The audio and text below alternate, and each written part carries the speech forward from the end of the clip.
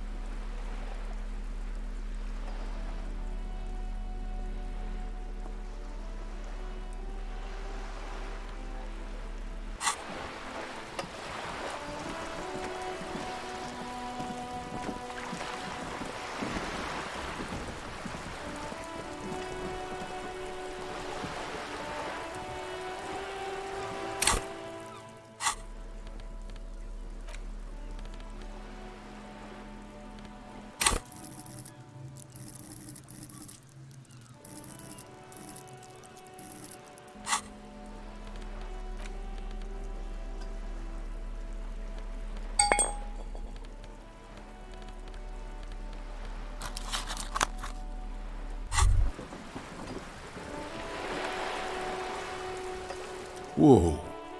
In your hand, Pyrrolidon, the double rainbow of synthetic hallucinogens, rare and gritty, a product of the age of atomic power. What a funny little cap. Don't let the scary medical warnings throw you off. It's an inadequate antidote to radiation poisoning, but a potent antidote to boredom.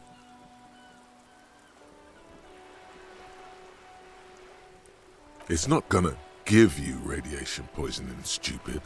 Pyrrolidon is a perfect match for a badass junkie cop who's looking for a little heat.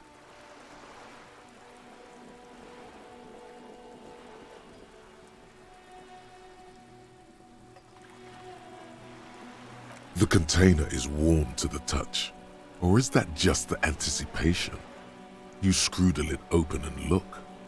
A little slit on the side lets you just slurp it up, like an oyster. Come on, slurp it.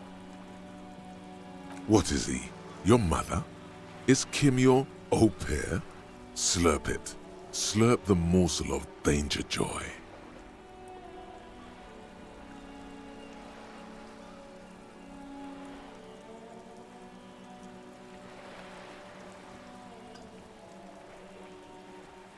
No problem. This one's for the brave and sensitive ones anyway. It could improve your human interactions, but you threw that chance away. No matter, in a few hours you'll get the urge again. Maybe then you'll choose more courageously.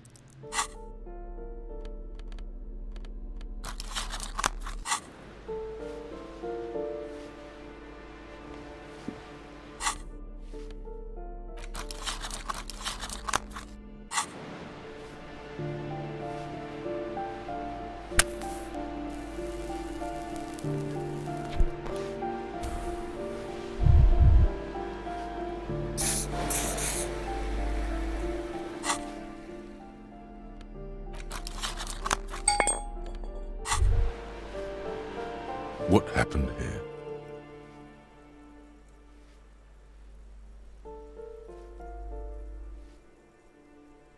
It will still be accessible through the apartment next to it.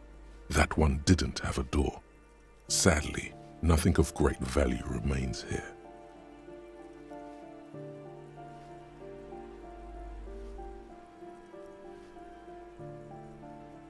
Indeed.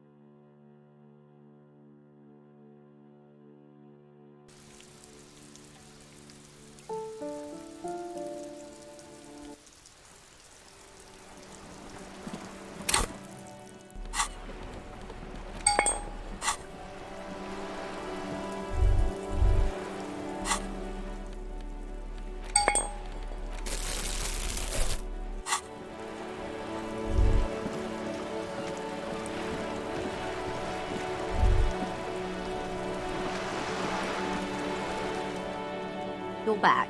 Good. What can I help you with? Not an umbrella, I hope. I don't need one myself, you see.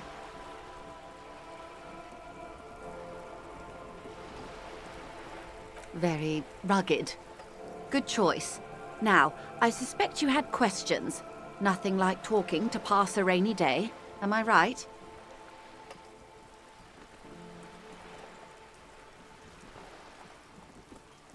More lessons in basic reality? My favorite part of the day. Go ahead, ask me anything. What I am not is a basic term of reality. There may be a way to get her speaking about herself at some later juncture. Everyone wants to talk about themselves. She will, in time. These are unimportant times, Detective. You and I were born after the dust had settled. 1,000th of a second too late. For the big time. The revolution. It's quite easy. Every 100 years or so, our species gets together to decide what's next, who gets shot in the head, and who gets the mineral rights. It's a real kerfuffle.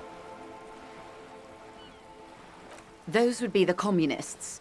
Generally speaking, 40 million people got shot in the head during the World Revolution. But the communists, they all got shot in the head.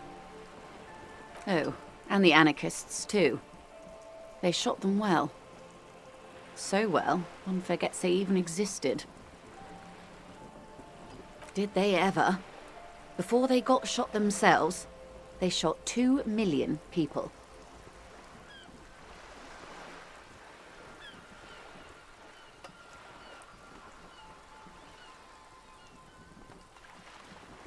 Yeah, it was a kerfuffle, all right.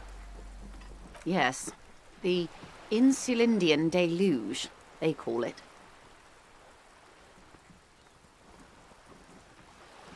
Yes, an acute thiamine deficiency can be exacerbated by alcoholism. Exacerbated means made worse. Oh, lots of people. Even the king got shot in the head, or thrown beneath a horse, or drowned. Accounts differ. It was unceremonious. Just as well, he wasn't actually the king. just the king's nephew. The real king abdicated and lived out a long and productive life as a venture capitalist in Grad.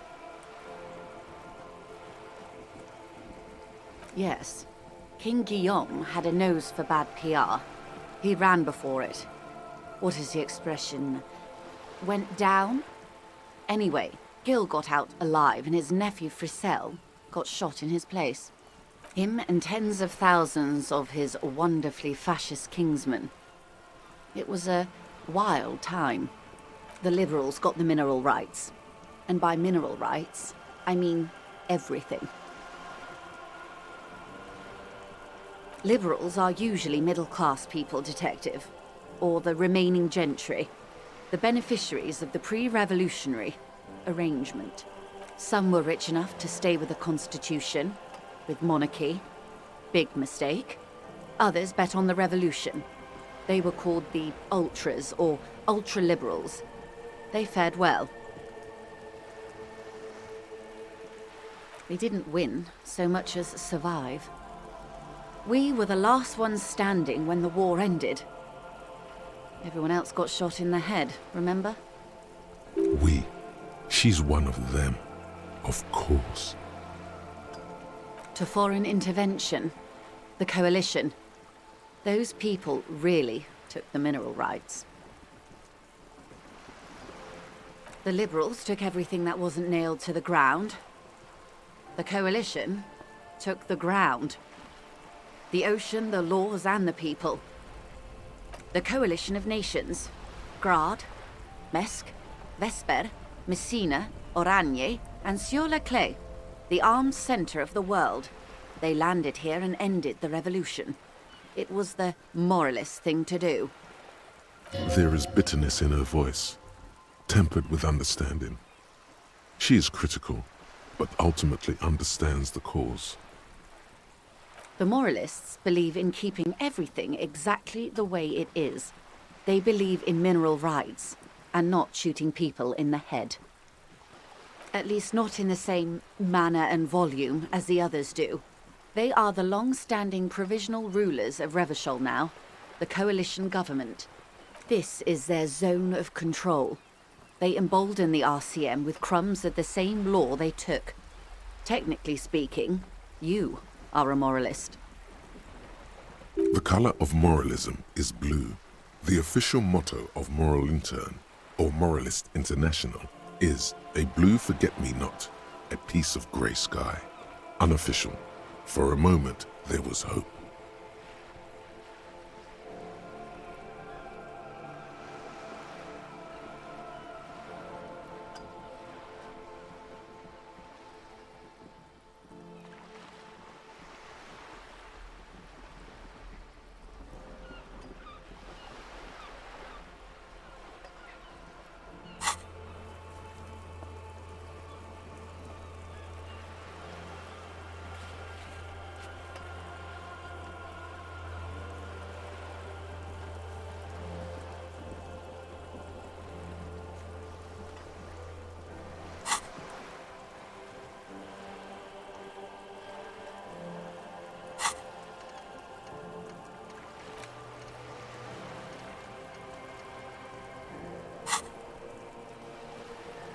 A devout man of the center.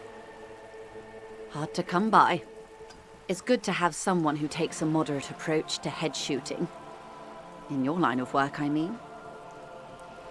The turn of the century revolution? Don't answer it. It's a trick question. The revolution began in '02 on the Isla of Grad, though by the end, nearly the whole world had gotten involved. It wasn't a who, but a what. A pandemic of Zarat, a particularly virulent prion disease, which the authorities in Grad proved unable to contain. Then Mazov came along and overthrew the government. It made people overthrow their governments. Indeed, Zarat is a highly infectious microorganism that destroyed brain tissue. The actual causes of the revolution were material. The pandemic only provided the spark. From Revachol and Grad? Not far. The world managed to cauterize itself. Mazov's government was overthrown in '08, and the coalition crushed the Revachol commune 2 years later. It was the end. Why? You and I, officer. Our lives in the zone of control. Something tells you her life and yours are not that similar. Maybe it's because she has a boat and you have that necktie? A pair of pants?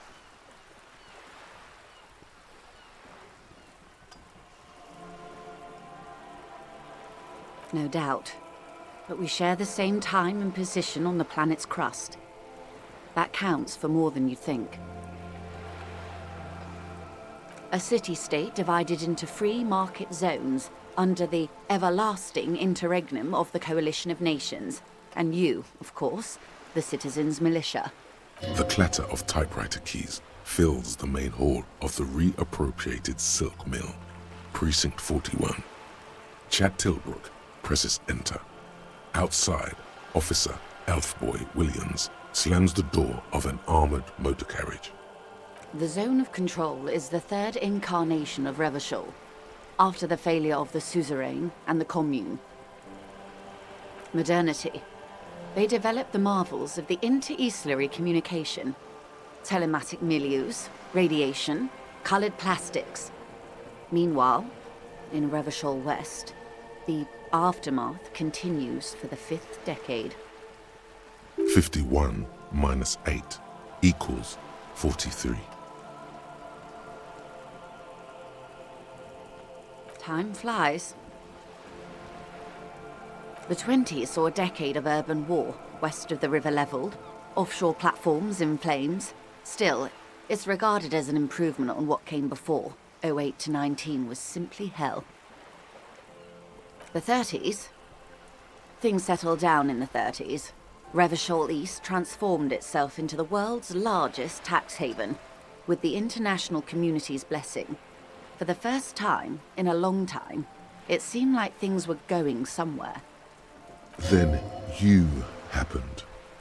Your youth in the 30s. Yes, and quantitative easing. It was a market mirage, unfortunately. The 40s dispelled it. An Isla-wide hangover, you might say. So, here we are. Welcome to reality, baby.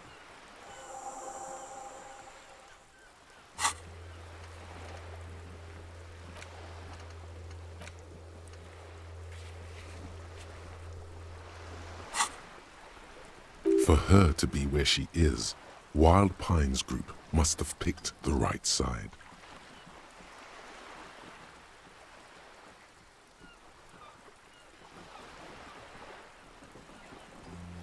Good question. What would you have done differently?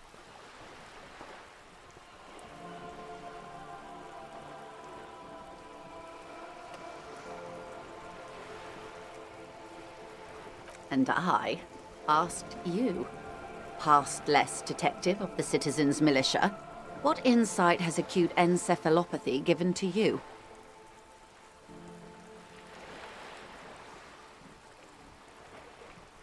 So a quarter of humanity simply lost their minds. And how would you stop a prion, a complex folding protein, unlife, with the technology 50 years ago?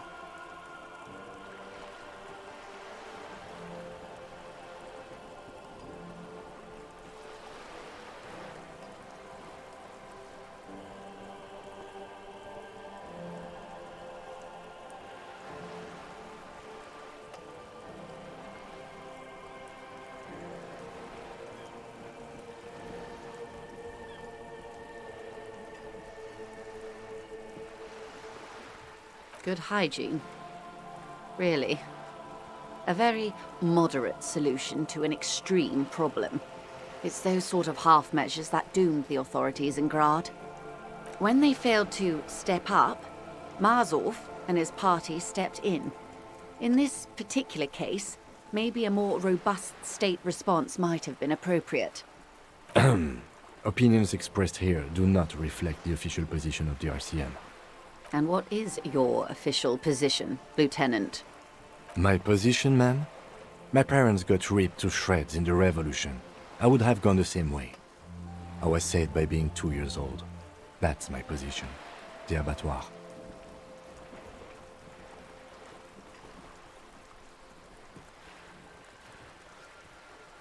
Understandable. They are what they are. Who knows? An afterbloom may yet come. Anyway, enough sentimentality. Is there anything else you want to know? Now's your chance. Ask her who she is. She won't get out this time.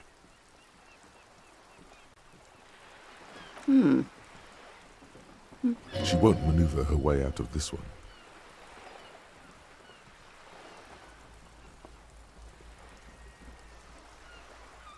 I am the vilest of the vile. A traitor, a devourer of nations and infants. I am an ultra. She raises the corner of her mouth, smirking, revealing a canine.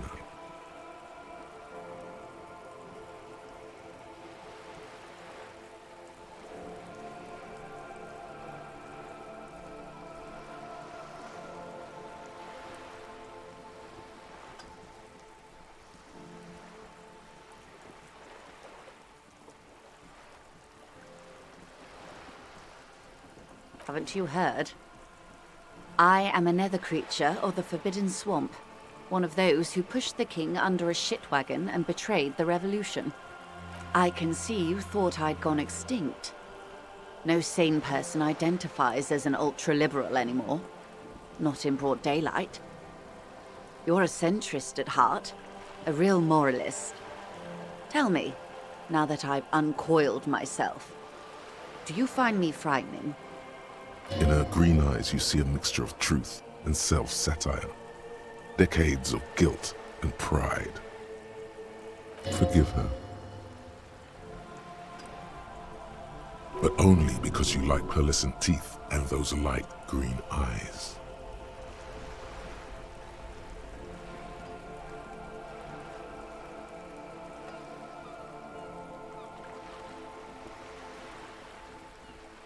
I do hope so. I hope we're able to remain collegial despite it. Remember, we were partners, whether you like to admit it or not. There's blood on many hands, I assure you. When the dust settled, the Liberals were the only ones left to clean up the mess. By virtue of their survival, they were handed enormous power to shape the future. This was all our last generation managed. With due respect to our overlords, the eternal caretaker government that keeps Martinez a monument to the efficacy of its artillery, I would not have relinquished sovereignty to the Coalition. Not here in Martinez, and not in the Stella Maris or Delta Beachheads either. If not for my own sake. She realizes her small, cold fists are clenched. She loosens them. Then for my daughters. We had an obligation to defend our sovereignty. We should have burned the whole Isola down rather than let them have it. Dark orange flames reflect in her green eyes. An oil fire on the ocean. Yes, I suppose I am. But I wouldn't be a patriot anywhere but here. Seditious talk, man. Yes. Whatever else I am, I'm also a mother. And a wife. Now, shall we return to reality?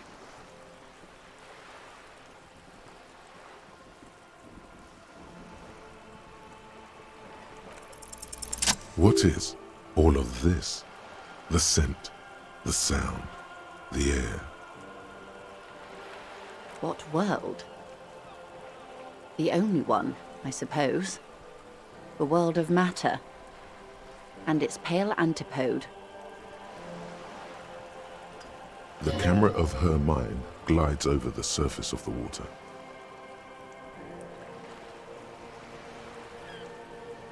Great bodies of water, forest-covered surfaces, clusters of light where the cities lie. You've seen the montage. We all have. This world is enough. There is a term of endearment they coined for it in the DeLorean century, when humanity was high on this world, discovering more and more of it, these archipelagos included. Elysium.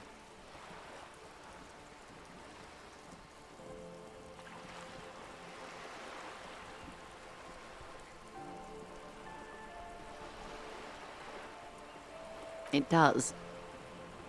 There are those who would call it hell. A term of hatred that originates, like many such things, with the Mesk petro-fascists.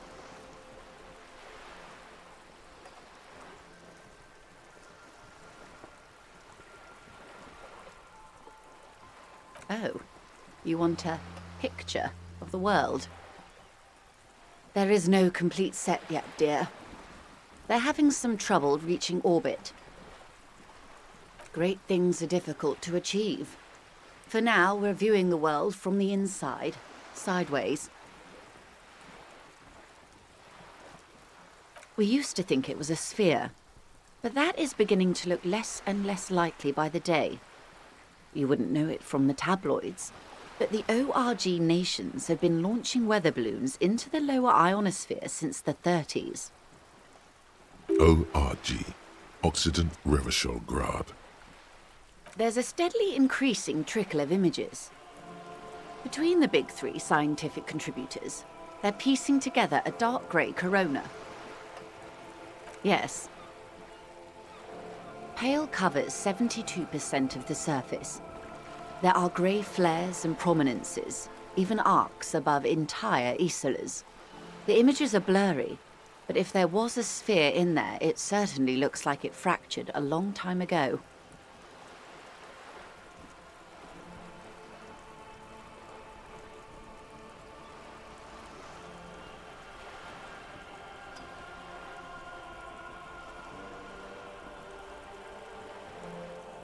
A cold fear seeps into you.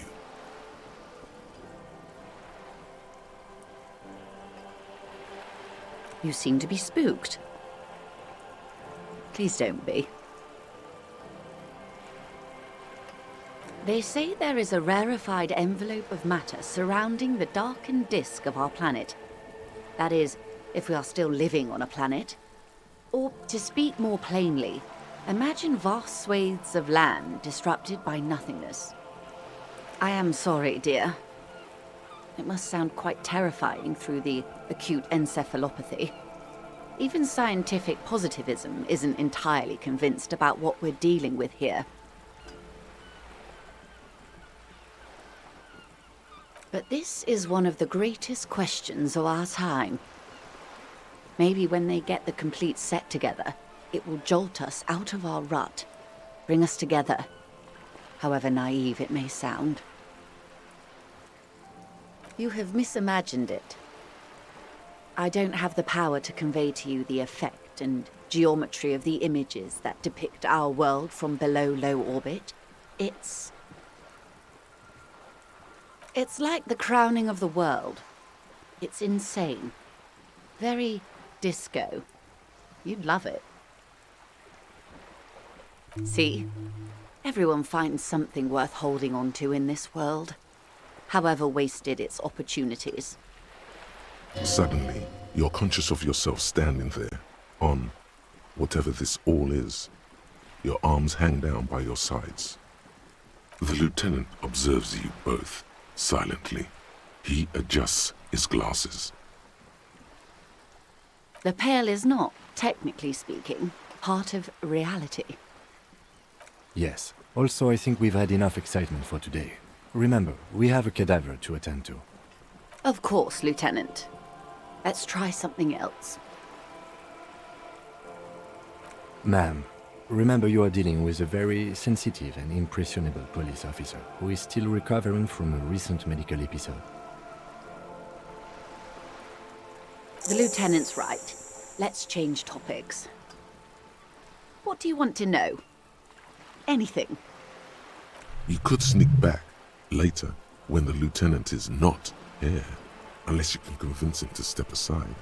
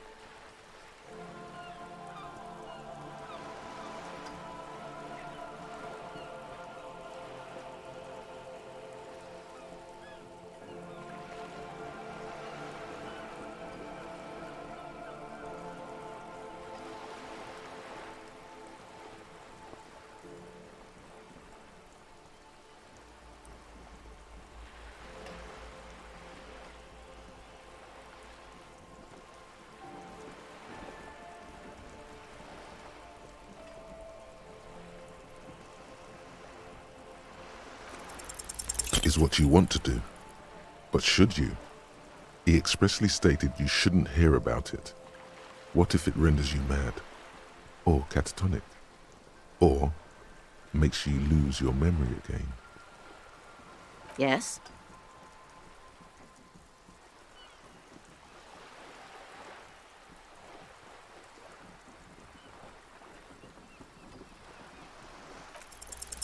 Six kilometers southwest, in the Valley of Dogs, Junior Officer Chad Tilbrook takes aim at a rabid black dog licking its wounds in the grass. To his left, his partner, Emil Mullins, whispers, "You heard what happened to Tequila Sunset in Martinez?" "Yes, he lost his mind," Tilbrook answers, fingers on the trigger. "Don't worry, Emil." He pulls it out slowly. Slowly now. He'll find it again. We always do. You're an officer of the RCM. Preciso mundo. Nothing more nor less than the de facto law enforcement body of post-revolutionary Revachol, Detective. Yes, we are the Revachol Citizens Militia. He's being sarcastic. We are. Yes, that means not de jure. The RCM acts in what is poetically called the twilight of international law, both at the behest of the coalition government and to its chagrin. The RCM's responsibilities are defined by the Emergency, Wayfarer and Aliments Acts, three pieces of legislation keeping the city in a, let's be honest, laissez-faire stasis to the benefit of foreign capital. All three are good to know when we are out policing.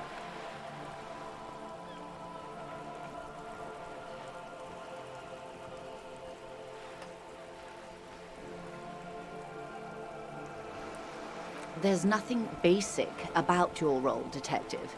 It's true that the RCM keeps everything the way our seemingly permanent provisional rulers like it.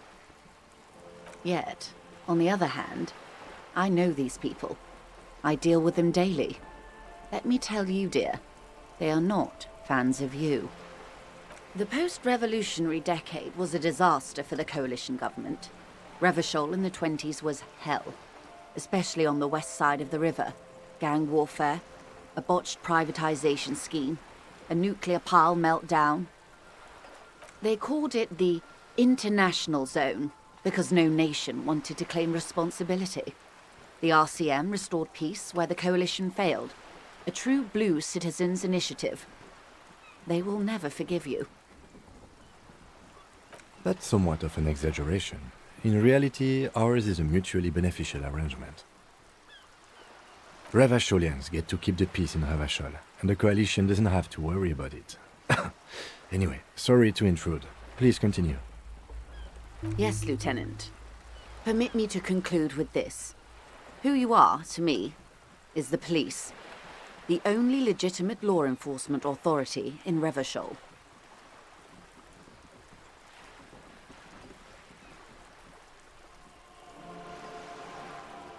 And if those authorities drink so hard they need help recalling the basic terms of reality, well, I'm here to help.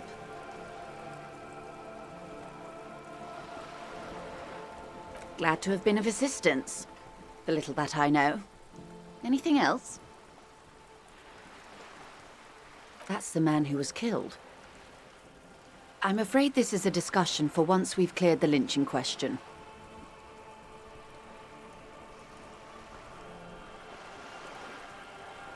Better not tie the fourth day to the bat's day on this. I hope there is something else I can help you with. She wants to answer the question. Protocol keeps her from it.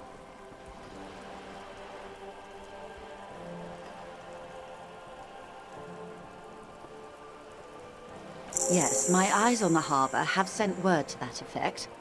What have you discovered?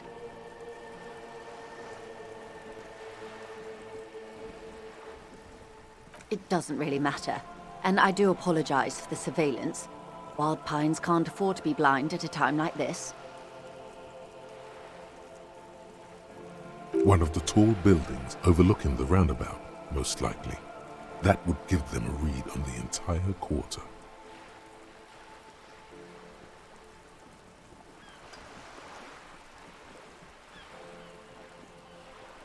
In any case, it's a relief to know someone has looked into it. If I may ask, will there be an official investigation? I assume you discovered there is an operation. If there is an investigation, it will be part of an ongoing operation, subject to confidentiality. I'm sure you understand. Of course, detectives. In any case, you've held up your end of our arrangement. I trust you with the rest. Now it's my turn. I wouldn't normally break protocol like this, but the situation demands it. If you don't solve this murder, I'm afraid we may have a bloodbath on our hands. Yes, I'm afraid this strike may descend into a small-scale civil war, with possible consequences for all of Revachol West. Since you are sharing, ma'am, this is also the RCM's worst-case scenario. Then we're on the same page, as grim as it may be. I have an indirect role to play, I'm sad to say. My employer experienced a momentary lapse of faith in me. In that moment, they elected to deploy a private military contractor as an insurance measure. They called it my security detail. They were dispatched after I relayed the union's initial offer. Every worker... A member of the board. I tried to convince my employer it was simply a piece of rhetoric, or a joke. They did not appreciate the humor. Absolutely not. These mercenaries are muscle, pure and simple. They are meant to intimidate the Union into surrendering. Who are they, exactly? Crenel, an Oranese military company. As far as I know, 3 arrived in Martinez. They report to me sporadically, but they do not answer to me. To be frank, our relationship is deteriorating. They wear ceramic armor, have semi-automatic weapons, and years of combat experience. They also have trauma and stressor disorder, and no idea how to conduct themselves in an urban civilian environment. So, what happened? The story is, one of them, the Colonel, I don't know his real name, sexually assaulted a local woman while he was drunk and separated from his unit. This allowed some of the more militant Union members to subdue him.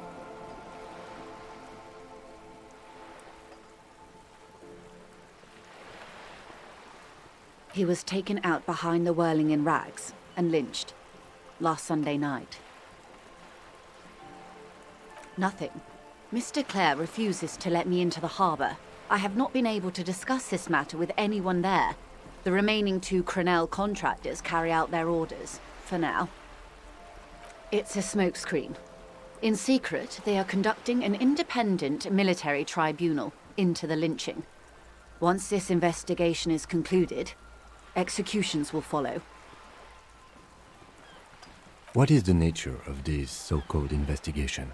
Whether to execute one, some, or all of the Union militants.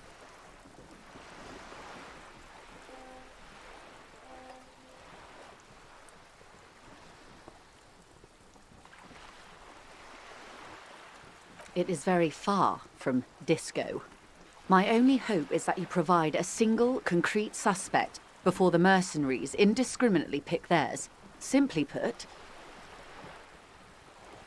if you don't pin this on someone good, and do it fast, they will identify and execute everyone present at the lynching. This in turn will force the Union to respond. The débardeurs have over 2,000 men. It will be 1,000 to 1. Have you ever seen a hornet invade a beehive, Lieutenant? It's not pretty.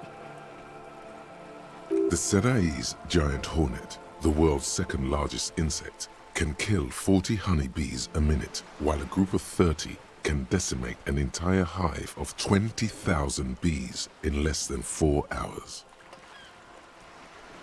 These men work in tandem using semi- and fully automatic firearms. Their armor is virtually impenetrable to muzzle-loaded weapons, even yours. Most Union workers don't have guns at all. As I said, a bloodbath.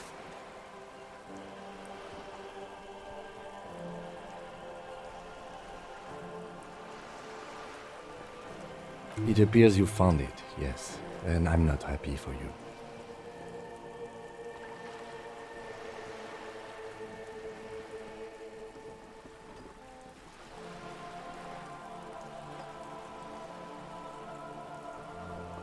Many bleak scenarios have already come true.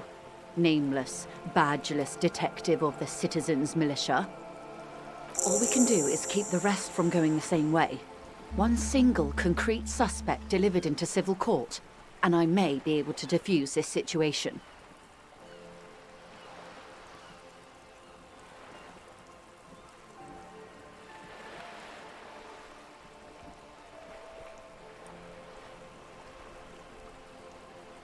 Not much. Their public resume is relatively good, as far as private military contractors go. I believe they were once called Downwell. Down a deep, black well.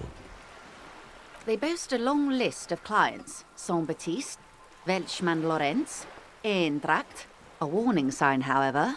The operations concerned all take place in third or fourth world countries. Guarding facilities, escort missions and such. Meaning they're used to operating in war zones. Yes. All the good conflict corridors, Supramundi, Yesut, the Seminese Islands, countries that don't have a good record reporting atrocious military conduct on their soil. Sadly, no. Before this happened, I had little interest in them. Now that I do, I don't have the resources. If you still have access to the ICP's database, you could run a better background check than I ever could. It may take some time, though. The International Collaboration Police, ICP, is charged with coordinating law enforcement activities in complex multinational investigations. Their database is the single largest source of information in the world.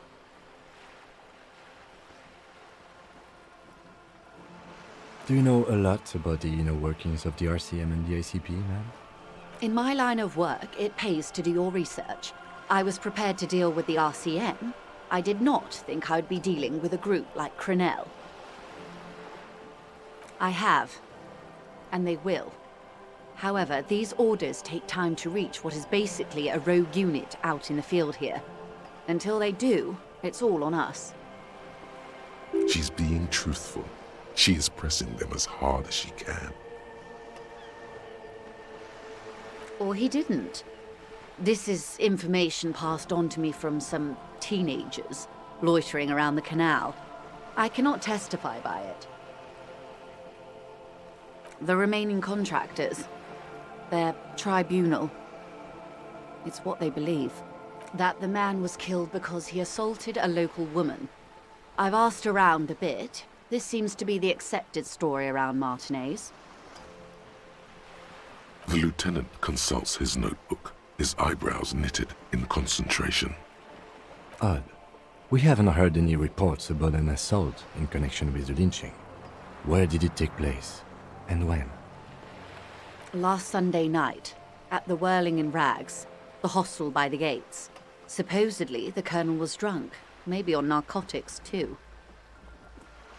Either way, he's alleged to have sexually assaulted a woman. Sometime later, a group of dock workers got their hands on him. That's a good question, officer. I don't have the slightest idea. As I said, it's a rumor about a rumor. In any case, it's what the colonel's remaining colleagues believe. You'll meet her soon enough, you feel.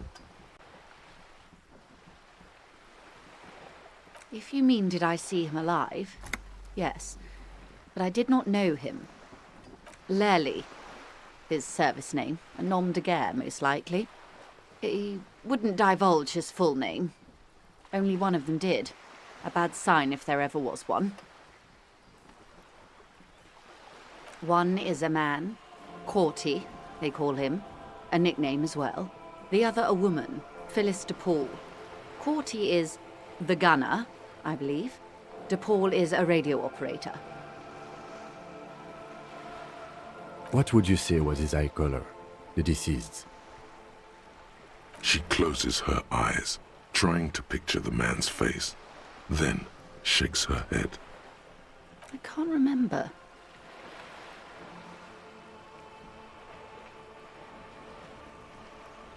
That's all right, man. Anything else? Nationality? What would you say was his age? He was 40. Or 50. It's hard to say which. He had a combat injury on his lower jaw.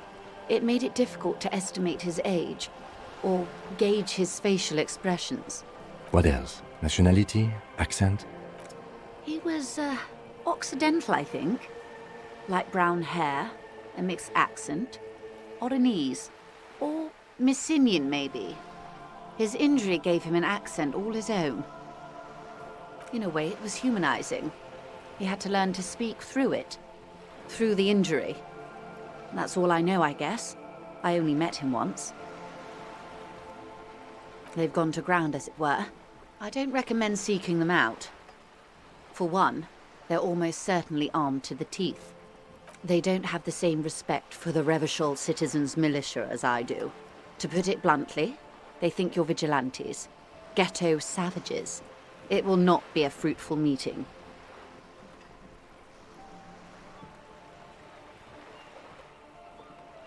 You're likely to run into them eventually. When that happens, I'll be in a better position to mediate if I don't appear involved.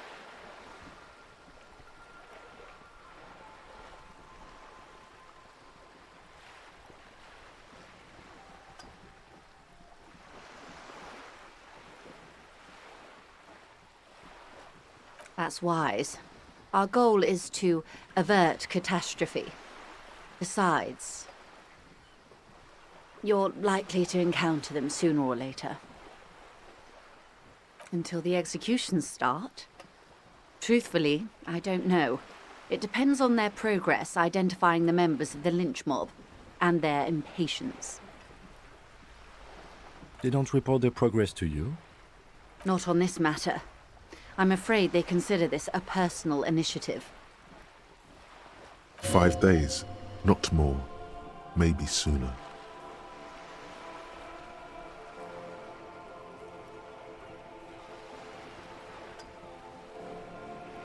It's a matter of days, not weeks.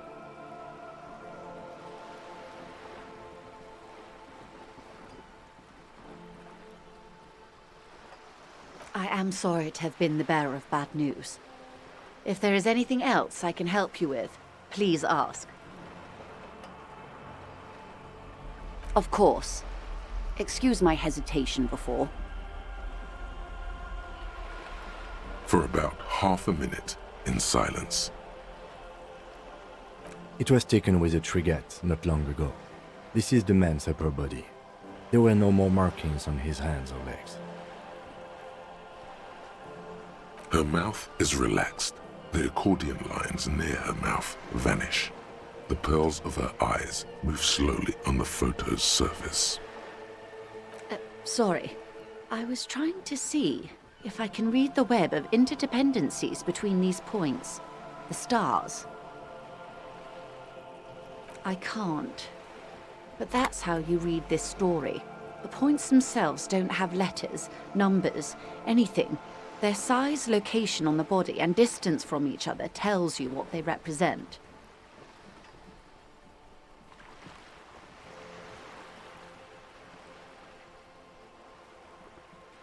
Close. Port cities. This is an Oronese map of the waterways, a sailor's tattoo worn by wayfarers of the Dolorian century. Over 300 years ago, the sailors would mark their bodies to map their travels.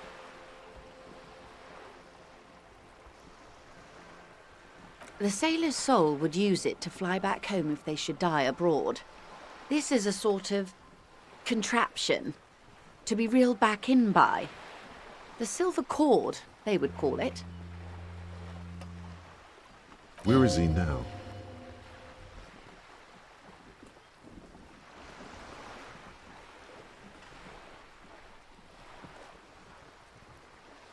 That is precisely what the sailors feared when they drew these maps. A fear of drowning within one's own corpse. Quite a few. Vredefort, the Oronese capital, traditionally stands on the right shoulder. He started somewhere near here, I think. What next? Then he made his way to the Pretto Grande, through what I think must be the Stutz Canal, an artificial channel through the Occident. From the Pretto, he sailed to the Insulindic Ocean, first the Semnes Islands, then this. Revachol. Those are the two constants. Vredefort on the shoulder, and Revachol in the heart. They started the tradition of these maps right after the discovery of Insulinde, at the dawn of the Interinsulary Age. You said you can't read it. I can't. This man was no sailor, and these are no ports. I can understand geographic fragments, but not their meaning. In Martinez, looking into Krenel, he writes in one. Then the man puts down his pen and rubs his temples with both hands. Outside, there is a siren. Distant gunshots on the streets of the Jamrock Quarter.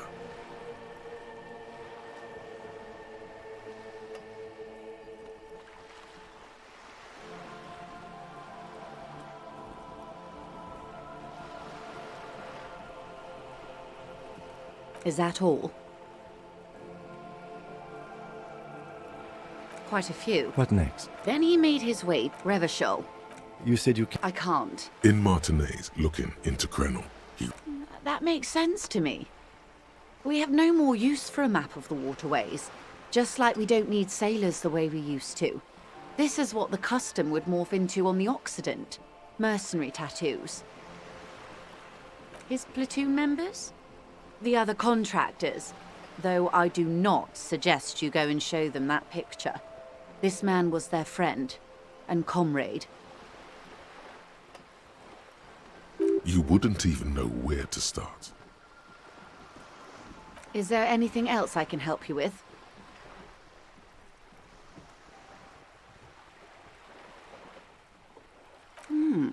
She's not even asking you anything. It's so easy to just say. Of course, Detective. You can always drop by later, should something come up. Now, what else can I do for you? More lessons in basic reality? My favorite, nothing more nor less than the... Yes, we are. Yes, that... Permit me to conclude with this.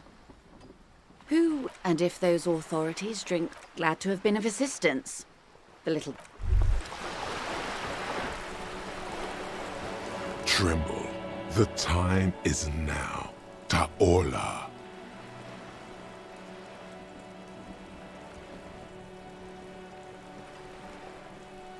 Time for the show. For Taola. The hallowed time of fear and disintegration. A countdown has begun. all will collapse on itself. The world would disappear into a single grain of blackness. All sound will be muted. All life will scream. Ulogu theodos, xino zausin, ipoli osithien, echondes fronisin.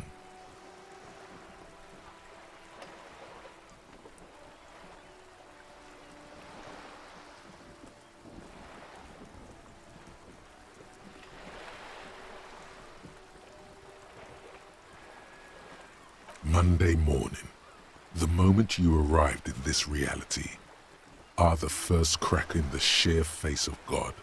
From you it will spread.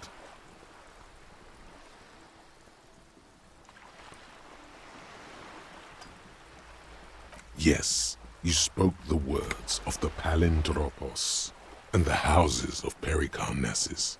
Items, people, even words will tumble. All will lose its meaning in the coming years. That is why you marked yourself.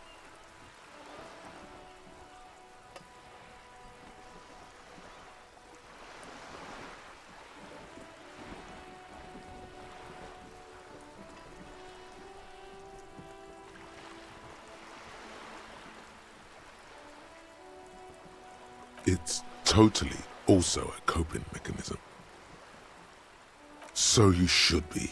The world island crumbles at your feet, and in the far plain, Palindropos. Perhaps, just a thought, this has something to do with the hangover. The face of the woman fractures. There will be herd killing. We all become vapor.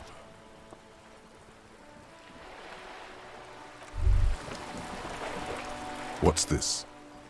We're getting reports of normal, reasonable, temperate political opinions somewhere in Martinez.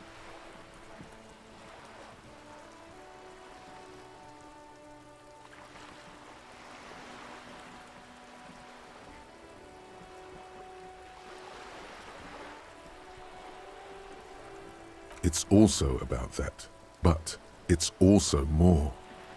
Perhaps it's the hangover.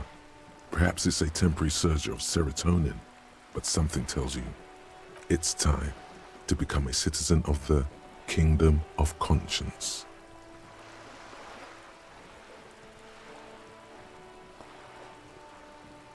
It is not a place. It is a moment in time that can only arise in the right circumstances. In all of human history, it's only been achieved a handful of times. Incrementally. Yawn, you'd get there faster with a little speed. Speaking of, when are you going to get on that, bub? History's greatest catastrophes have been brought about by people trying to make the world a better place. Too quickly. That's the genius of Dolores Day. She recognized that progress is meaningless if its gains are lost because of instability. Real, lasting change can only come about gradually, increment by increment.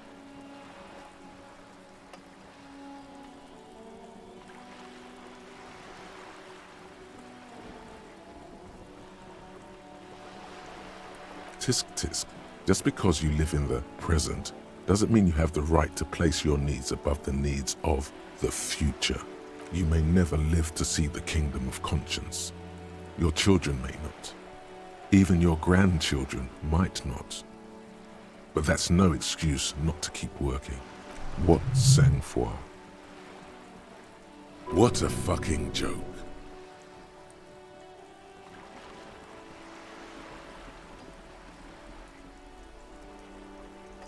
Do you believe the status quo is preferable to chaos and bloodshed?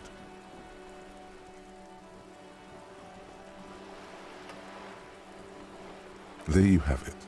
Sometimes holding the line is progress.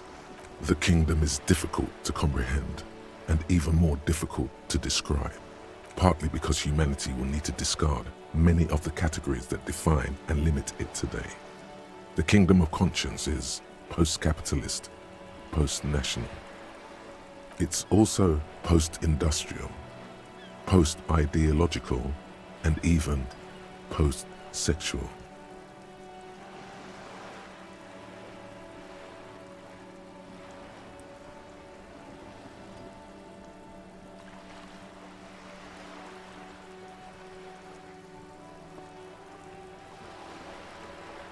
Slow down, Mr. Reasonable.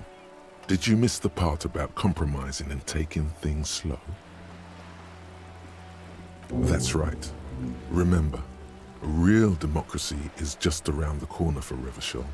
When that real democracy kicks in, a long time from now, we are all going to be so much happier. The 15th Indo tribe.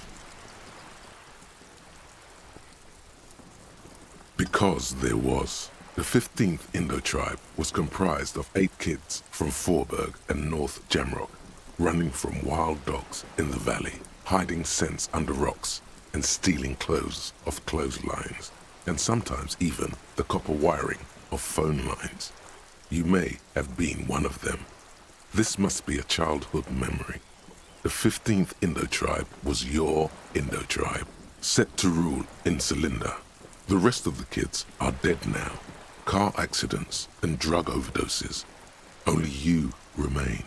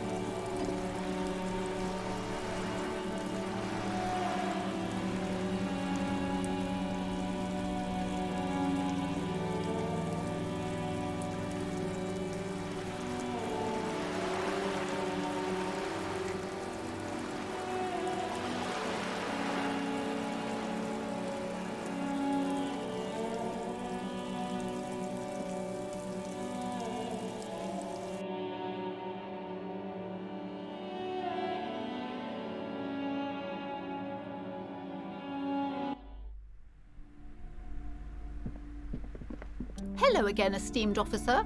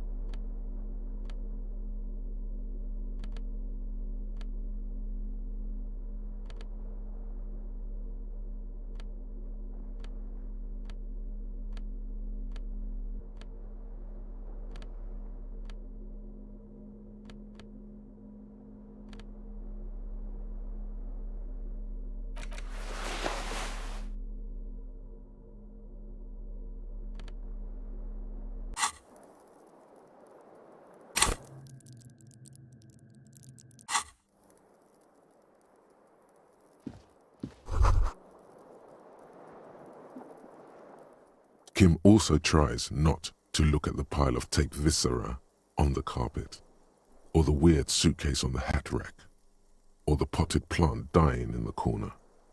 But it's all just too morbid to ignore. The man is finding it hard not to trip on the tape, and not to send any of the bottles rolling across the floor.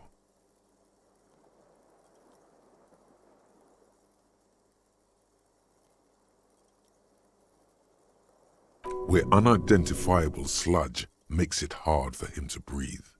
Smells of vomit in here.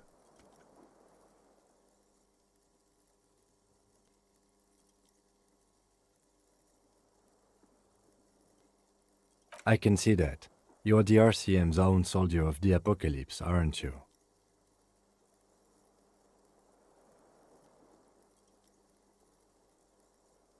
Of course.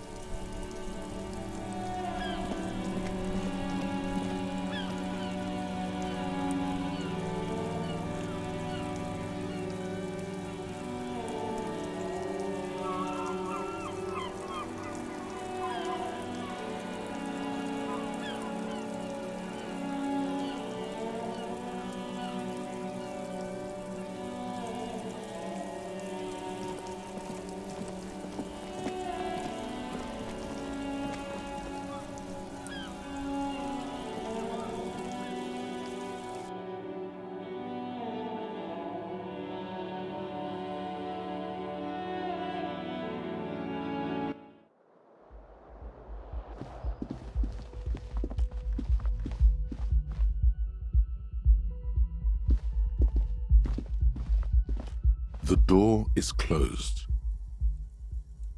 There is no answer. You hear the shower being turned on, somewhere inside. A tremendous loneliness comes over you.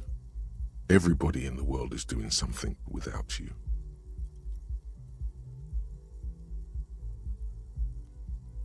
The door is closed.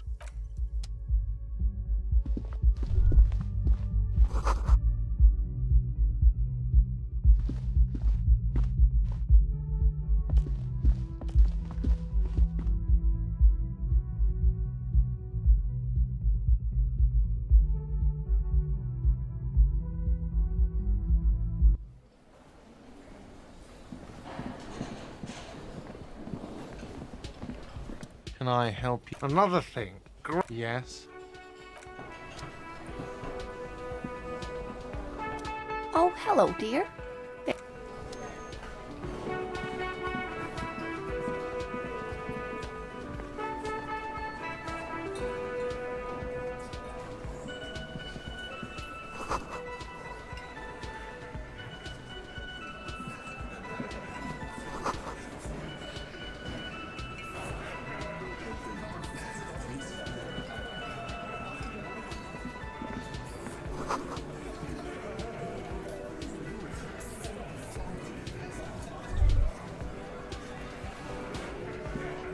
Behind the dockworkers, a ceiling-height window. The hawthorn branches scrape the glass like bony fingers. The men are talking, but you swear you hear those black limbs tap on the window as the wind blows outside.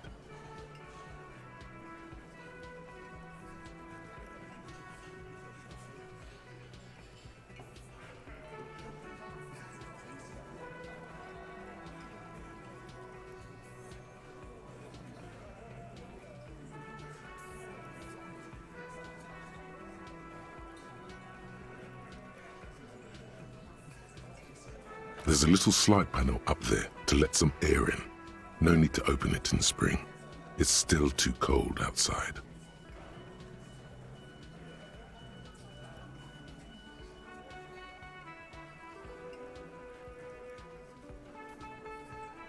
you're not so sure about that.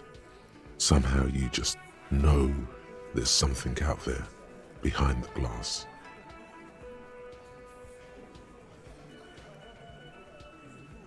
Yeah, your mother.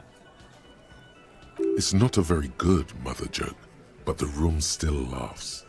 Something about those mother jokes just works.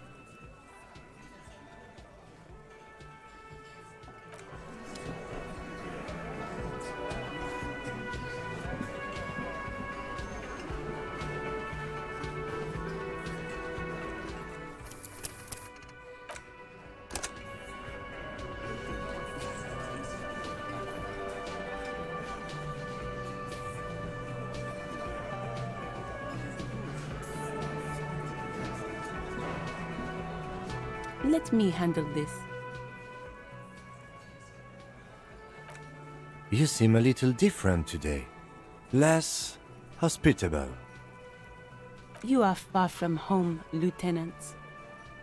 This isn't a district known for its love of self-proclaimed militiamen.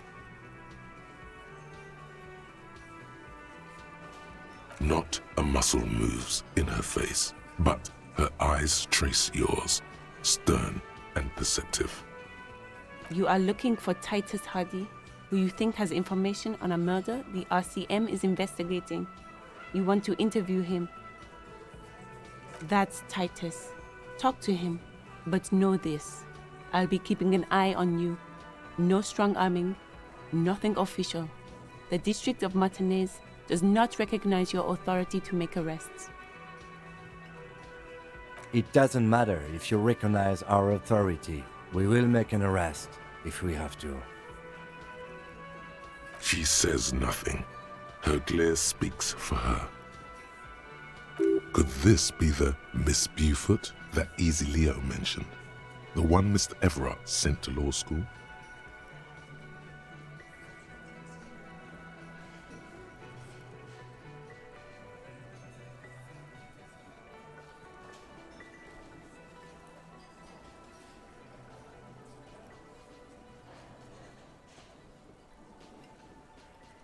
I suggest not wasting time on trivial pleasantries and focusing on why you are actually here.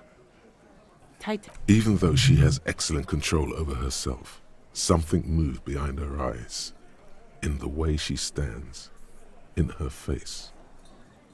You caught her off guard. Push her some more.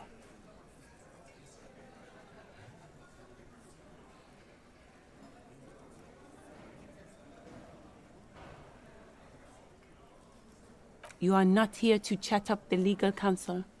You are here to question these men. You set the pace and the topic of these conversations here. Establish that.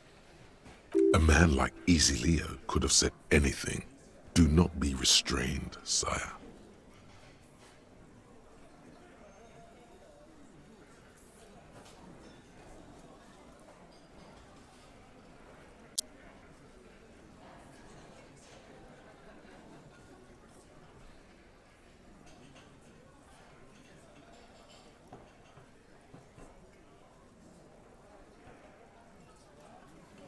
I am a legal counsel. Don't make this personal. A very minor victory. Obviously, I'm a lawyer, a legal counselor for the Dock Workers Union. I would urge you to consider what you say to my clients.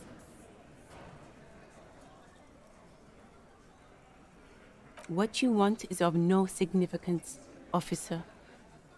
Don't test your authority. In Martinez, you are no one. I saw what you were thinking. You want to say, what are you going to do to me? Don't. Just because it's in your head doesn't mean you have to say it.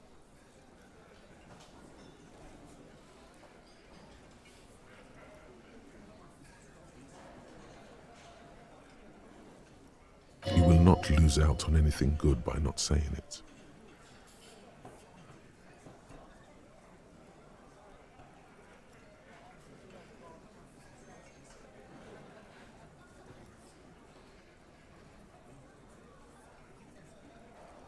Aggressive? You make your living enforcing violence.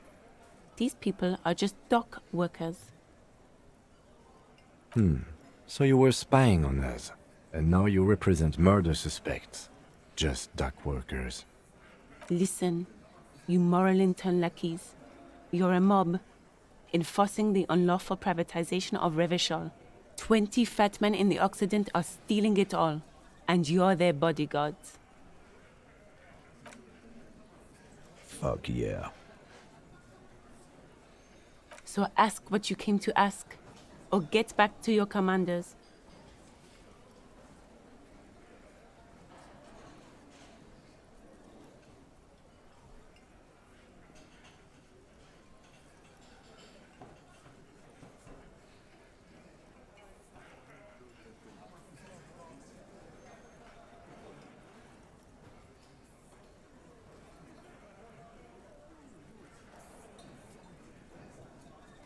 Look, a comedian. Do your job, ask your questions, then get out of Martinez. Strange. It's as if people don't believe a cop could be a socialist revolutionary.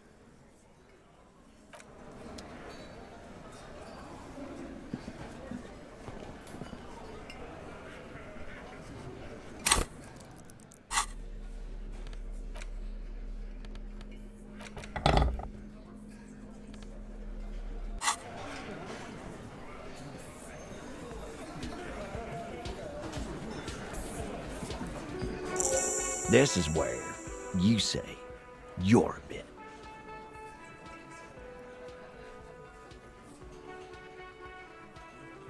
Detective.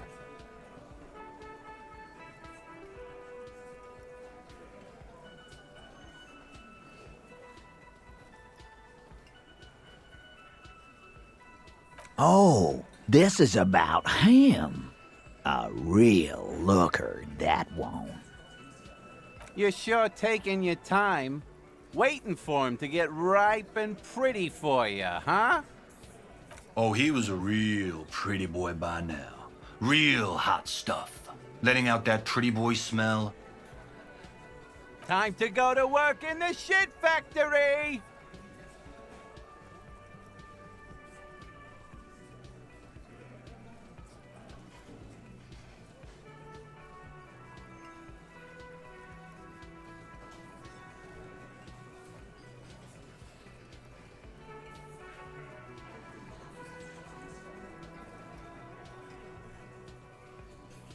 Easy, boys. These janitors have a hell of a job cut out for them. I mean, I wouldn't go in there for $1 million. You might want to start asking your questions now. It's not going to get better than this. These guys are so macho, they're ready to confess to first-degree murder. Ask if it was them. Do a head count first. Connect these men to the tracks you saw in the yard. Chances are they're going to match.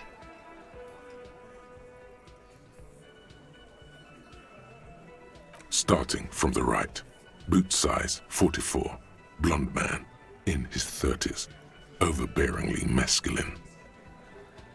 Sitting on his right, standard working boots, size 45 or 46, eldest in the room.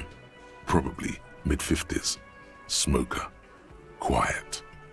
Across at the other table, hobnailed working boots, size 43, gang tattoos, Mesk or Sarah Mauritian, in his late 30s, early 40s. He spent his youth in Villa Labos, a housing project in the Jamrock Quarter. There were incarcerations, hard to say what else. The ink is fading. And then, standard working boot, steel reinforced toes, size 46, the big dick, wide at the shoulders and lean at the hips, rugby cap, fingerless gloves, and numerous scars, a little under 40. The emblem on his vest says Rowing Club. A little patch below it reads T. Hardie, Captain. In the far corner, standard working boot, steel reinforced toes, Size 44. 40-something. Non-alcoholic beverage in hand. You squint. Is that a plectrum? On his neck. Forget it. It's not important. Let's call this one the musician.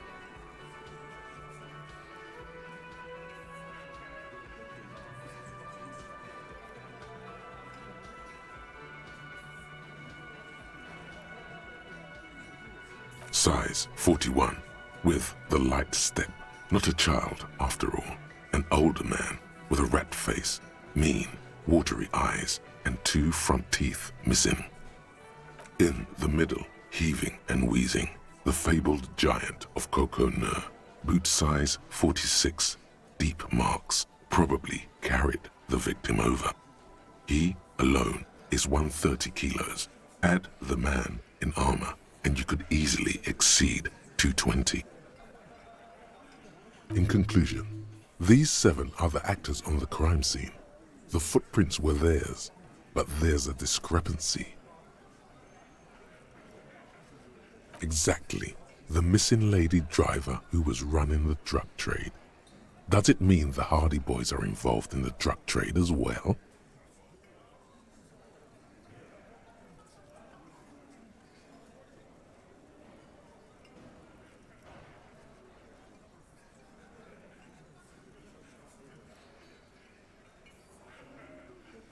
Maybe, but hey, you've stood there for about 4 seconds, not saying anything. Now is a good time to hit them with questions. Where's the 8th Hardie? The fuck is with you, fella?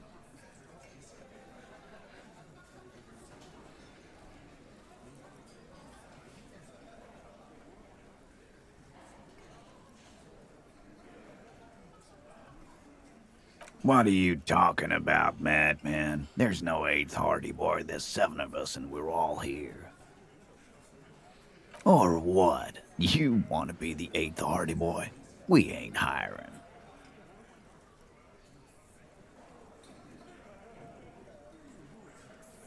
Actually, boss, we've been talking and we think she could maybe... This person Glenn wants to hire, he really respects her. Shut the fuck up, Glenn! I do the talking here. Now what the fuck do you want, cop?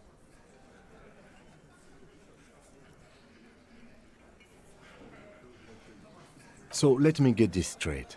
There is an 8th Hardie boy. It's a she, and you don't like us talking about her? That's right. We're not talking about this. This is a private Hardie Boys matter. Nothing to do with your shit. End. You're not cops here. Don't go digging around if you don't want a bullet in the back of your head. I'm watching you. Good. We are all watching each other. Officer, your question. There's no point in pushing it further, he thinks. This is already a victory. We'll learn more about this 8th Hardie sooner or later.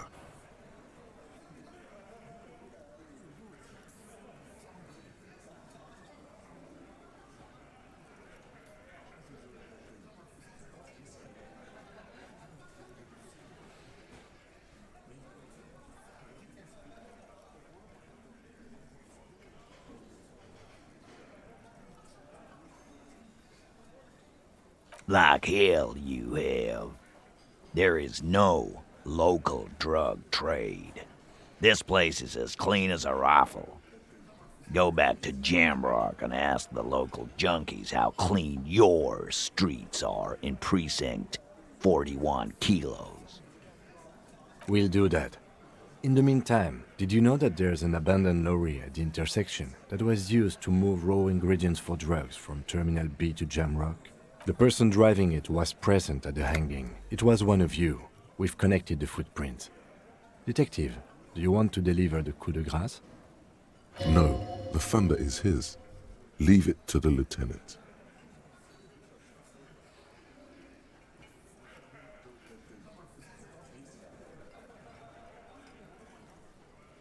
Thank you. You're right, Titus. There is no local drug trade because it's all controlled by you. You're the drug trade. That's a mighty interesting theory. I guess that's what you would need to do, theoretically. A big, strong, state-run monopoly would outcompete the runts on the street. Yeah, man. Theoretically, that's what you would do. To get rid of the gangs, the dealers, even some of the junkies. You would need good, trustworthy people to take their place, of course. Hardy men to run such a monopoly. For the good of the community, of course.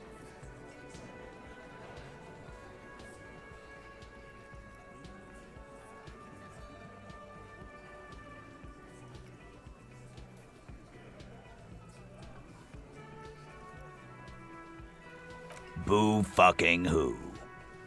People will always be taking drugs. Might as well do it clean and organized.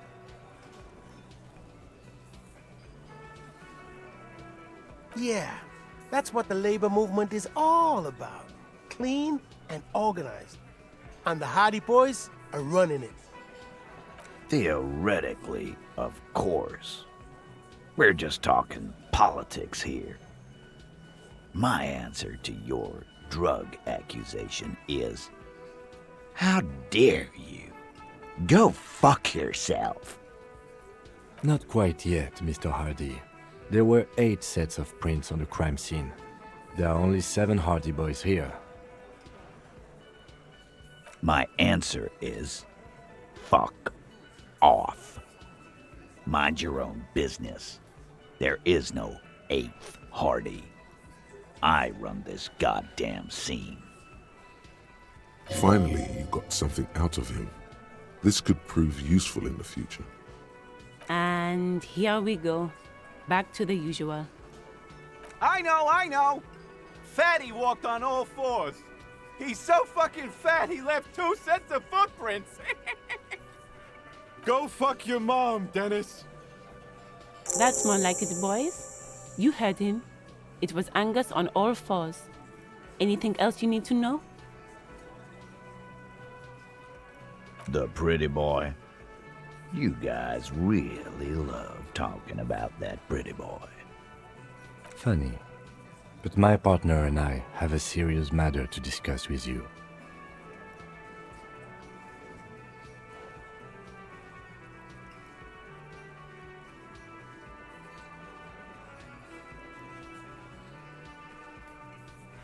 You mean these boots? We all got a pair. We wore them the night we took the pretty boy out back and hung him by the neck.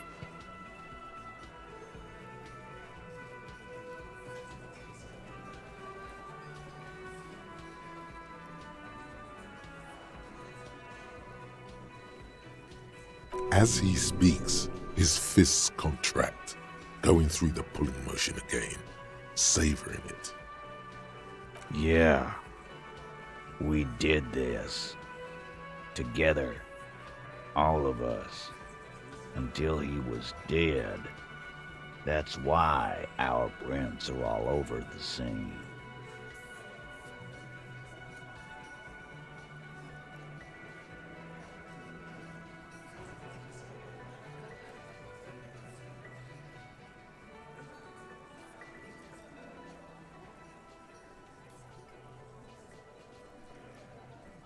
Goddamn right. No. These 7 honest men have equally come forth. They told you what happened so that you don't waste any more of your time.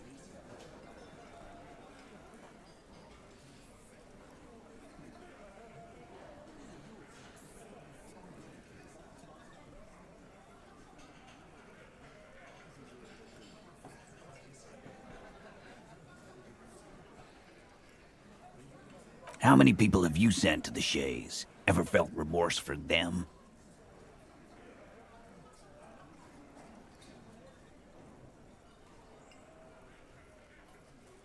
Chaise électrique is the method of capital punishment in Revachol under the Coalition. During the suzerain's reign, it used to be the firing squad.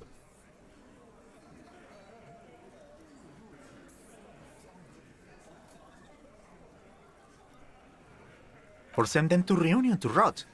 For 20 years. For life.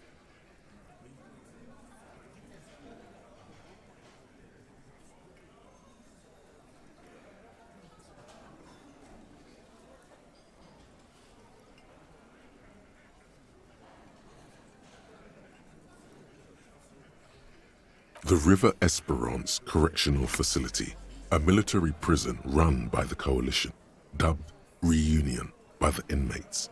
The origin of the name is unknown. But you see, a lawman, is something people agree upon. And here in Martinez, we agreed that this man had to die.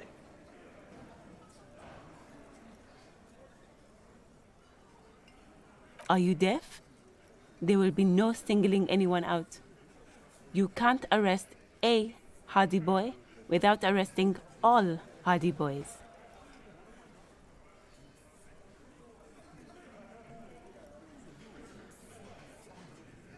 Do you think you could do that? Do you think you could arrest them all?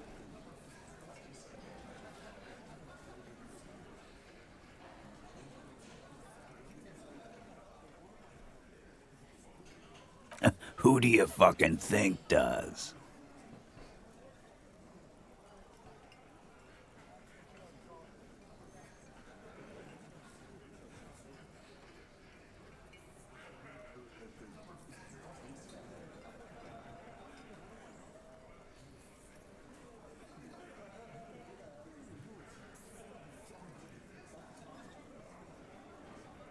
You keep him the fuck out of this. We have autonomy. It's all on us.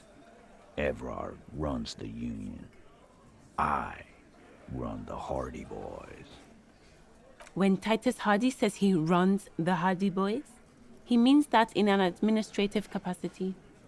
On that night, everyone acted as one man.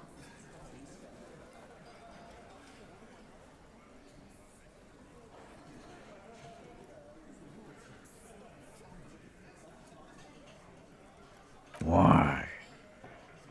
'Cause he was worthless mercenary scum. And he stepped out alive in my town. And he stepped out of line. What kind of mercenary? The kind that shows up when you start a strike. The experienced kind, too. Had Cohoy and Semenine written all over him. Ex-Oranese Special Forces. A live grenade. Right here in our bar. This one has a special gripe with him coming here. I can't prove it, but I know he was sent by the Wild Pines. They hire merc shit like that. Story of every strike from here to Samara. Wrong. He harassed women, raped one, harassed workers, threatened to kill some as a warning. There's a slight unease in him suddenly. He regrets mentioning the rape. To kill us all, if we don't open the gates, if we don't let the scabs in, if we don't bend over. That was before he started coming here. Yeah, he said it was his favorite joint now. Started coming here every night. Drinking, grabbing girls. Grabbed one of ours mid-karaoke, right there on the stage. He grabbed someone? Yeah, this girl's on the mic. A beautiful girl, young. Gets into the second verse of Lover Lake. The fucker grabs her legs, starts screaming. Show me your cunt! Why don't you show me your cunt? Then, he gets knocked on the head with a wine bottle, doesn't even fall down. Aren't you fucking listening? My man is talking to you. He took care of it. They got the girl out before anything else could happen. Yeah, me and Eugene got her out. Aren't you fucking listening? There's something odd here.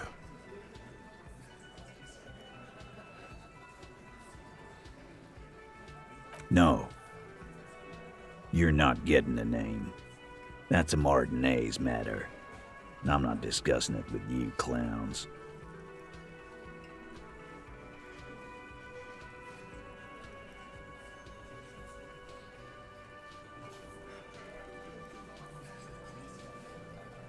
You don't have to keep answering his questions.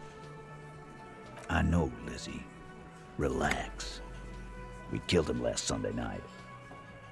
Seemed like a good way to end the week. Known him? We don't associate with scum like that, asshole. Yeah! Who do you think we are? Quiet. He came around about 3 weeks ago when that Pines cow first sailed into town. Happy?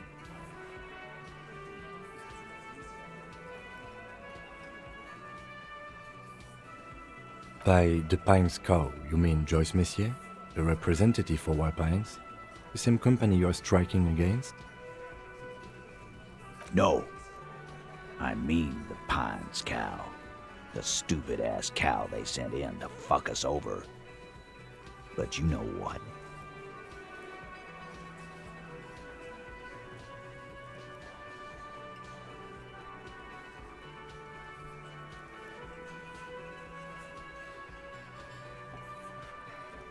This is where he tries to sow discord between you two, because he knows the company is responsible for bringing the mercenaries into town. Why don't you ask her about the pretty boy? I'm sure she has interesting things to say when you ask her hard enough. That's enough insinuation for today, Titus. Officer, your interview is drawing to an end. Don't waste your last questions.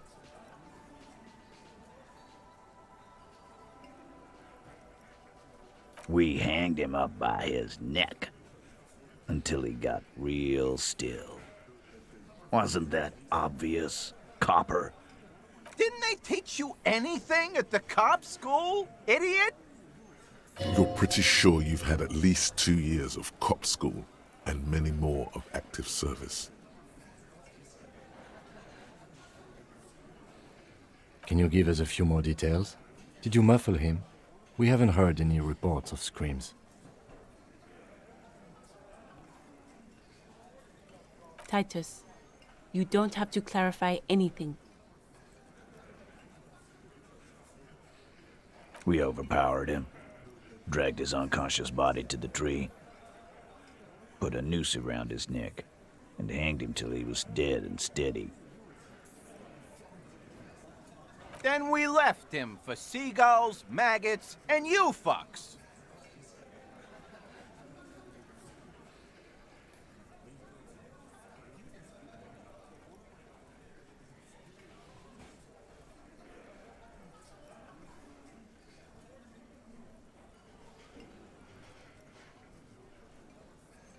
With numbers, asshole.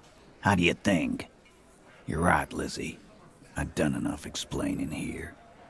No, he hasn't. Not yet.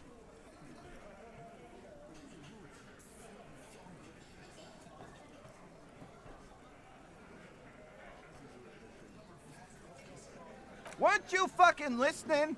The fucker came to our bar. It happened right here. Titus lets the others clear out the details, so he doesn't get his hands muddy with explaining too much.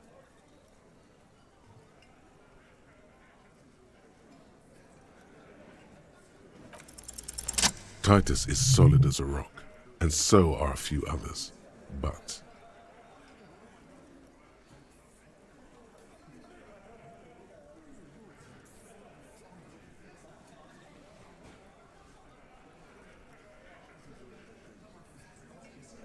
Elaine, who looks like he might be Titus's right-hand man, the least antsy of the bunch. Definitely not his first time being questioned by the police.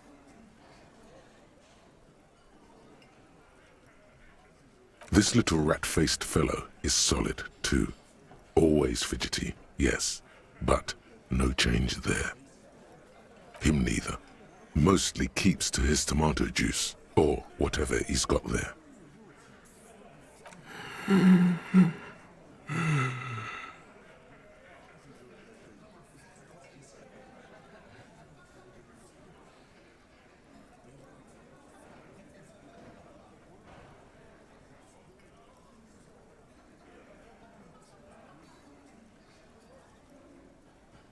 No. Of course he's having trouble breathing. Just look at how fucking fat he is. Fuck off, Shanky. Angus is a powerful guy. All muscle. Keep your eye on this powerful guy. Sooner or later, he's going to break like a piece of twig. And fuck you, too, copper. Picking on Angus like this. We're done with this schoolyard shit. And just so you know, he doesn't have trouble breathing. His all-muscle comment wasn't sarcastic. He's genuinely trying to look out for Angus. This one is a stone wall. You won't get more out of them about the night of the murder. Not yet. Like what, copper?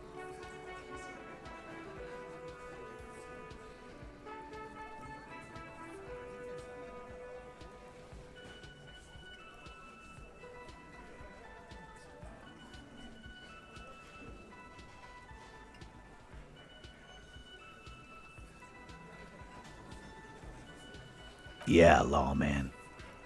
Why don't you? Not in the arresting mood? A fearful readiness, like an electrical charge, raises hairs in the room. By your side, the lieutenant keeps his hand away from his holster. You hear the nylon of his coat hiss as he steps closer. Easy. Walk back from the provocation. They're armed, and they outnumber us. The lieutenant tries to establish eye contact with you.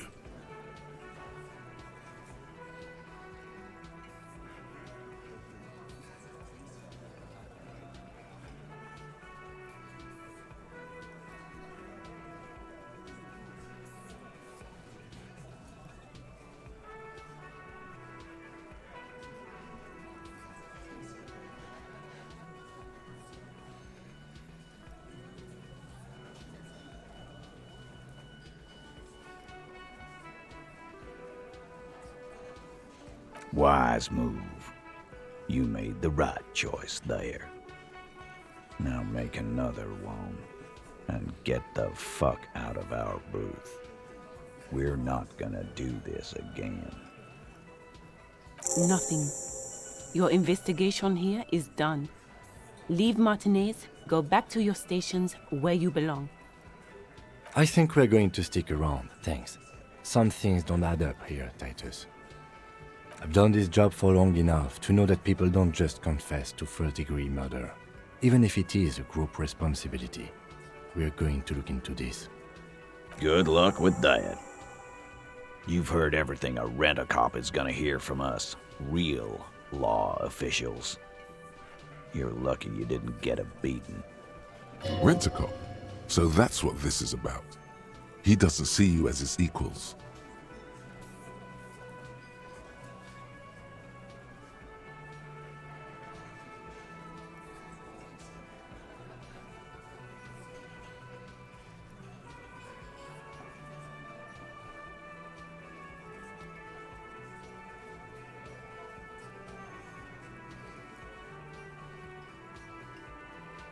Yeah. By friends, you mean his squad mates from Crenell.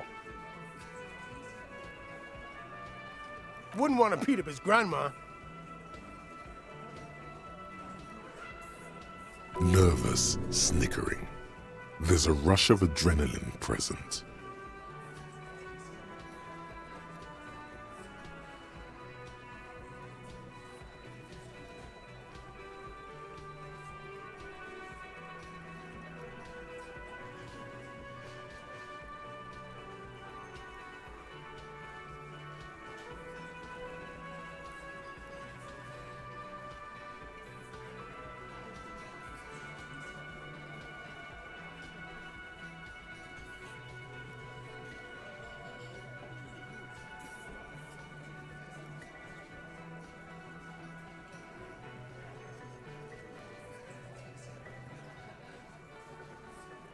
This is what happens if you take the law into your own hands. Other people start doing it too.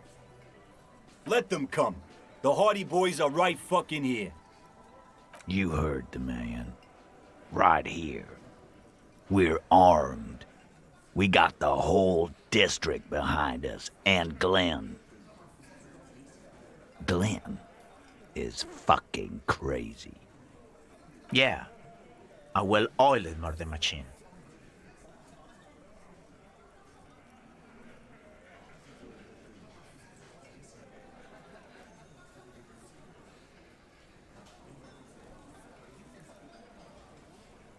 The fuck is that supposed to mean? We're not bees. We're men. We're socialists. Easy, E. He's trying to phase you. What are you trying to do? Scare my men? Big fucking surprise. They hire psycho scum, arm them to the teeth, and let them loose in the city. What do you think is gonna happen?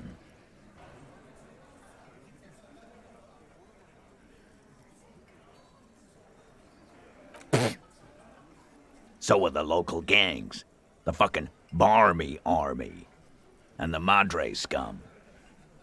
You've been out there. Seen any around? Yeah. Where are they now, huh? Sent back to Madre in an airtight cargo crate. These people are trained military professionals with decades of combat experience. They are not a gang or a barmy army. No, they're not. They're uncoordinated and drunk. We know more about them than you think. What do you mean, okay?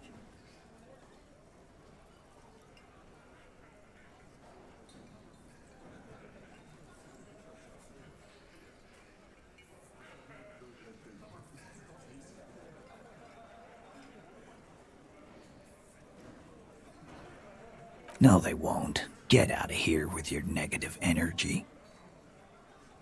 He really doesn't like you ruffling their feathers like that on what might be the eve of battle. All he means is that the situation is serious. No wonder you cops get shot to shit every day. Can't go to war with an attitude like that.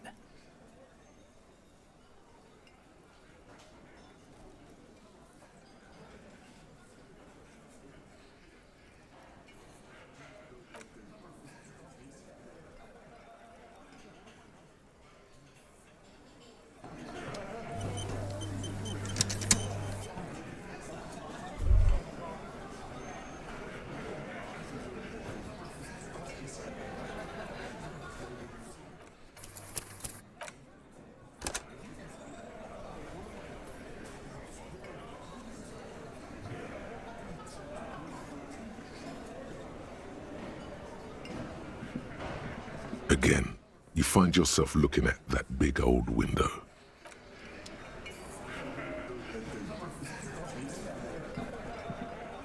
It's you again.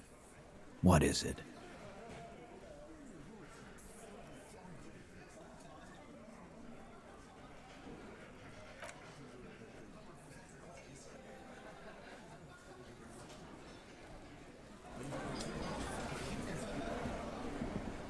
I've got nothing to say to you. Why are you wasting your time? I am not. You could be Liz. You could be anything. You could even be a model. Even a mod? Glenn, I went to law school. I am an attorney.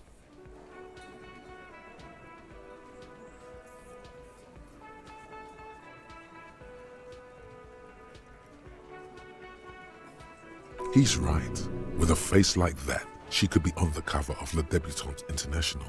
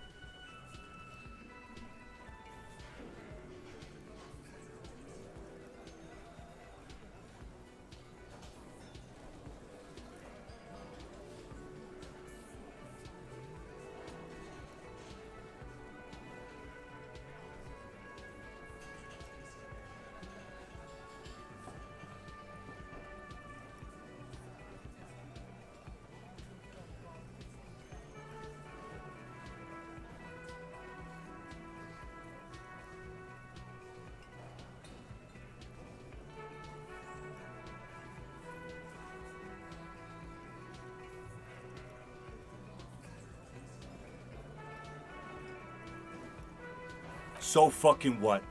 Lots of models are actually really smart people, fuckwad. No, Glenn, they aren't. It's not her. She's not a Hardie girl. Definitely.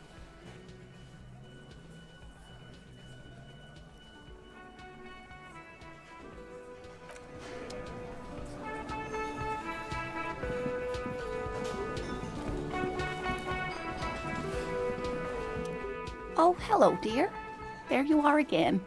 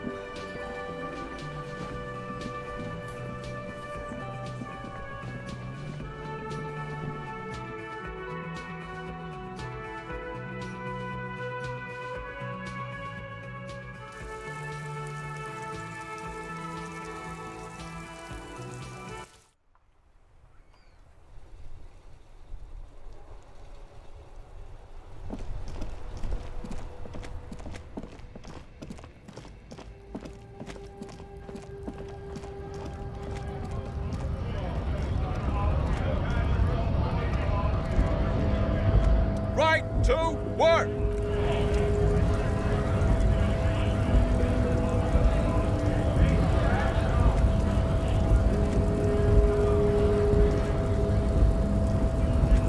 Hola, Wandering Man.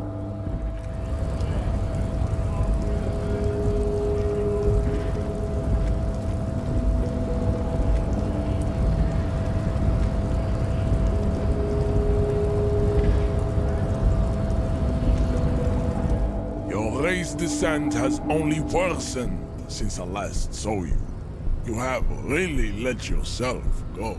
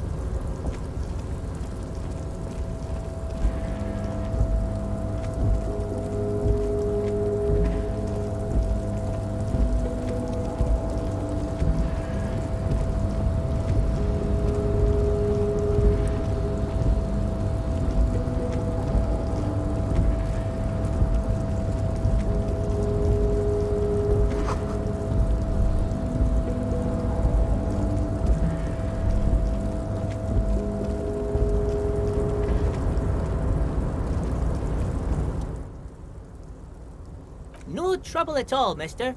No trouble at all. It's like that old saying goes.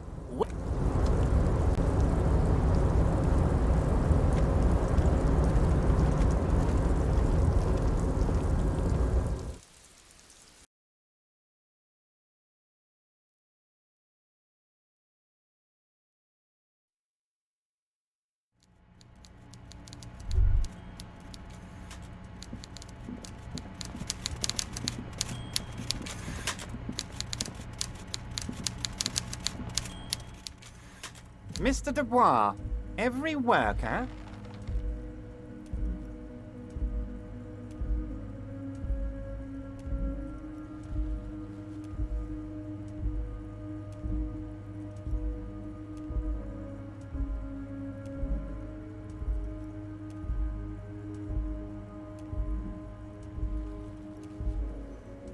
Eh?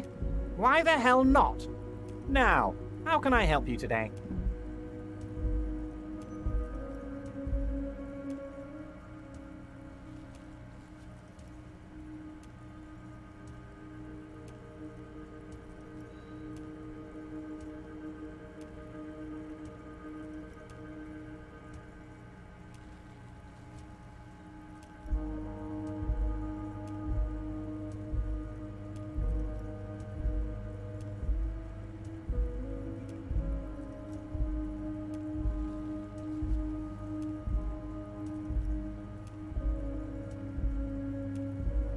You might have noticed there's one hanging on a tree behind the hostel cafeteria. Oh my! Don't take this question personally, but why would I get involved in this matter? Mr. Clare, the man was hanged with a cargo belt, a steel-reinforced cargo belt. It's safe to assume the Union had something to do with the murder.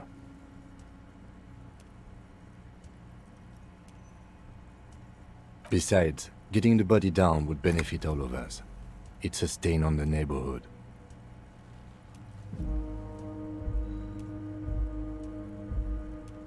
I can certainly see how having him up there might start affecting some real estate values. But of course, all joking aside, I am going to help you. Jean-Luc, my boy, I'm sending 2 police officers down. They have a dead body in a tree problem they need help with. Namely, they need it to be taken down.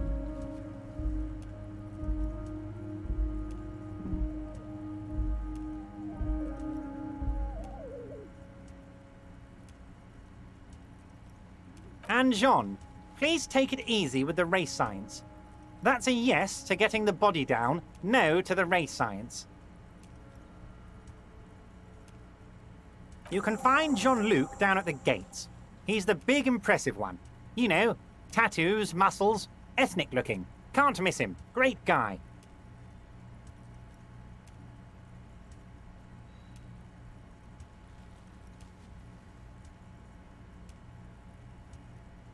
Let's hear it, Harry.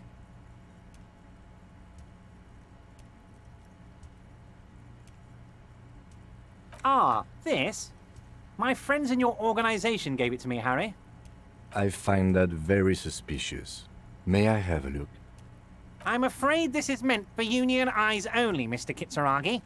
I'm sure you understand. Please continue, Harry.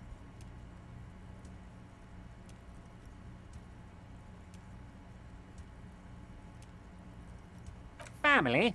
Harry, you're not a family man. There's not one peep of family in here. Unless you think you're a family man, do you strike yourself as a family man, Harry?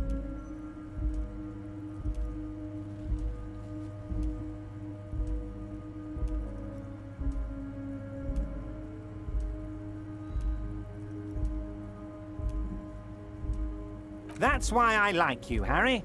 A good man knows both his strengths and his weaknesses, and you, my friend, you are one of the all-time greats.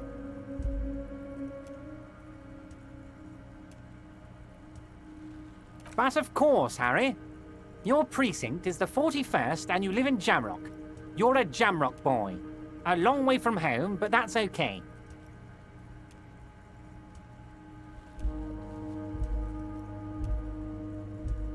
Harry, you're not simply a cop, you're a star. A bright shining star in the drab law enforcement sky. outshining all other stars. You're a superstar.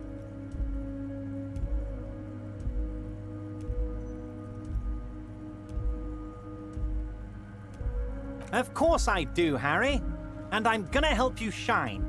I'm gonna put you on all the big stages. Your name in giant neon letters. Harry Dubois. The giant neon sign reading Harry Dubois, hanging from the Cavalsun crane, can be seen all the way to Jamrock.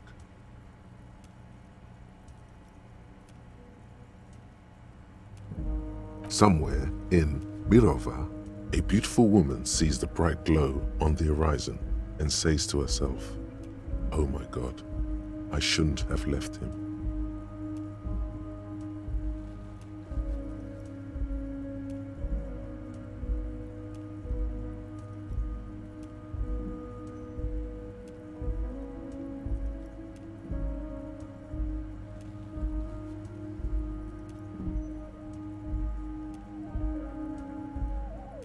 Of course, Harry, of course. Let's not linger on personal details and amnesia. You wanted something from me.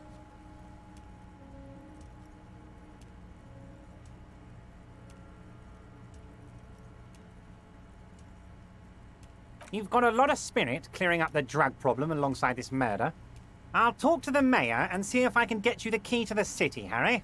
Now, let's talk real business.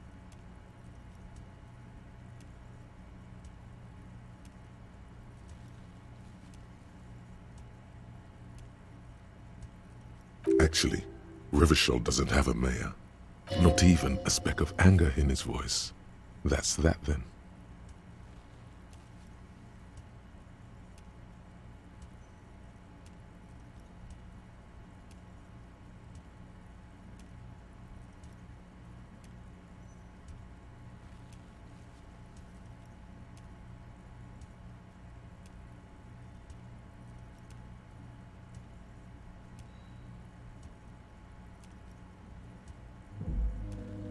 Yes, yes. My best men are tracking it down. Some kids saw some other kids running away with it. Some folks said a paranoid schizophrenic might have it. Leads are being checked, Harry. What's that, Harry? You're getting a little pale. Is it the words paranoid schizophrenic and lost gun in one sentence? Don't worry, it's just a lead. It'll probably turn out to be nothing.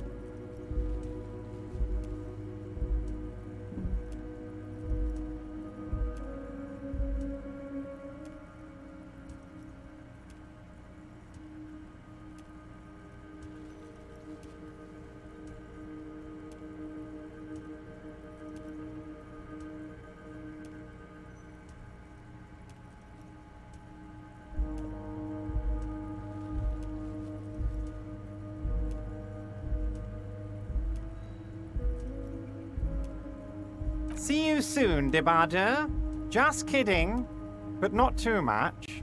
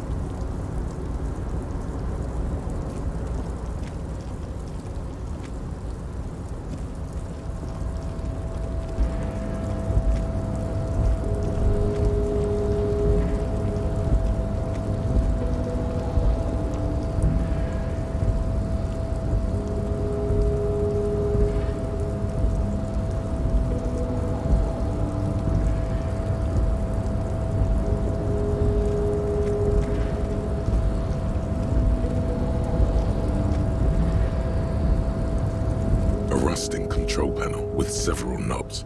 2 buttons marked Marche and Arrête are faded with use. It seems to control the large crane above. Allumer on, éteindre off.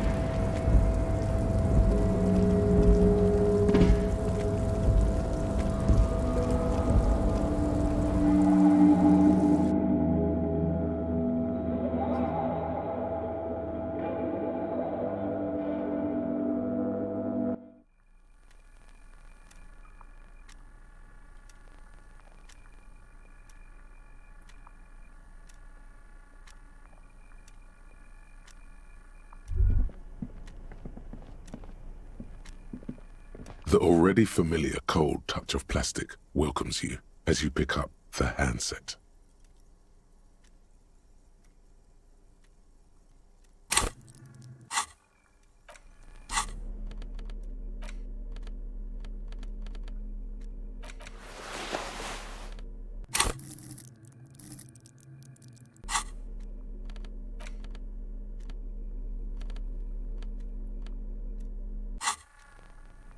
The already familiar cold touch of plastic welcomes you as you pick up the handset. Your fingers run over the dial pad. 005. That's the dialing code for Revachol. 4952, and a moment of hesitation before entering the final numbers. 993.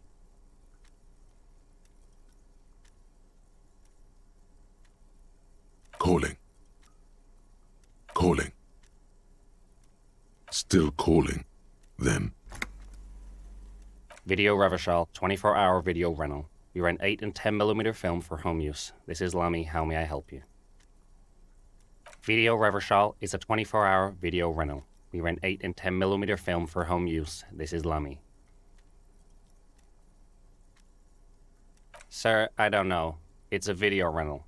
Maybe you rent videos here. No. Maybe you called to extend your rental period? Do you need to extend your rental period?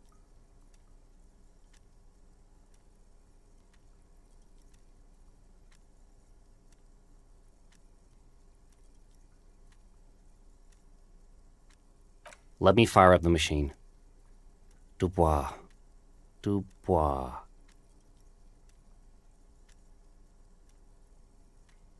Here we are. You haven't rented anything in 5 years, but you still have a copy of Blue Ocean Hell from November 46. Whoa, not a fun film, that one.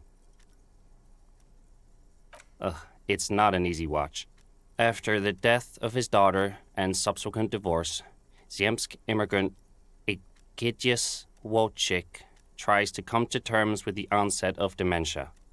No wonder no one's been missing it. Still, it would be great if you could return it to us. We're on the corner of Voyager and Main. On the corner of Voyager and Main, a large neon sign hangs on the side of a building.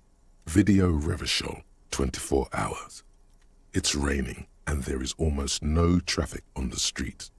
A woman's footprints in the mud lead away from the front door. Tiny heels tiptoeing down the road. Beautiful steps, light-footed with a lifetime ahead of them. You look up and the air seems to grow darker. Suddenly you feel like you don't want to hear about video rentals anymore. You don't want to hear about any of it. It was all shit. It's over.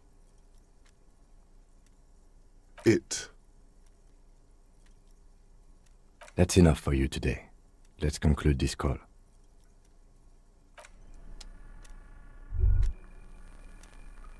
The payphone hangs mutely on the wall. There isn't much more to do here.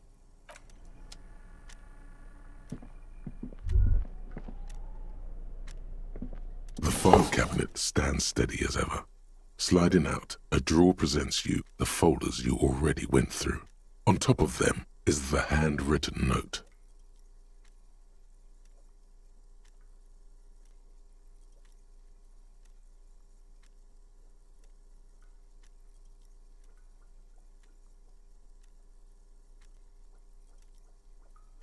The drawer slides shut.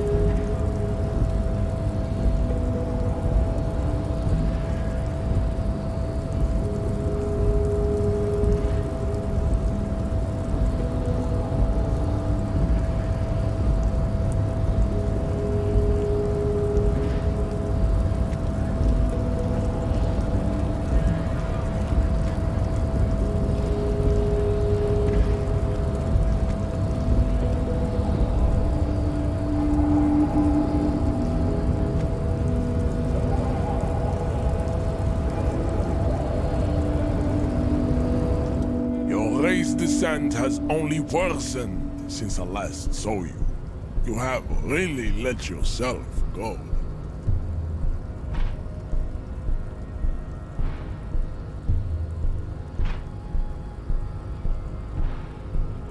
So it was. You surmounted the harbor wall in a display of athletic prowess to reach my superior, then had him give me an order. I salute your cunning, and I will remove the body from the tree with my bare hands. You're so noble, Measurehead.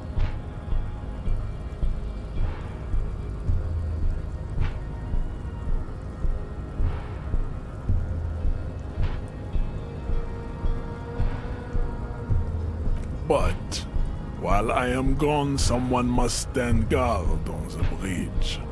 That someone needs to be you. Both of you.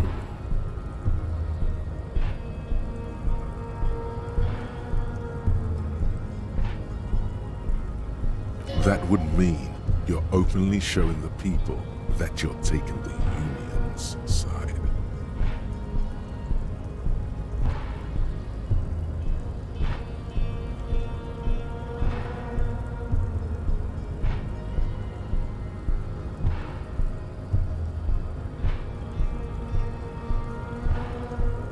This is the uncomfortable result of not taking it down ourselves. I can live with a compromise. Listen to your little friend. He is wise in his childlike way. His mysterious race may yet prove fierce competition to my heroic haplogroup.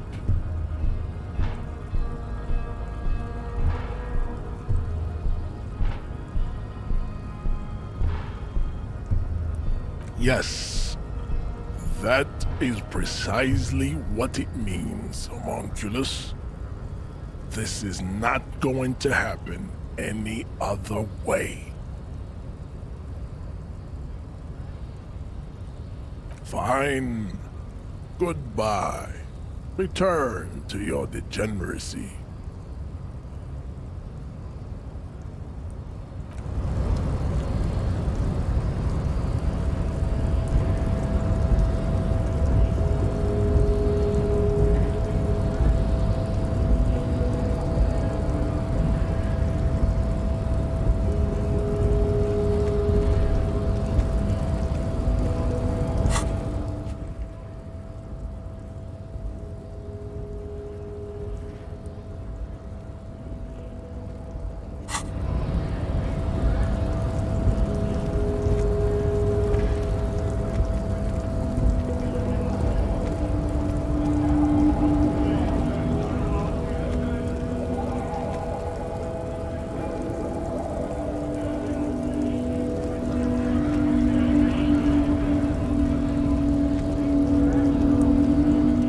wandering man. How can I help you?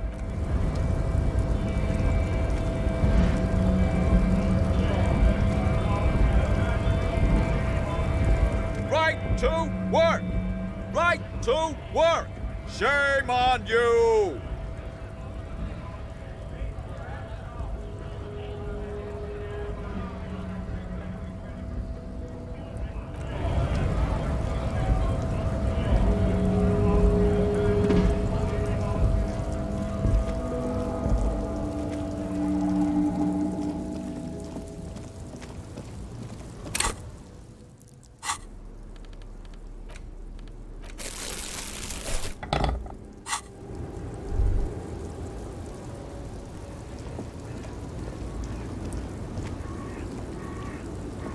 The woman is still hunched over the railing, her head swaying to the music, her eyes looking at nothing in particular. Huh? What is it? What do you want?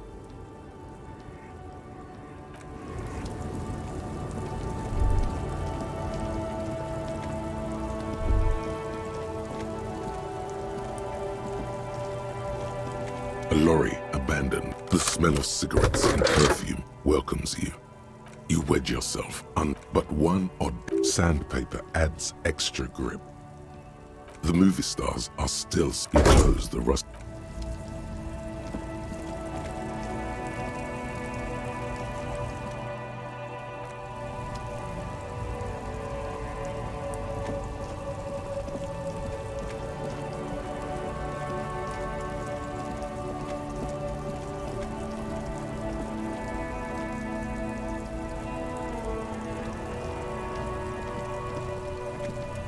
Still here. Stuck in this damn jam, my man. What's up?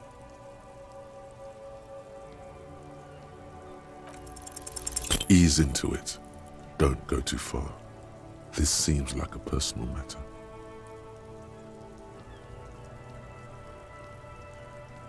You really are the law, aren't you? I get that being bluntly observant and inquisitive comes with the territory, but it certainly doesn't help with your conversational skills, does it? Just like that, he slips out of your reach. It is possible the yelling didn't help.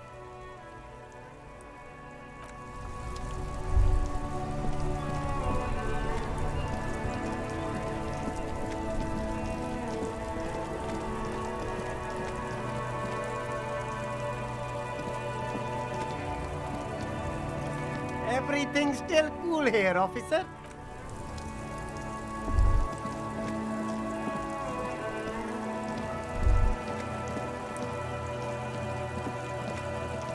The crumpled salmon and butter billboard still soaks in the canal, marked by tire tracks. The lieutenant looks on. G'day to you, officers. A rusting control. This panel usually closes the water lock, turning it into a bridge that lets you cross the canal. But there's a crashed salmon and butter sign in the way. Pulling the lever probably won't do anything.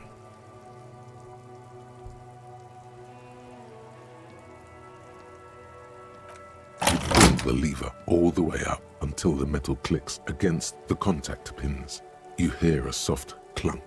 Then, nothing happens. The spring brings the lever back to its original position. You still need to close the water lock to get across the canal some other way.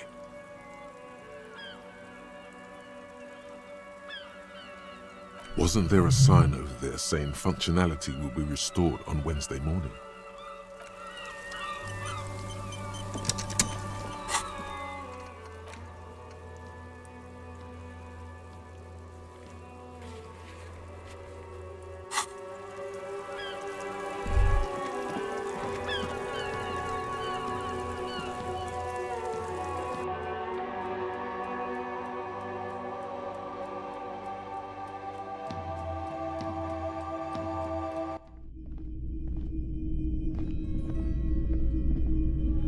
Hello, hello. Let me know if I can help you with anything. Sure, let me have a look.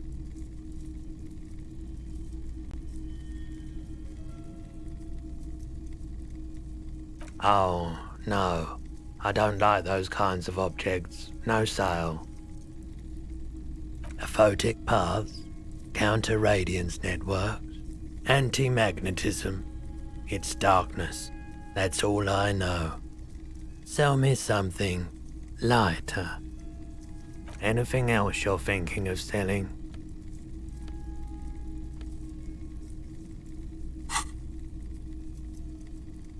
Another time, perhaps.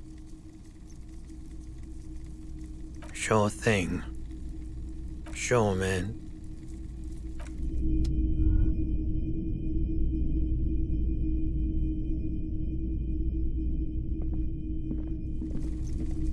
You see rows of toy soldiers guarding the rest of the trinkets displayed on the table.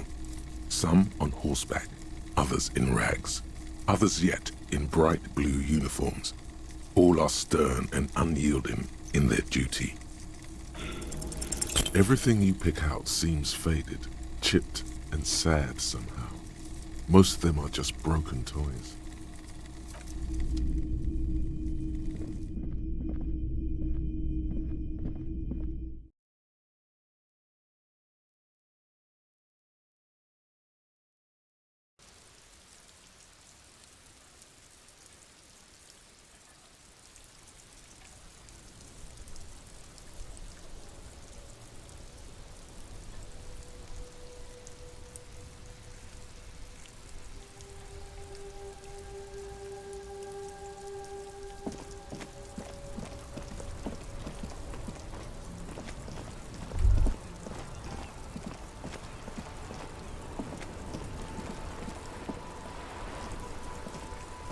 Vigilance officer, what can this old carabiner do for you?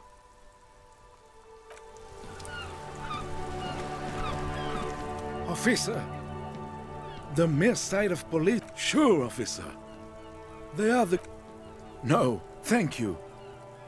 For being consummate professionals.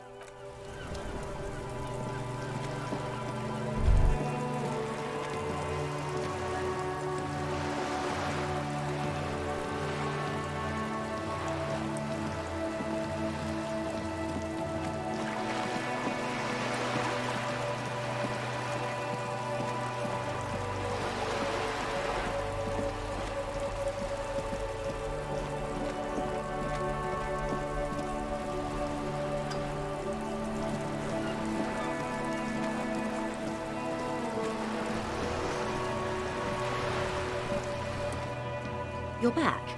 Good. What can I help you with?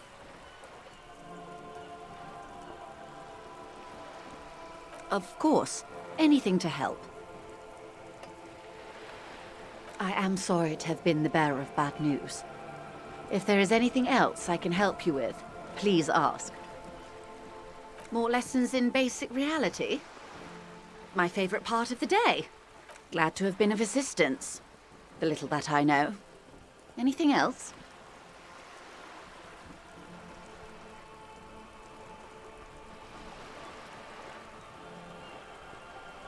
Of course. Of course. Don't tell her you've met Everard right away. There's time. Oh? Of course, Detective. You can always drop by later.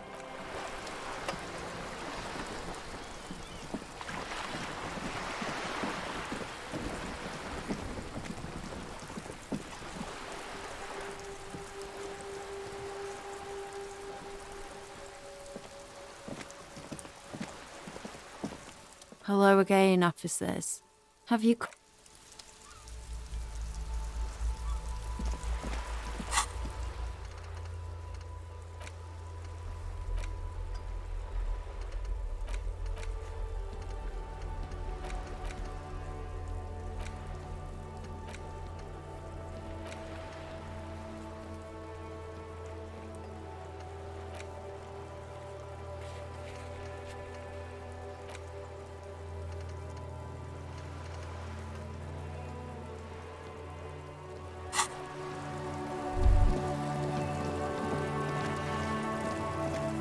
Just an ordinary wall. Nothing to see here.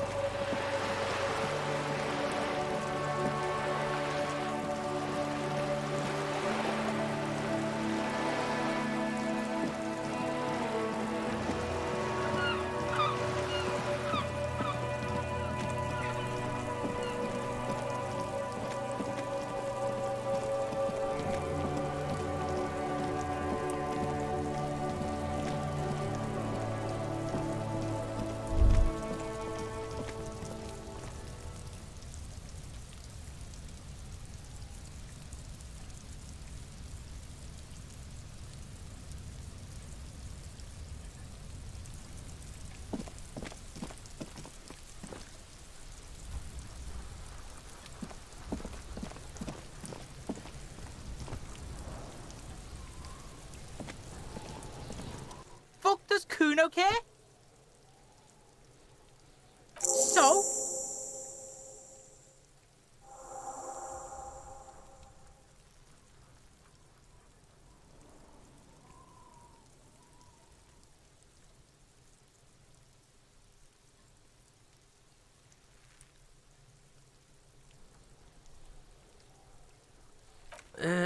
Fuck, okay.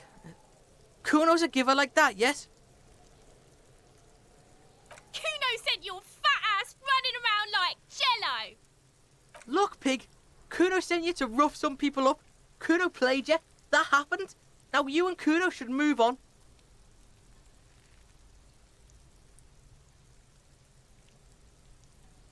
You got fucked. You got fucked, pig. Fucked bad. Of course you're gonna remember this. Now get the fuck out of here, griefing the Kuno. After this shit, you better have something real interesting to say if you want to stay in Kuno's face. Yeah, real interesting.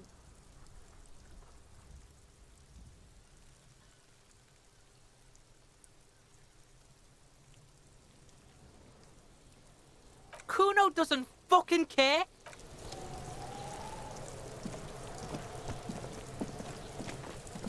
I'll die before I squeal, pig. I come from the woods, good Davidu. You don't want to go there with me. You don't want to see what I've seen. Don't be traumatizing here. Get the fuck out of here.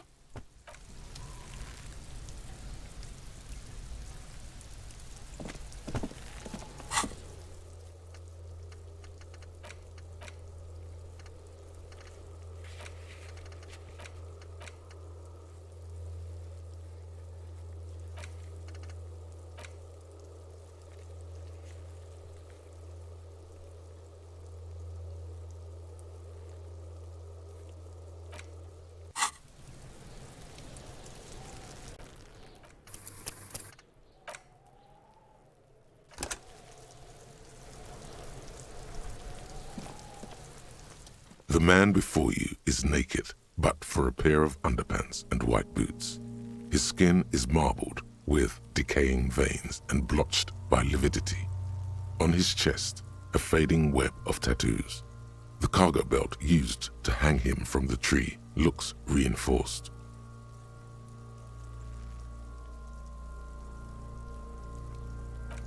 As you narrow your eyes, this is a trick. You've done it before, only the lower extremities. The monster cuts. So, what do you think? I agree. There are crow's feet in his eyes. He's laughing silently. Totally dead.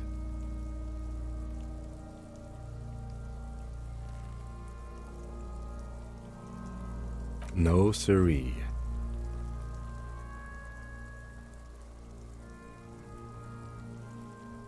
A pool of blood and feces has eaten into the frozen mud below the man's feet. The victim appears to have contained no more than half a kilogram. The fuck? Talking about shit. Did we? I don't feel... But there is no breath to catch. Of course. You have questions, don't you? Come back.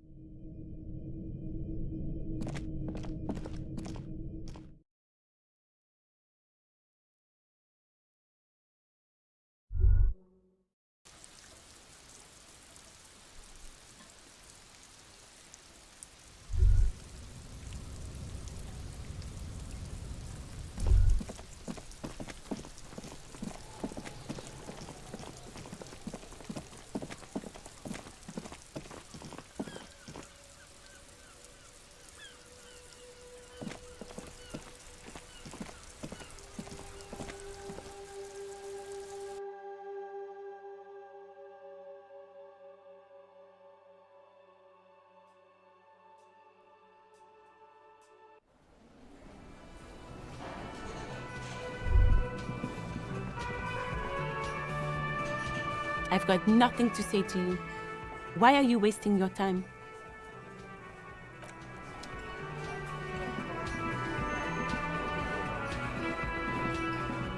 Can I help you?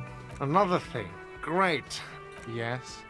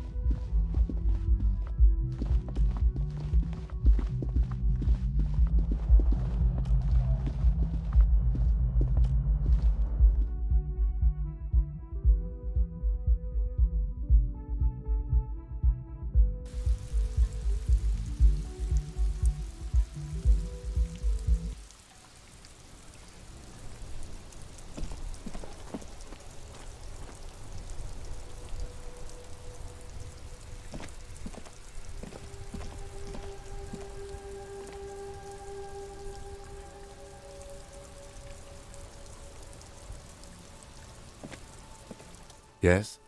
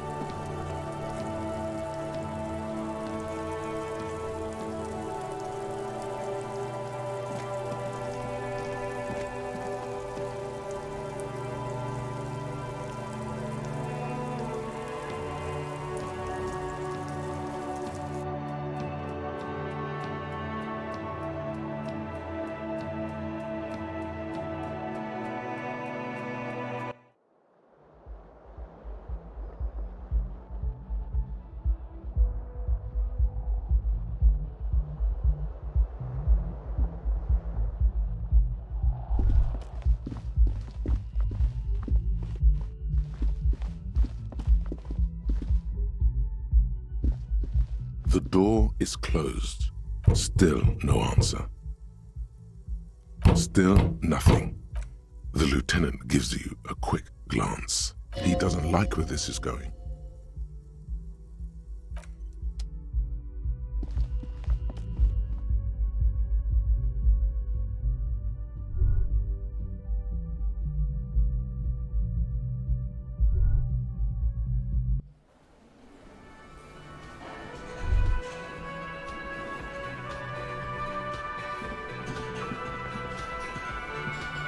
Can I help you? Another thing. Great. I love those. Yes.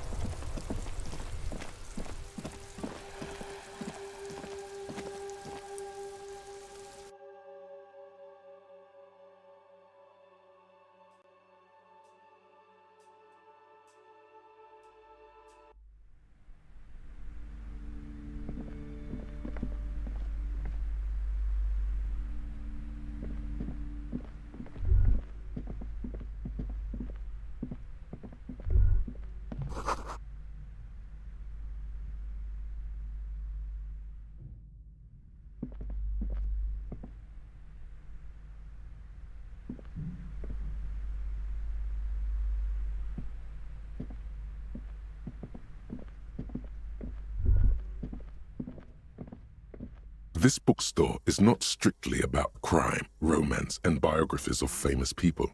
There's also a wide range of paranatural literature. Indeed. Something about that book does seem to have spoken to you. Well, I hope it contains what you're looking for.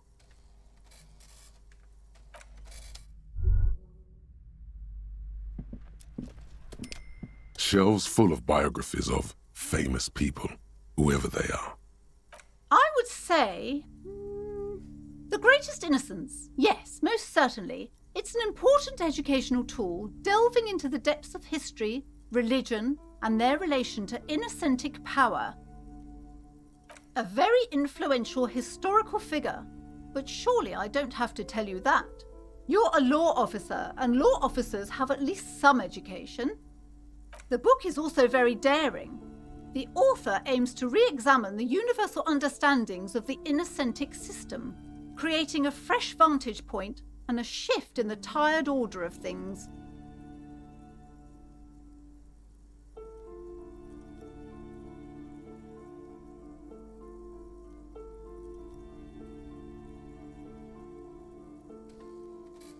Perhaps for a layman, deep analysis is necessary to peel back the multi-layered meanings. Certainly, it's prudent for a person to have at least an elementary understanding of history and society.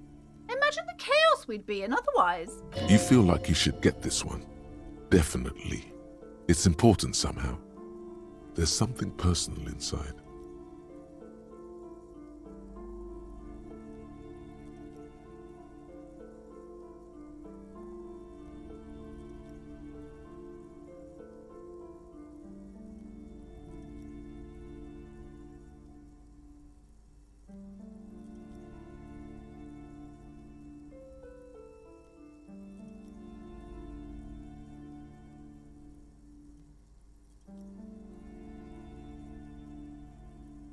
A true cultural touchstone. Enjoy the read. Browsing through all the books with all their names makes your head spin. None of these seem important or relevant. It's all just vapid egoism. Suddenly, a particularly odd title catches your eye. It reads, High Speed Love, the tragic true love story of Jacob Irv and Alfie Delatraz, by one Cecilia Averbrook. High Speed Love chronicles the romance between two of the finest tip-top tourney racers in history. One of them is the madcap driver, Jacob Irv. His blonde mane graces the cover. Next to Irv's life story, you see a slim biography of an Occidental rock star called the Anti-Star. He's famous for shooting morphine into one of his eyeballs and cocaine into the other.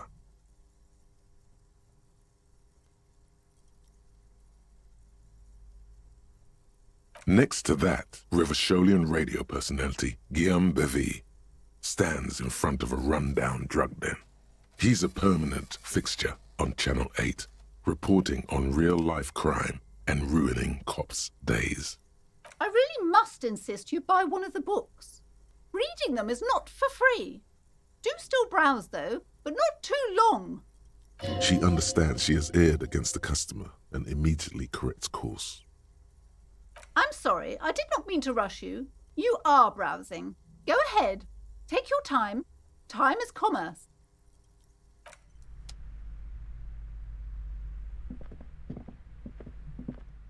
Shelves filled to the brim with crime novels featuring the supposedly stalwart Vespertine detective Dick Mullen. Oh, crime, robberies, murders, even sexual crimes. We're fortunate to have Dick Mullen and his stories to sort all that out. You're a police officer, apparently. You should buy all of these. They really do teach a person how to be a proper detective.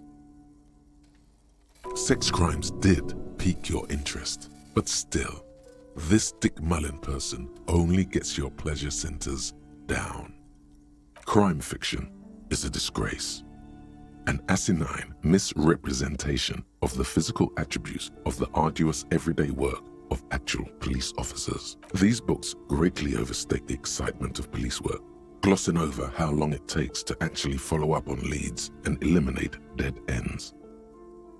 What's more, they completely ignore the psychological hardships of year after year coming into contact with people during the worst days of their lives. Not a single mention of all the stress this work creates upon the officer's family. Detective fiction just doesn't tell the truth at all. Now, would you like a list of all the books found on the shelf? You see Dick Mullen on the job. Get Me Mullen. The Stalwart Adventures of Richard P. Mullen. Dick Mullen and the Murder in the Orchard. The Sordid Affair of Dick Mullen. A killing is declared. Dick Mullen in the Murder House. The Final Case of Dick Mullen. An obvious lie. Dick Mullen in the Clock Tower. The Ordeals of Dick Mullen. Dauntless Dick. Dick Mullen's Funeral Pyre. The Murder of Dick Mullen. Oh no, turns out he faked it to solve a case.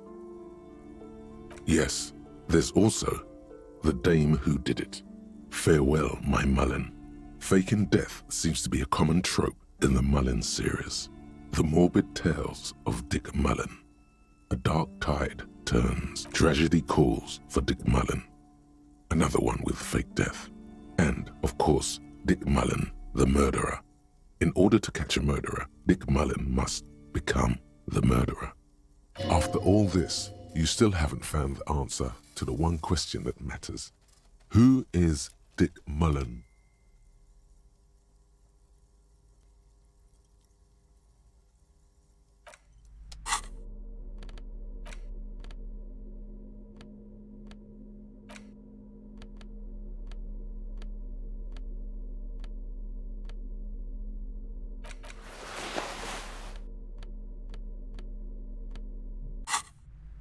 Shelves filled to the brim with crime novels featuring the supposed. Your attempt to grasp at the answer fails. It seems very close by, pulsating just out of reach.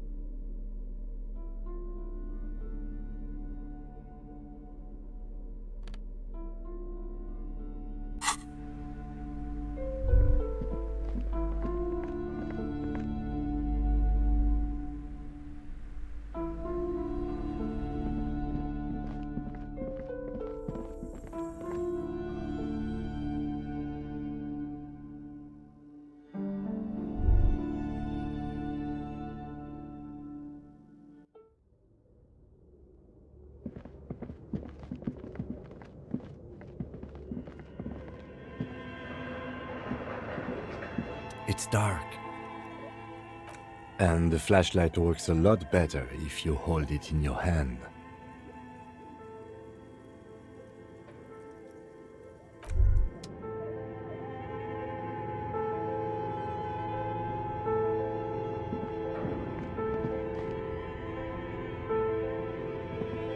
It's dark. And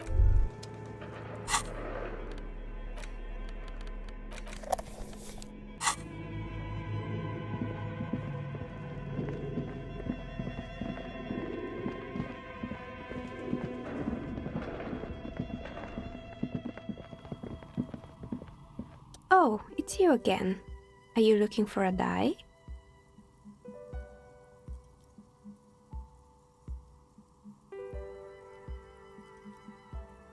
Of course. Tell me what you have in mind. A star that fell from the firmament? Those cost more than 7 real. Are you sure? Yes, you definitely have the proper attitude. How about a pair of 100-sided dice, made of ivory and inlaid with lodestone, a naturally occurring magnet, to complement your magnetic personality? Pieces of lodestone were used as the first magnetic compasses, from which they derived their other name, coarse stones. That's a stone for leaders. 10 real, and I can get these ready in 8 hours.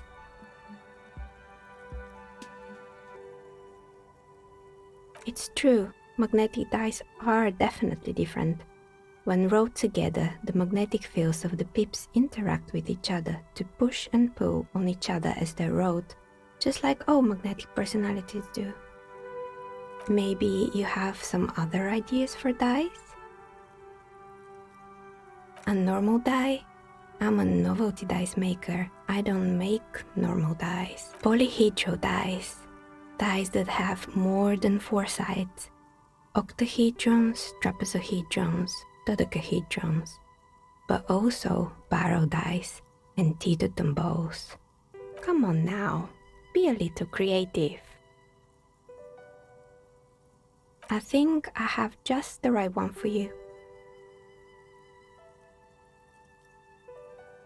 Police colors. Not the most original, I know, but sometimes the obvious choice is obvious because it's best. Here, catch. They're a gift from me.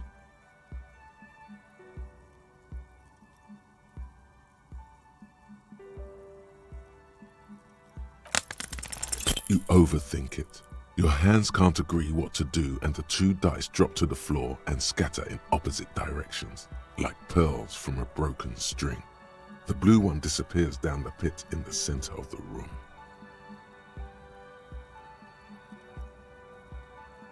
Ah, down the drain, like your career. I apologize, officer. That comment was unnecessary.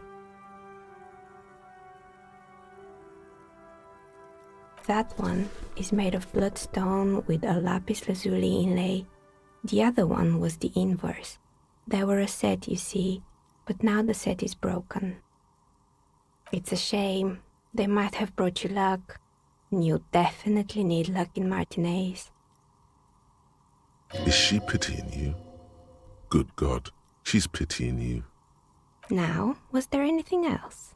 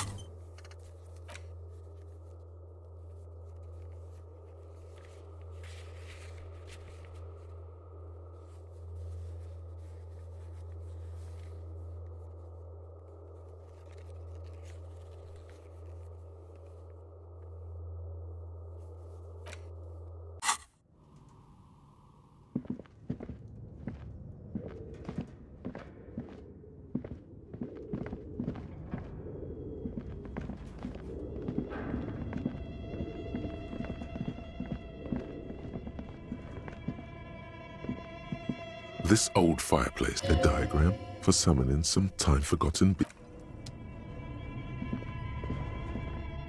Your flashlight slides over. Some of the writing has faded.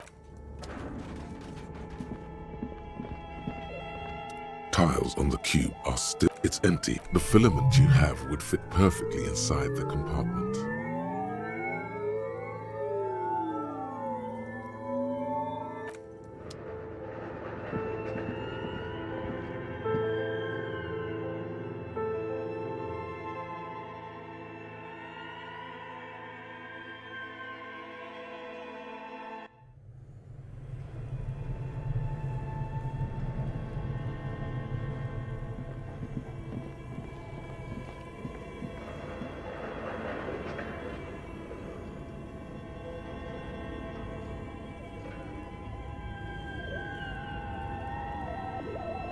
thick layer of coal dust covers the furnace, coloring it pitch black.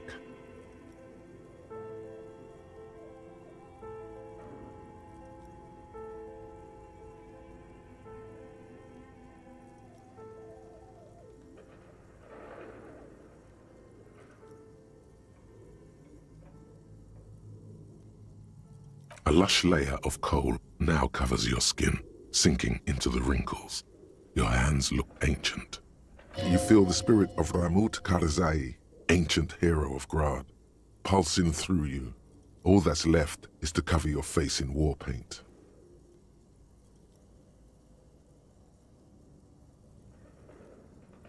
Three dangerous stripes appear onto your cheeks, telling stories of your wild soul. What are you doing? Please wipe your face clean, officer.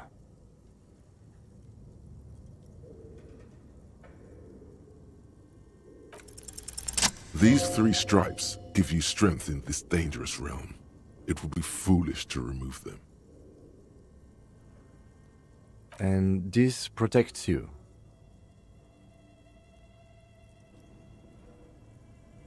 Okay, sure. Go ahead. Just pointing out, this is not traditional Seminese war paint. No idea where you got it.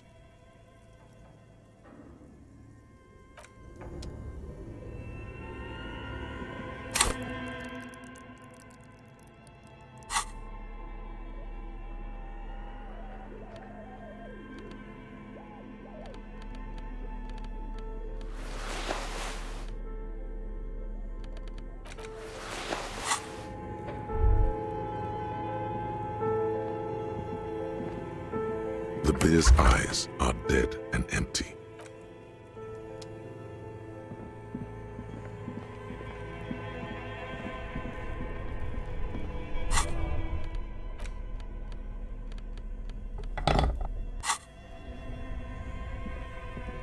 This orange machine is dead still.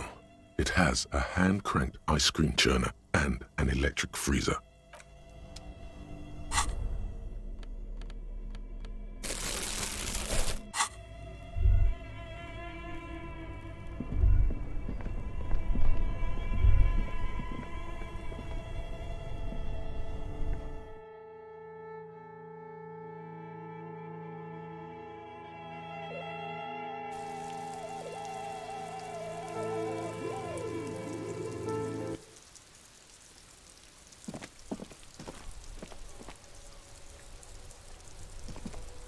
Yes?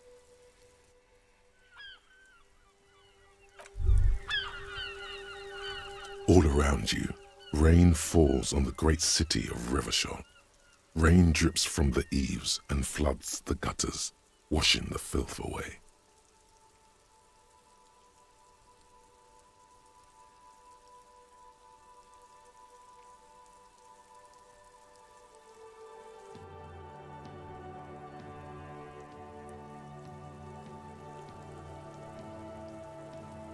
The spring thaw must be here. The snow is melting. Looking up at the sky, cold water dripping from your hat.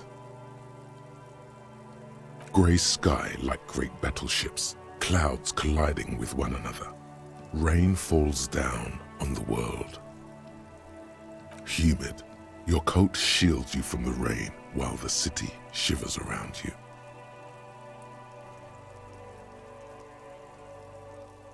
Sheets of rain over the water, a flight of stairs leading into the ocean.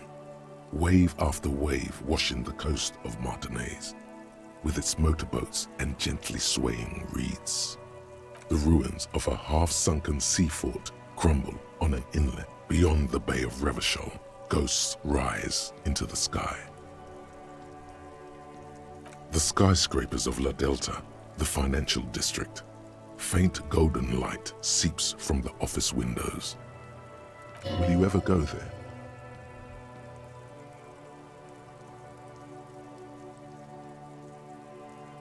No, you are just one of the hundreds of thousands who watch them rise across the bay from Martinaise every day. Urban coastline, rain dripping off Eternite-covered roofs, cinder blocks left over from half-finished construction, a defunct research and development building, once seized by revolutionaries. An old wooden church stands on stilts above the water. Coal City, end of all lines.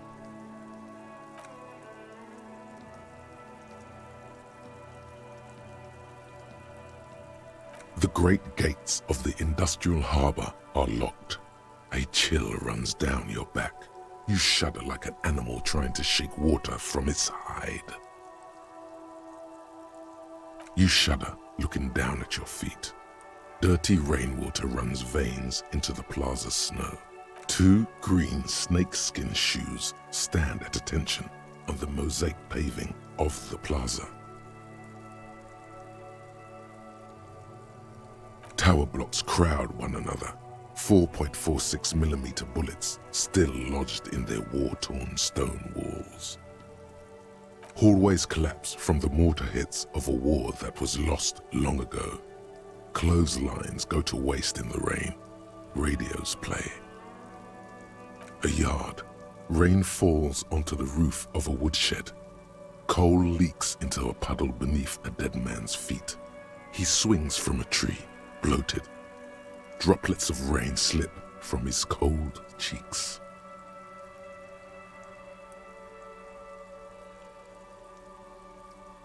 A traffic jam. Rain thrumming on the roofs of motor vehicles. Inside, drivers watch water streaming down their windshields. The statue of a king shudders. He too is cold. The canal bridge has been raised. The road ascends. A raised motorway loops above the ghetto. Beneath its concrete columns, a sea of rooftops, woodwork, and tar stretches northward. 4-story buildings as far as the rain can fall. The snows melt in Jamrock.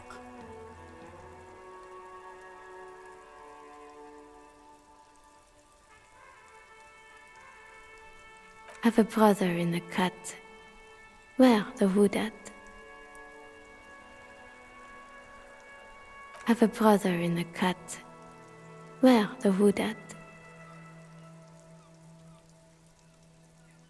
To be in Martinez, where no one goes, at the runoff point of a long-forgotten canal, in the whitest part of town, in the shadow of the day the revolution failed. Standing in the rain, looking north, where Jamrock Rock City stretches inland. In the rain-swept distance, above the rooftops of Jamrock, a repurposed silk mill stands perched above the motorway exit. Precinct 41 hunches in the rain. Your vision blurs. You wipe your face with your hand. The rain stings your eyes, making you look up and blink. Coalition aerostatics hang like apparitions under the cloud cover. Way up there, where rain forms, rotors flutter silently. Your sight clears. Collapsed storm drains, old sewage systems flooded with rainwater. Hidden weapon caches from the revolution, doors leading down to Loroyam, the catacombs to which, for 3 centuries, they delivered the blue-blooded dead. This rain will not let up anytime soon. At least we are dressed for it. Let's keep moving.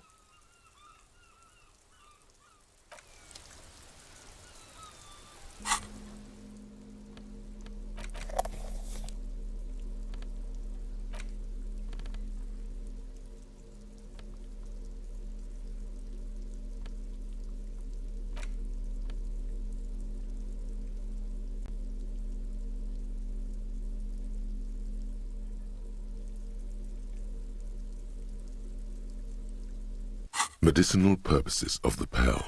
The cover of this heavy tome features a number of esoteric symbols. Flipping through the book, you find a number of sections on the general benefits of the Pearl. A large pharmacopoeia makes up nearly half of the book. You come across the following explanation. While modern pharmacopoeia are continually updated by so-called experts based on the results of clinical trials, readers will find assembled here the timeless wisdom relied upon by generations of traditional Zeolite medicine practitioners, Mesk mystics, and Ilmaran folk doctors. It's all quackery, in other words. Finally, something to calm the angry spirits that have been plaguing you. It seems to contain descriptions of the medicinal properties of various ingredients that may be gathered from the pale, as well as instructions for producing a variety of herbal remedies.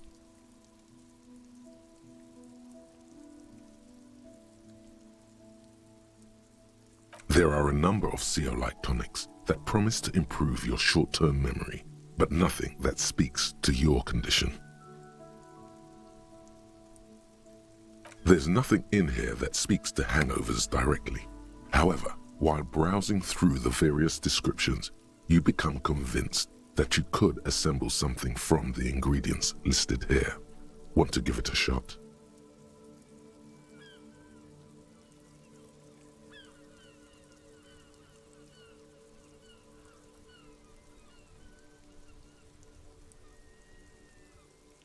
First, you need to choose a base ingredient.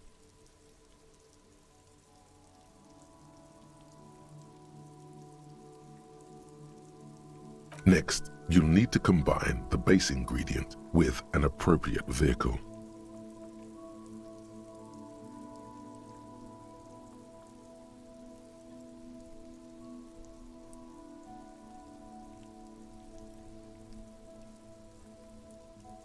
Lastly, is there anything else you'd like to add?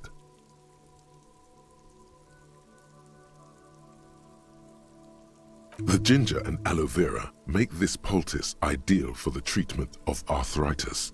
It won't do anything for your hangover though. Would you like to try again? Very well. First, choose a base ingredient.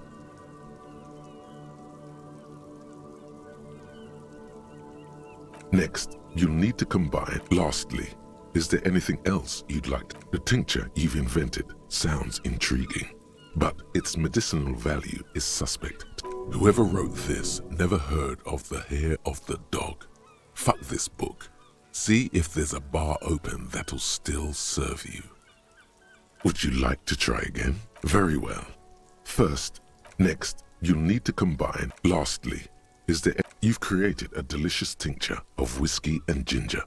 According to the pharmacopoeia, it should increase your energy and focus, though, in your experience, it's only done the opposite.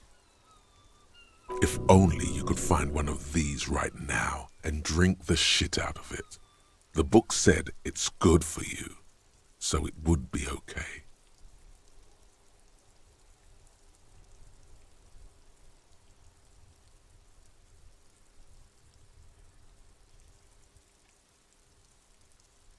Would you like to try again? Very well. Next, you'll need to combine. Lastly, you've created a delicious tincture of whiskey and if only you could find one of. Would you like to try? Very well.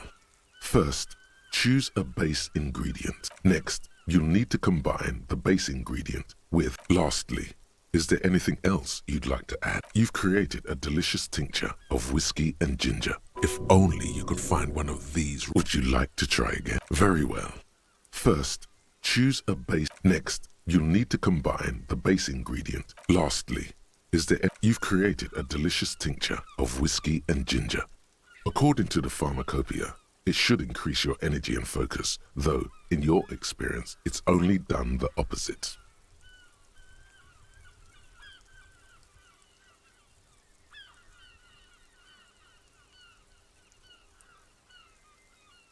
If only you could find one of these right now and drink the shit out of it. Would you like to try again? You close the book and find yourself staring at the familiar cover once more.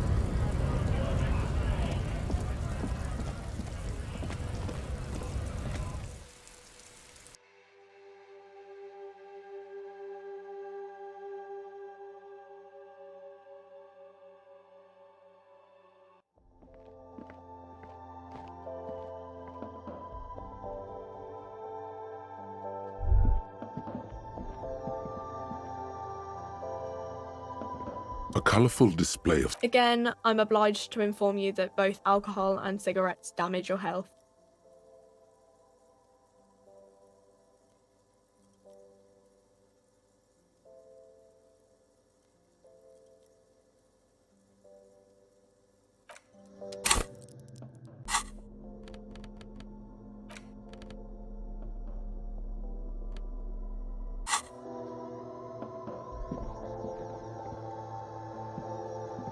The tear machine stands in the corner.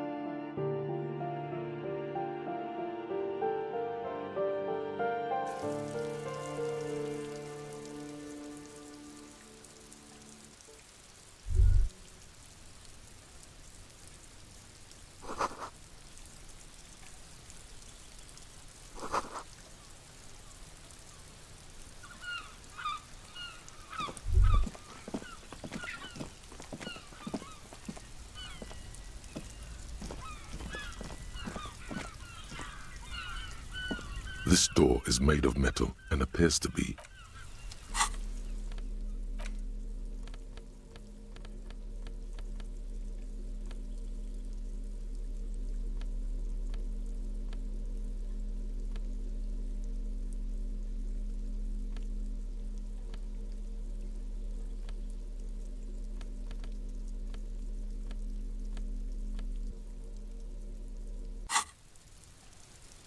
This door is made of metal and appears to be reinforced. Someone here really values their security. No one answers. We should return tomorrow. Tomorrow at 9 p.m.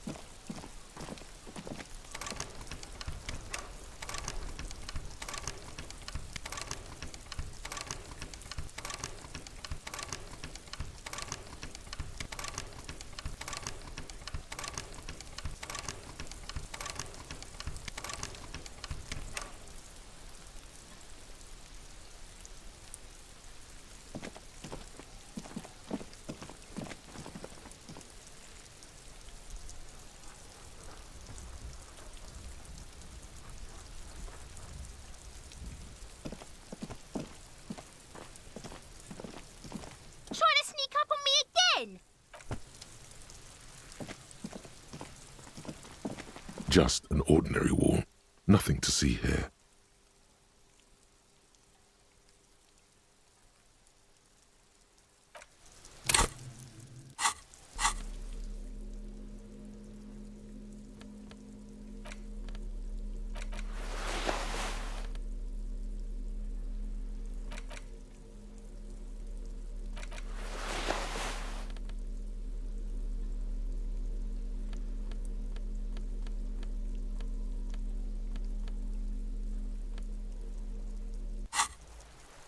Just an ordinary wall. Nothing to see here.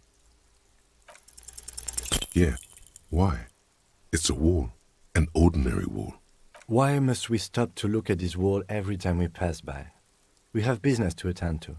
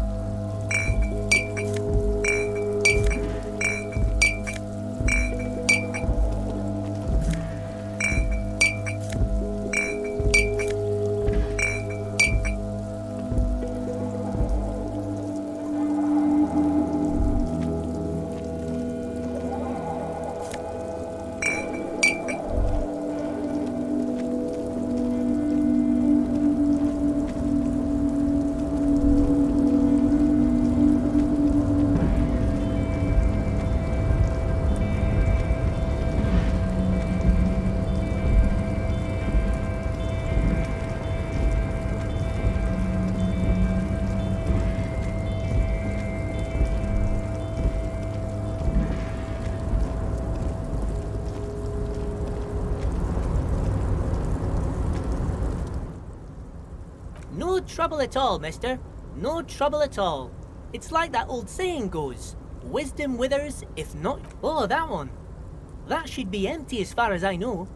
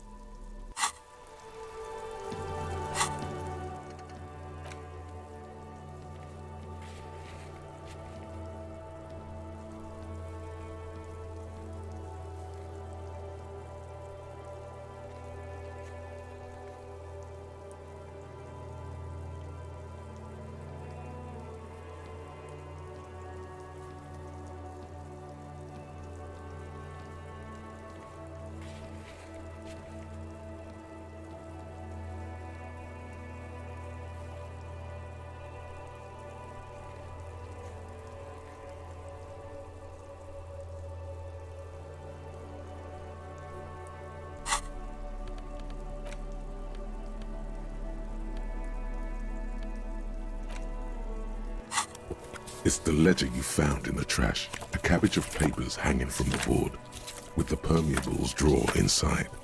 It's barely held together by a clip, then made complete by the faint smell of urinal cleaner.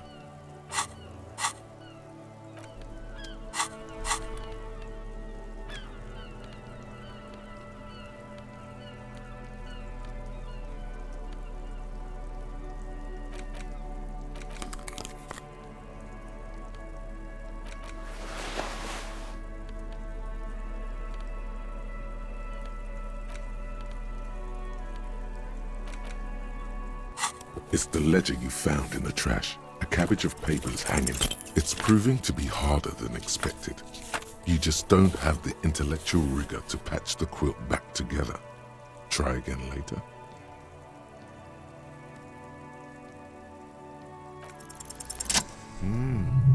The two sides of the board appear slightly misaligned, like a drawer that's come off its slides. If you bend the plastic on your knee slowly,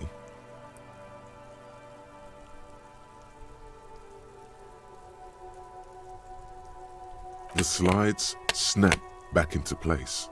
It should be possible to just, you know.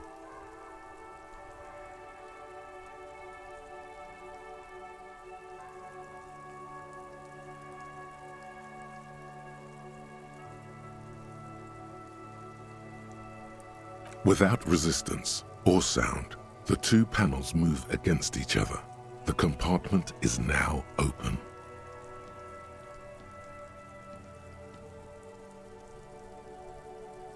Two ticket stubs and a handmade postcard.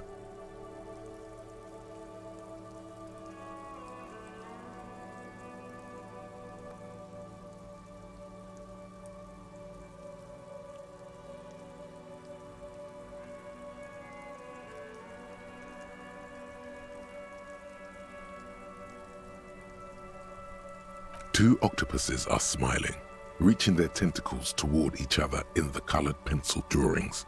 The tickets permit access to the zoo in Revachol East. The aquarium costs extra. These let you go there too.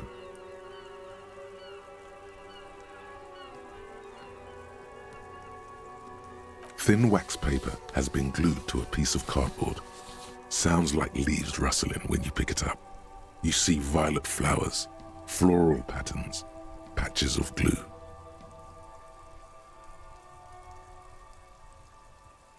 It smells of chewing gum, apricot flavored.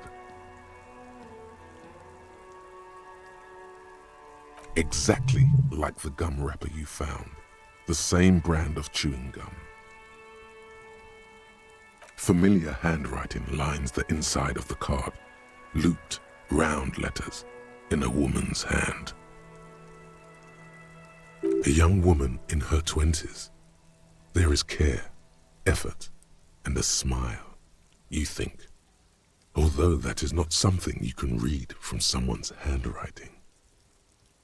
Harry, it begins. You're already reading.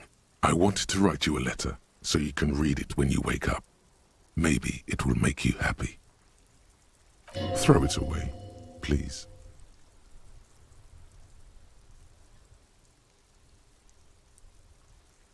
A merciful wind blows in from the Bay of Revachol, dusting the ground at your feet and raising newspapers far away. You feel the card slipping into it. Let's go.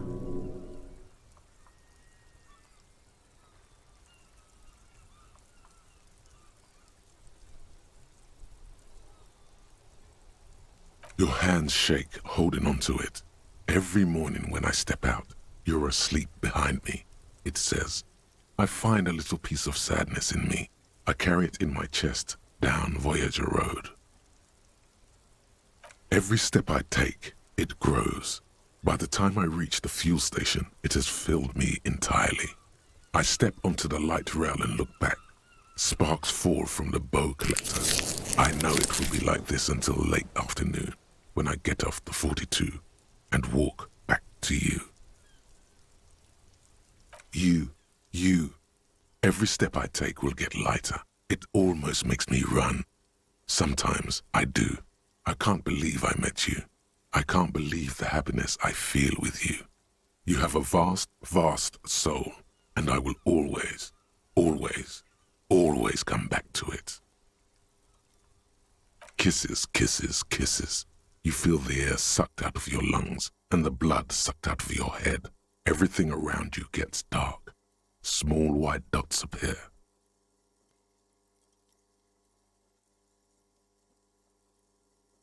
You feel the ledger slip from your hand.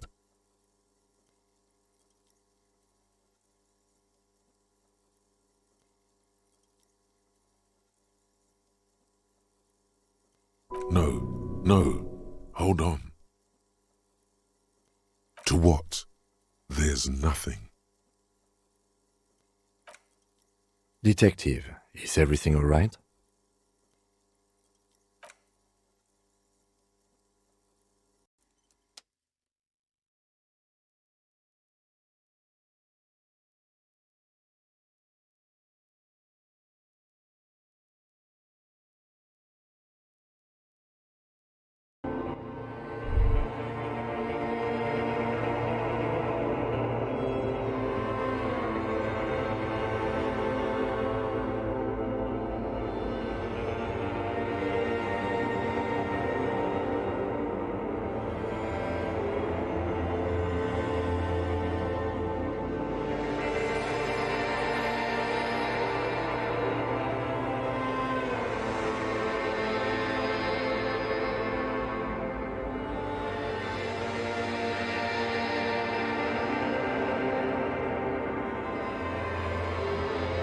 There is nothing.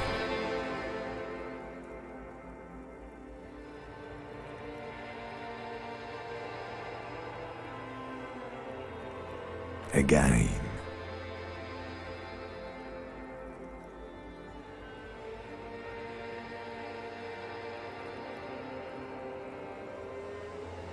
Nothing sad, brother. No treachery, just blackout. Well, almost nothing. There is the ground below you, that's still there. And the small light that's on, fluttering, somewhere in the basal ganglia.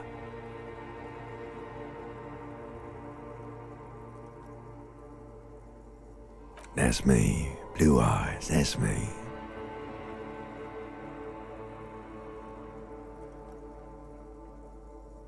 Who was what?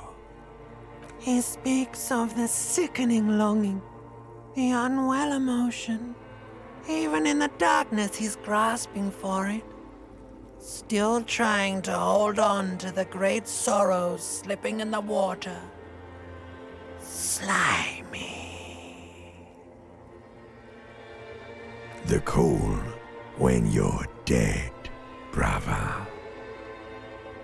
Here in the paleo-mammalian cortex, we call it the shadow.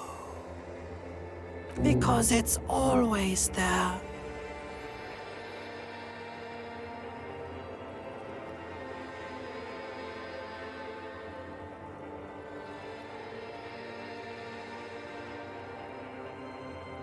There is no Voyager Road. There are no roads, no houses, no lights in the windows. It's all on pause. Bloated corpse of the past resurfacing.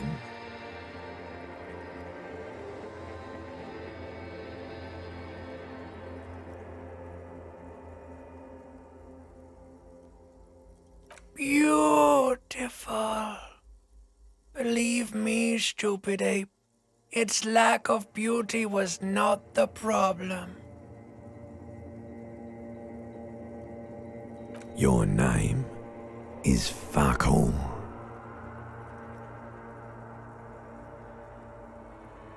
It certainly ain't Harry.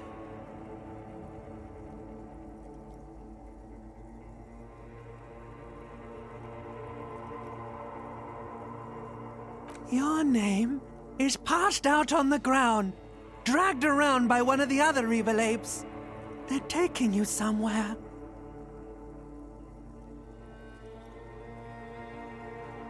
You think they would let you? until you disintegrate into biomolecules. No, someone is breathing on your face now, inspecting your pupils, stupid idiot.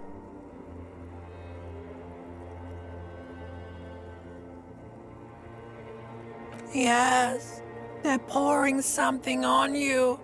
It's in you. And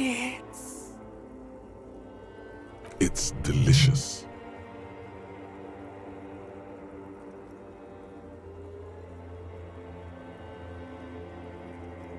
Glowing lights on a dashboard emerge out of nothingness.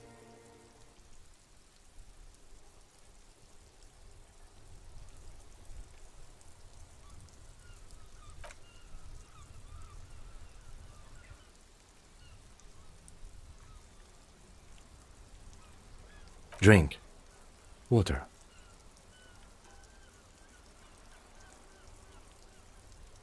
The water is cold, silvery, the stuff of life itself, as it pours down your parched throat. The pounding in your head recedes. The darkness parts. Drink. You haven't drunk water in 2 days. Did you know the human body is not made to survive on alcohol alone? You need a secondary form of hydration. With greedy gulps, you down half a liter of cold water. Some of it spills on the driver's seat. The lieutenant pays no heed to it. What happened?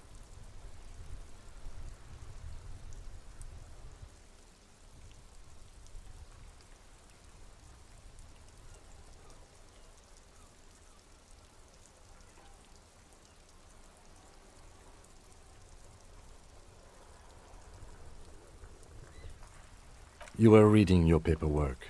Then you passed out. I carried you to my kinema to take you to a hospital. Then you came to. 10 minutes, maybe.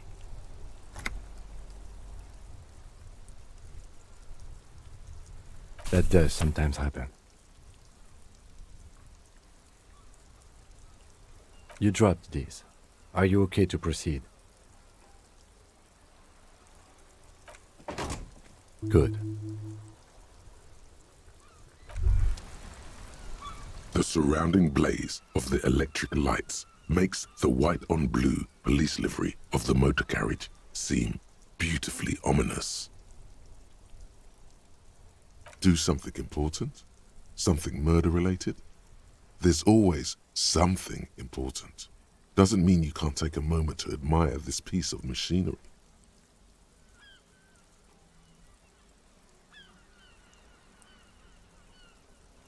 This is a Caprice Kinema, the Caprice Motor Corps follow-up to their highly successful workhorse, Caprice 40, and the answer to the Lum's racing breed, Ferv series.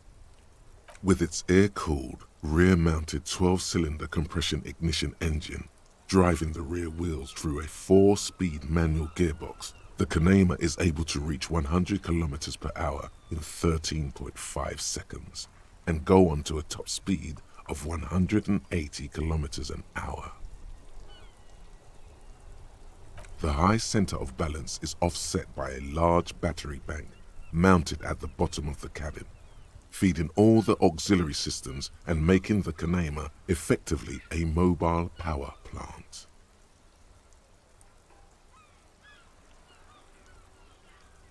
Due to a quite steep price tag, it is very unusual to see one in police livery.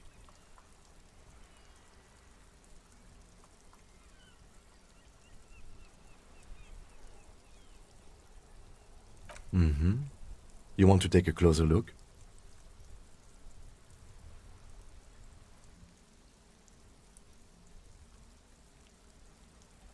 $130.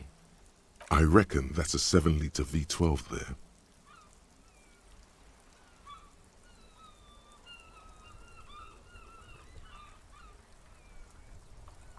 You lost me there.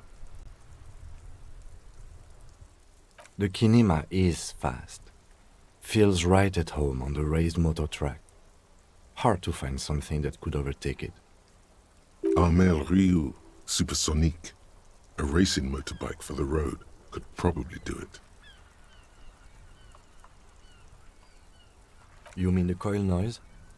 When variable current passes through wires that make up the coils on the electrical system on this machine, it causes vibration in the wires and the cores of the coils. When the frequency of the current in the coils falls within the audible range, the resulting vibration creates the whiny sound you mentioned. Whatever you do, don't make fun of the lieutenant for explaining this to you.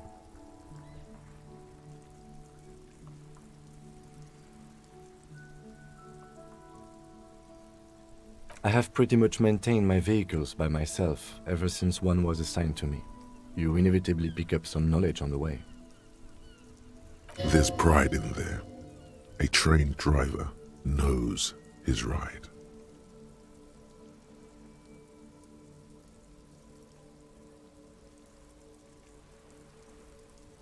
Yes, an extraordinary machine.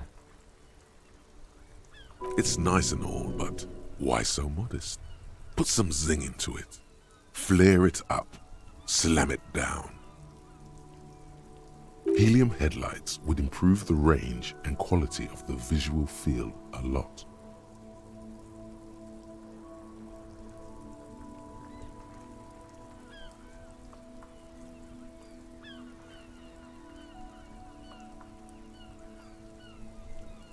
Actually, I have a pair at home.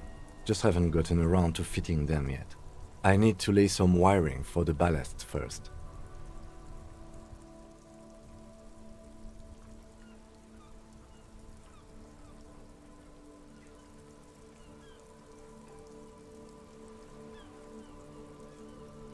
Maybe. Yes, definitely maybe.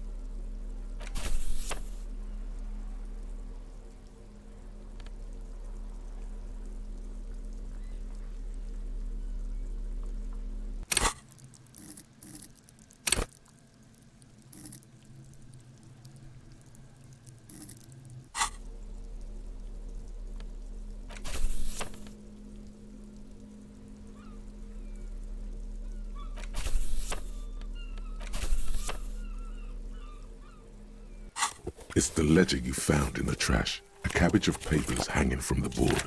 Without resistance or sound, the two panels move against each other. It's slightly, ever so slightly, difficult to breathe once you've done so. The drawer is locked. Blue ink drips from the white pages in your hand.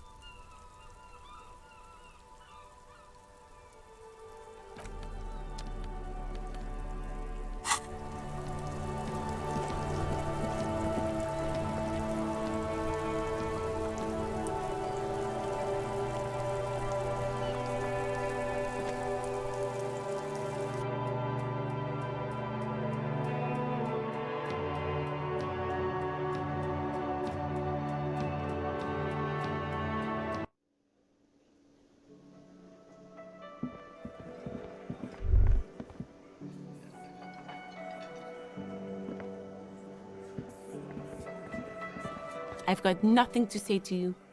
Why?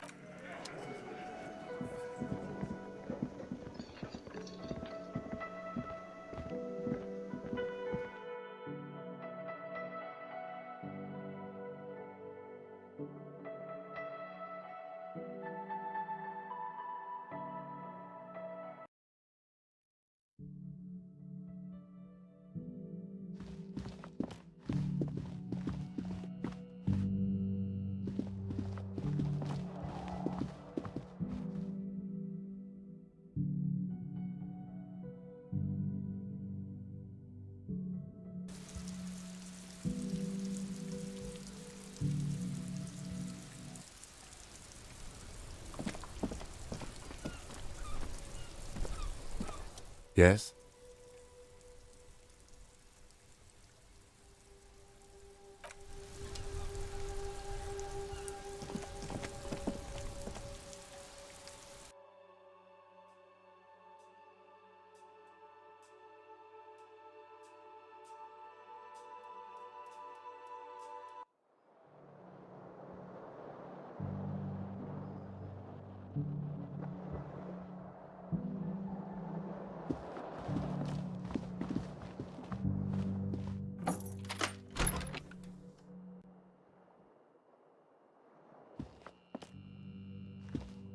Yes?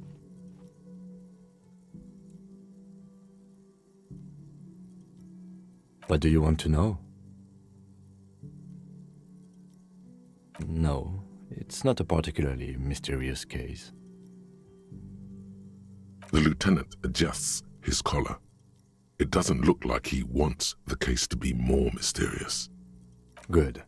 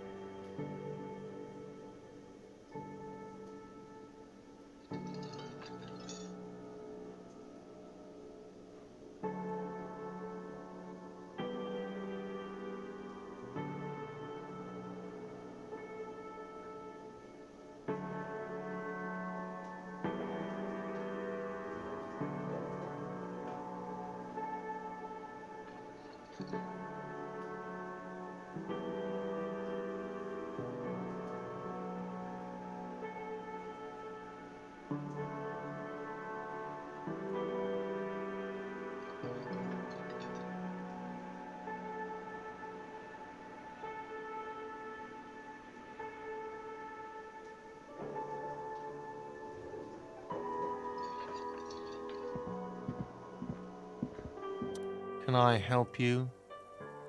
Another thing. Great. Yes.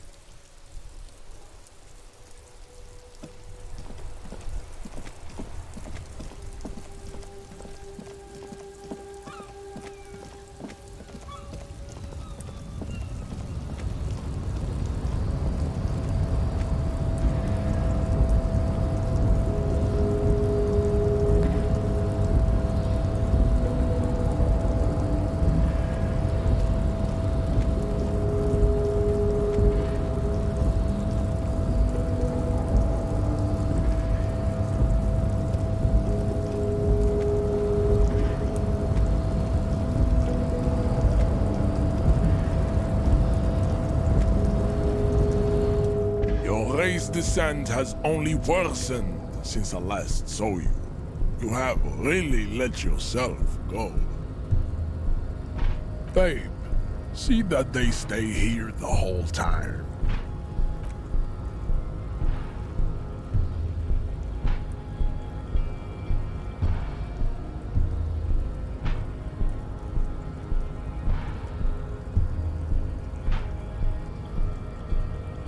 The woman's gaze follows Measurehead as he leaves.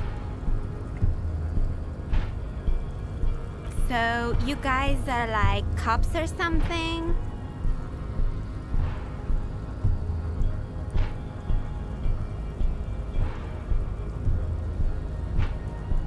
Have you ever thought that maybe things should go to shit?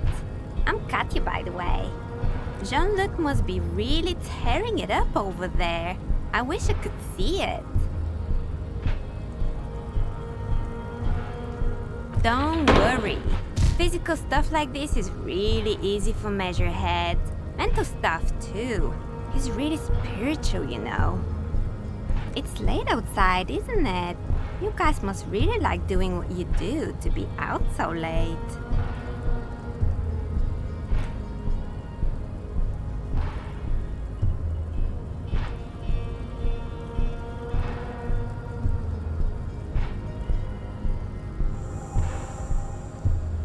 The corpse has been removed from the tree. Stand down and congratulate yourself. You have sided with Ray's victory today.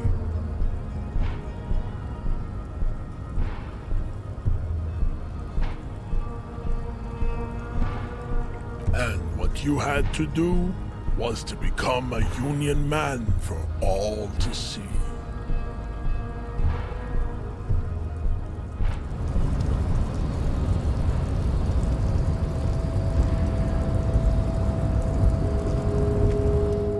Ray's descent has only worsened.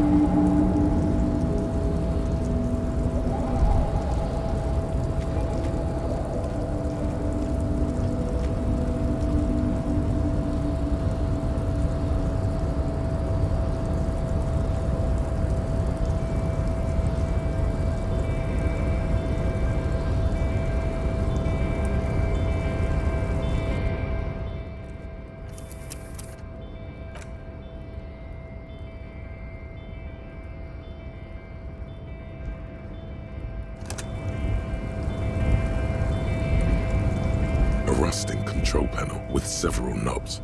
2 buttons marked Marche and Arrête are faded with use. It seems to control the large crane above. A container is attached to its hook block. Allumer on, étendre off.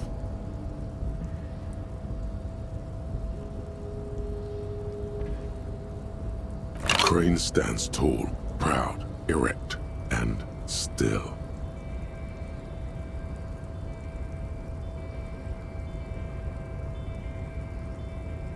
With a loud grind, the crane shifts overhead, moving a massive metal container through the air.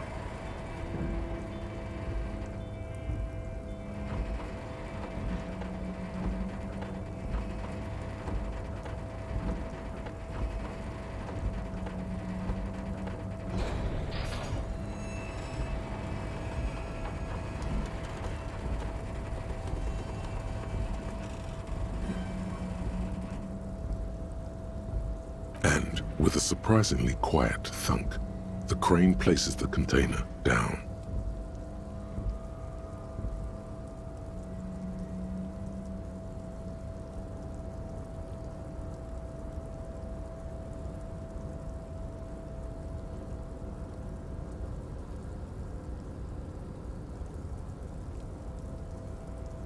This crane was built with a purpose, which has now been fulfilled. To move this container.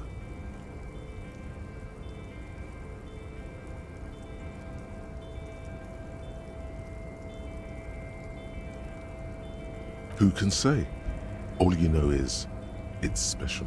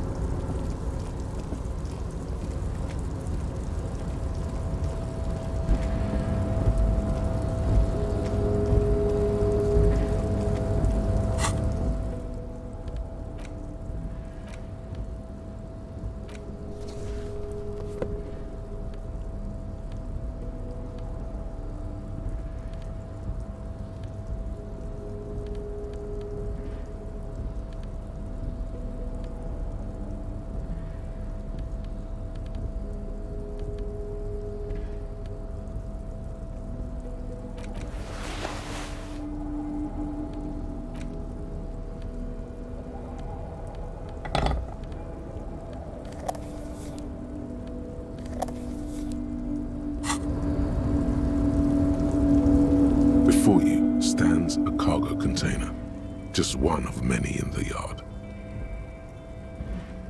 The container door appears unmoved by your attempt at flattery.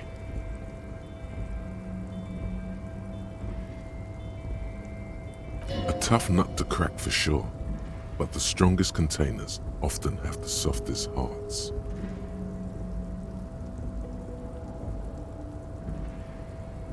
The door does not respond to your advances. Is it possible that it seems somehow more closed than before? Why does this situation feel so familiar? Do you have a history of propositioning inanimate objects?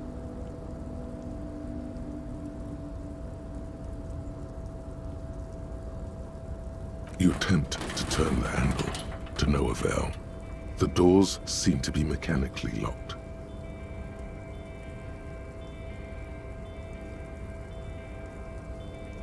No reply. No reply. No reply. No reply.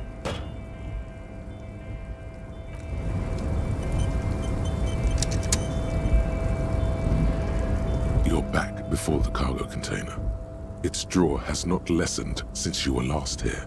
If anything, it seems to have grown slightly. No reply. You attempt to turn the handle.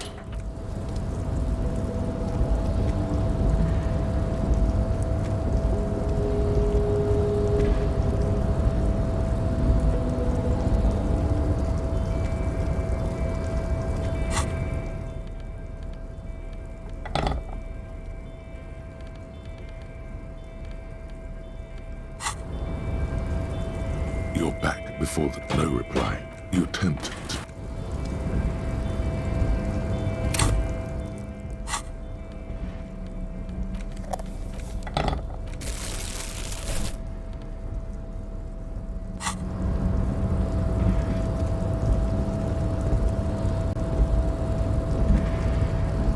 A rusting control panel with several knobs. The words Marsh. No screech of metal when you push the button this time. Only silence as the crane remains in its state of dormancy. The crane does not return to its original position. It does not move at all. No screech of metal. The crane does not...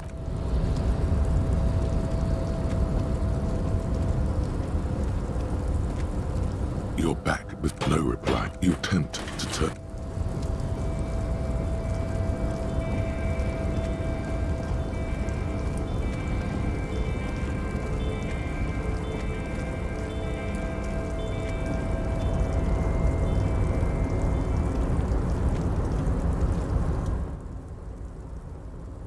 No trouble at all, mister. No trouble at all. It's like that old saying goes. Oh, that one. That should be empty as far as I know. Lots of containers here have nothing in them.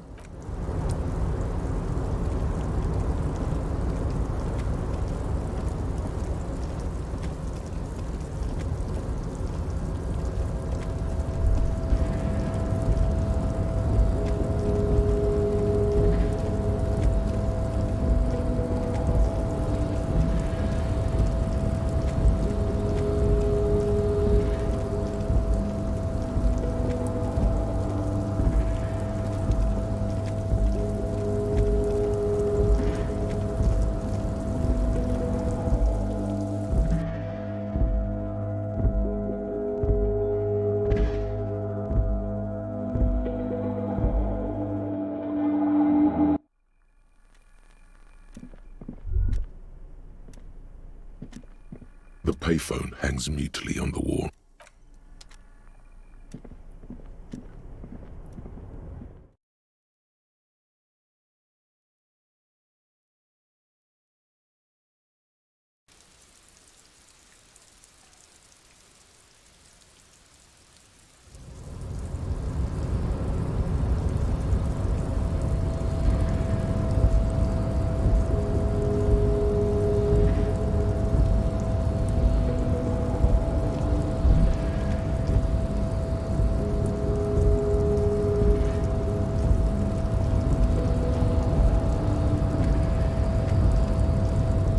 Your race descent has only worsened.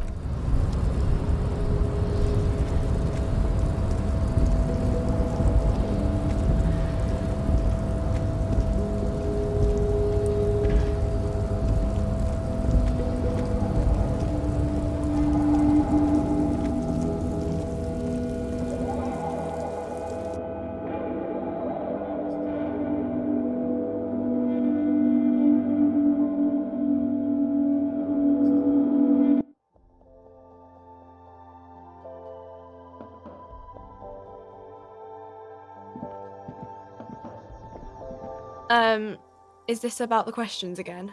Because I don't really know anything. A warehouse? I don't know. Maybe. I don't really care what for it does. She scrunches up her face. into an expression of consummate adolescent skepticism. Fine. Frit doesn't have a warehouse. Just a little back room here. Okay?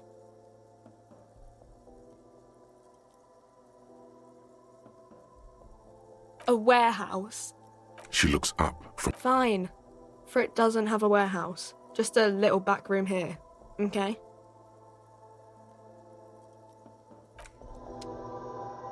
A colourful display of cigarettes and alcohol bottles line the shop wall, inviting you closer. Again, I'm obliged to inform you that both alcohol and cigarettes damage your health.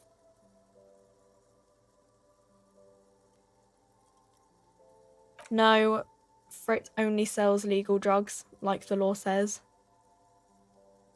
Huh? Speed. Like. Speed. Speed. No, Frit doesn't do that.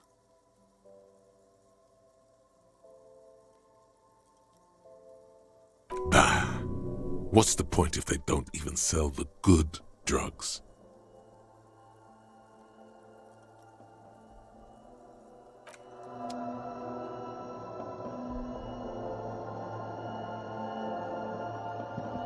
You see several packaged raincoats fill a low shelf beneath a display of croissants and juice bottles. The raincoats are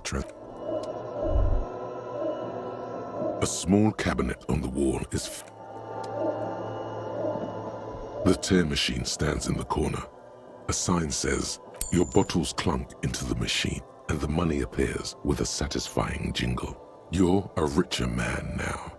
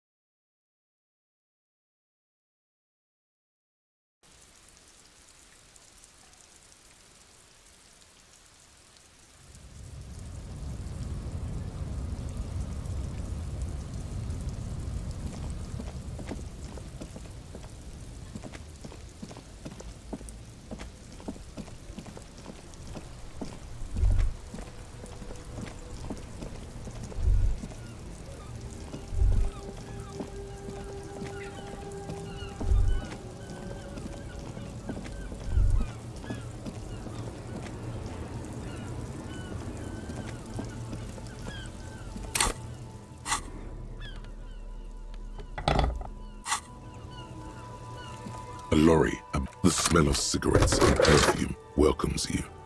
The cat looks like the peculiar frequency tableau indicates that at least 128 stations have been, not without the dial key, no, the ghostly actresses. And you wedge yourself, but one odd sandpaper adds matching one of the footprints found from the crime scene, which means that the missing lady driver was present at the lynching. Looks like it, yes. You've identified the missing 8th person at the lynching. Do you think that Hardie and his boys had anything to do with the drug trade?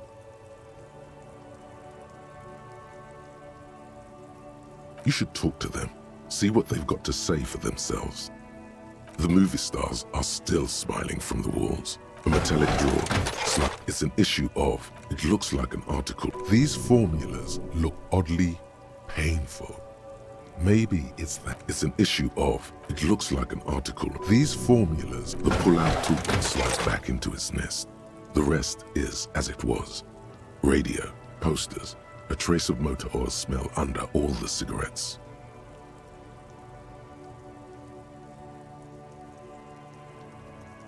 These are one of them, particularly the actress, a feeling of tenderness. Wait, doesn't she? This is she wasted away in the actresses and the rear actor. He closed the rusty old lorry.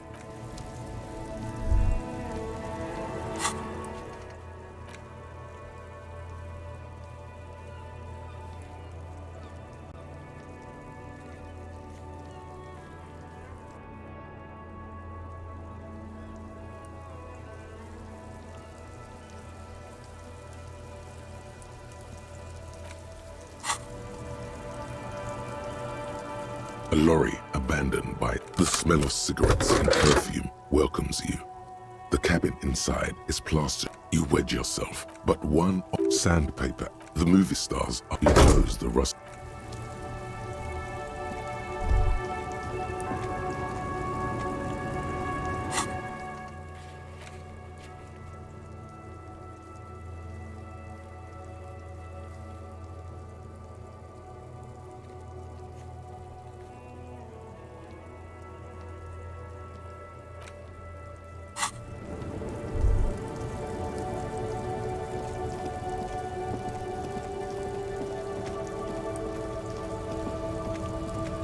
A lorry stuck in the windows are clear.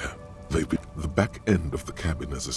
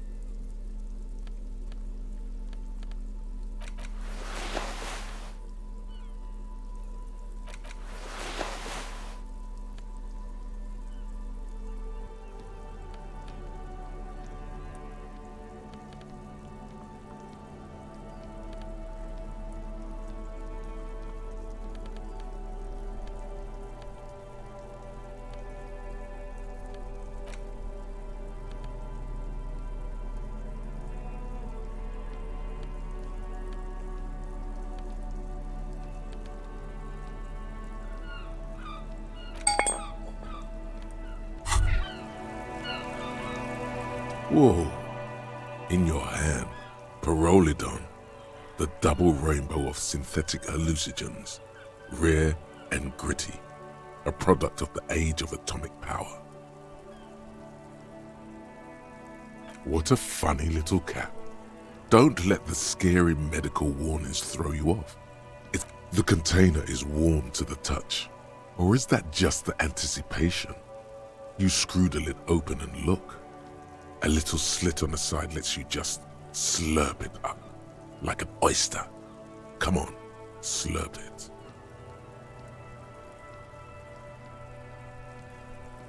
You suck a manly dose of the extremely chemical-smelling liquid into your mouth. There, it seeps into your tongue. When you swallow, it's already almost all gone.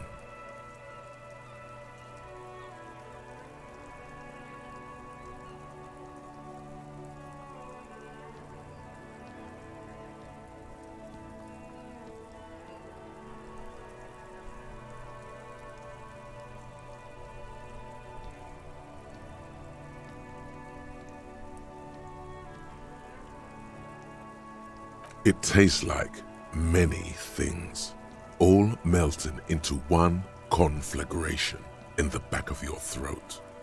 As you look around, the world slowly exists as it did before. Only now, gentle flames lick at its edges, as though it were a photo burning.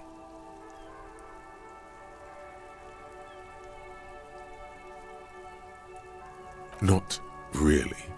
It's just a metaphor. The effect of that otherworldly drop of liquid is slower, more subtle than that of real flames, yet just as warm.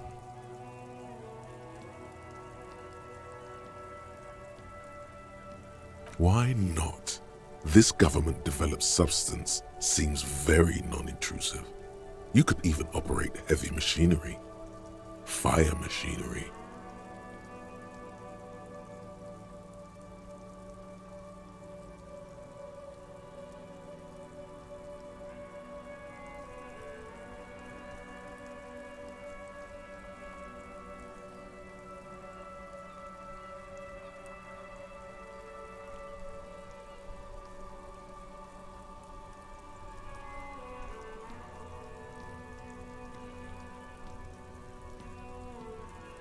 Already you can tell you're going to be slurping a lot more Pyrrolidon. This stuff is going to give you insight into that little flickering light hidden in all human beings.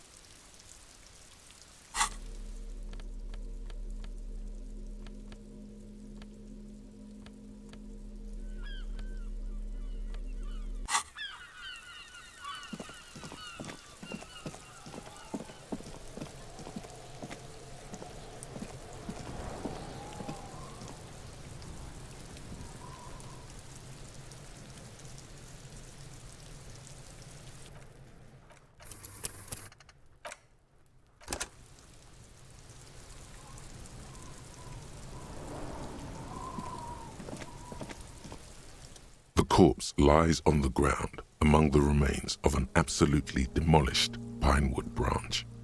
It's gently laid on one side.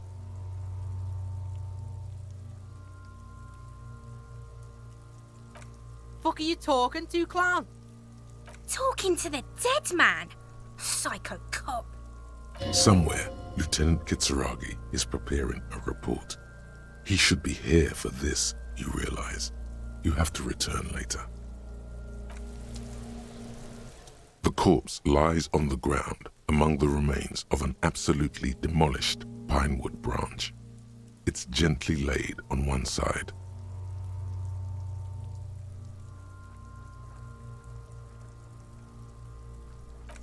Fuck are you talking to, clown? Talking to the dead man? Somewhere,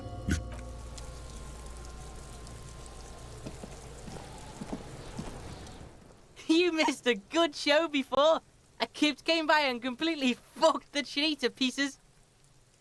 He fucked the tree up! Fucked it good! It was porno! By the way, Kipt is a racial slur.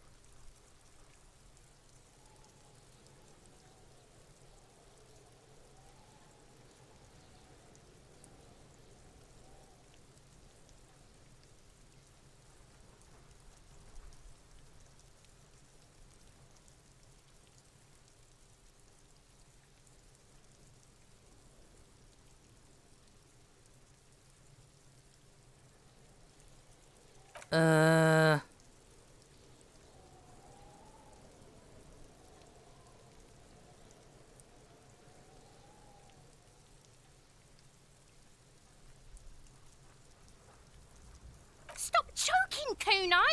The faggot has got you in a chokehold! Kuno's not fucking choking.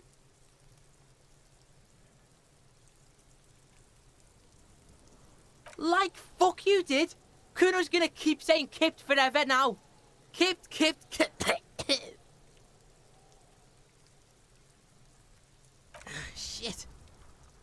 you want anyway? You got your fuck bag down. Now let's talk normal shit.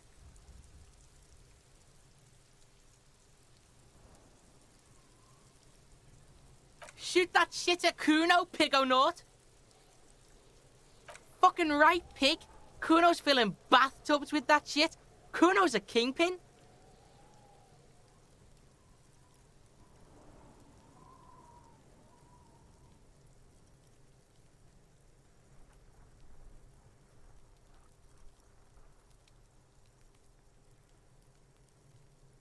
Fuck no, pig. Kuno ain't dealing to the popo. Not doing the pork pen for your sad speed habit. You don't know Kuno. He's got to at least know a source. Look at him. You need to figure this out somehow. You need to befriend him first.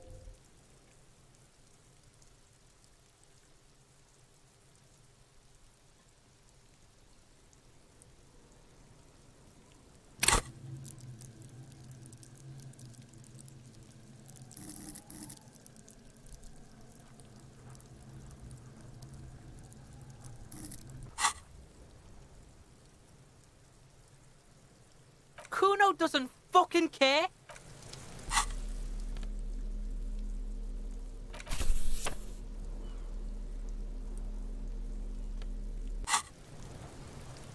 Fuck does Kuno care? Kuno doesn't...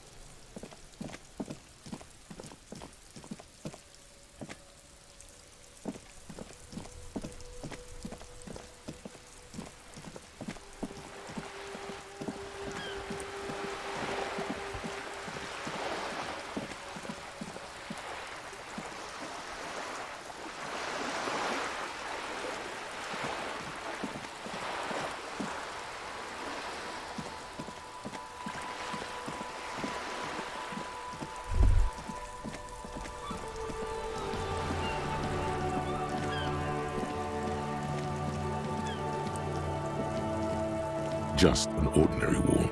Nothing to see here.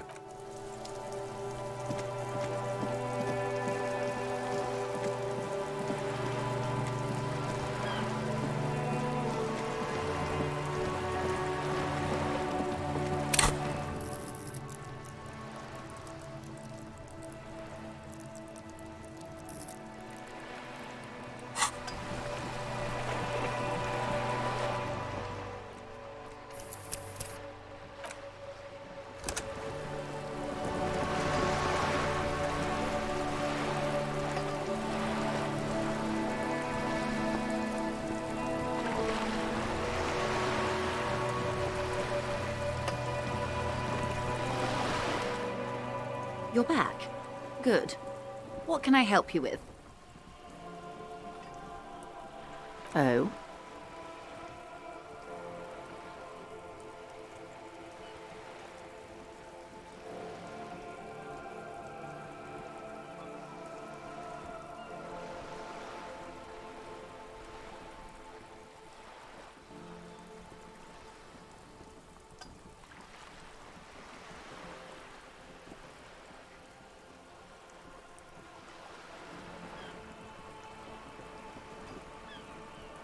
Of course, Detective.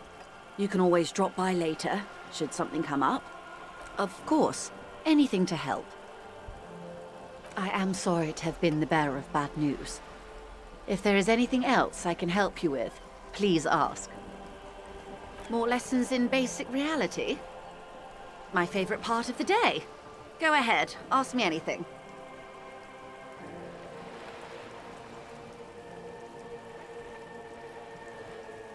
Are you sure you're sure? Your colleague seemed adamant. Okay. The Pale is the most dominant geological feature of the world, Detective. The separative tissue between the islas. It is the inter-islary mass.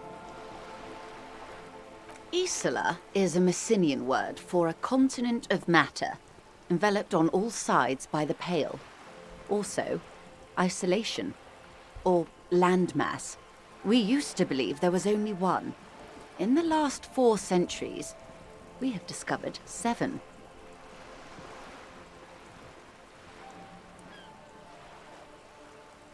Mundi, Seol, Samara, Ilmara, Grad, Katla, and this, Insulinde. An oceanic isla. It comprises mostly of water. Muindi is the largest, Katla the coldest, Insulinde the bluest. What can I say?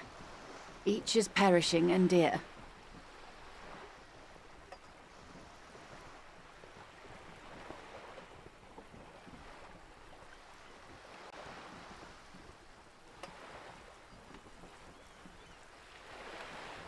Achromatic, odorless, featureless. The Pale is the enemy of matter and life. It is not like any other, or anything in the world. It is the transition state of being into nothingness.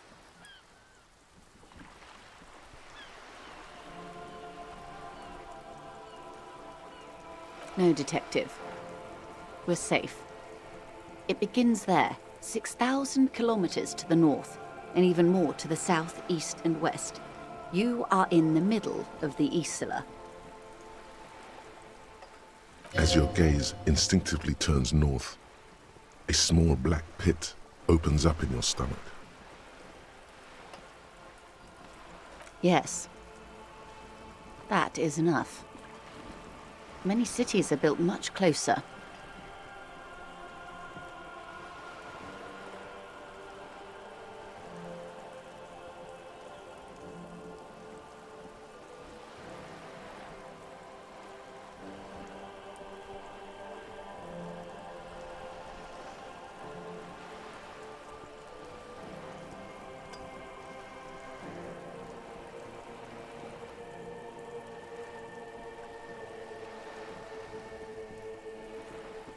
An uproar of matter, darling. Rising into the Pale. Rolling. Evaporating even. A great vision. The area of transition between the world and the Pale is called porch collapse. Imagine a grey coronal mist. Cold vapor marked by spores of an opportunistic microorganism. A mold that's adapted to grow at the edge of the unrest. It's the most disco thing you will ever see.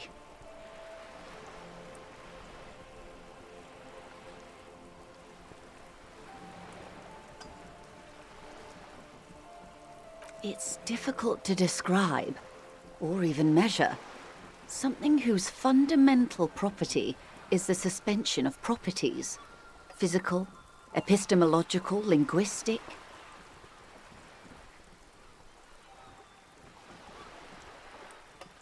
The further into Pale you travel, the steeper the degree of suspension, right down to the mathematical.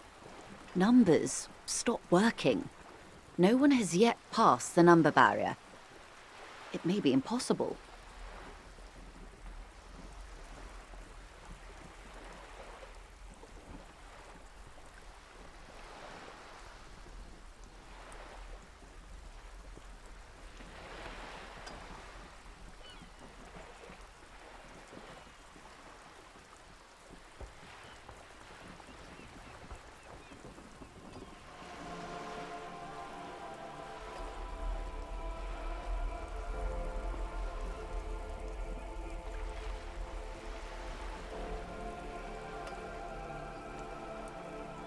Oh, it is so difficult for us.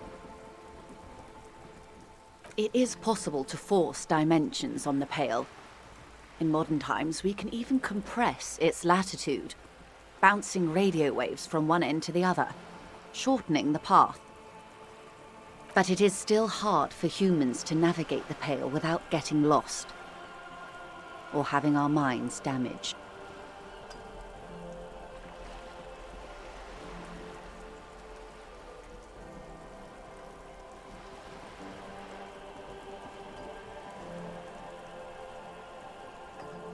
Extensively.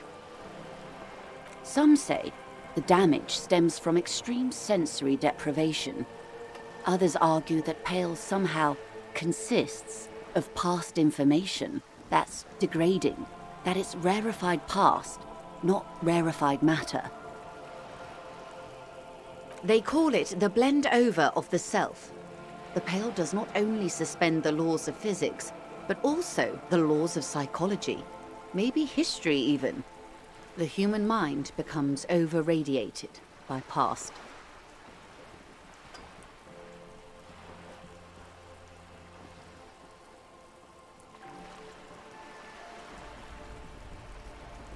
It feels terrible. Absolutely terrible. International standards strictly limit civilian travelers to 6 days of Pale exposure per year. It's more for her. Way more.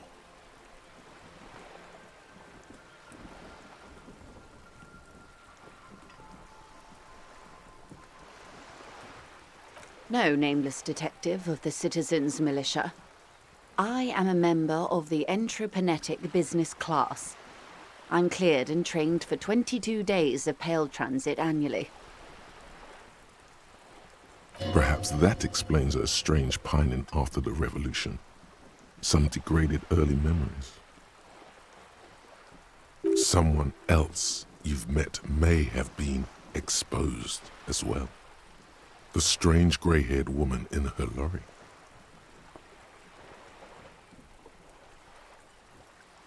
Yes, carried in the hulls of airships. It's a horrific job. Automation will abolish it soon. You should ask the Pale driver about this. See what she says. That poor woman must have stories to tell, like you wouldn't imagine. Up to my gills, officer.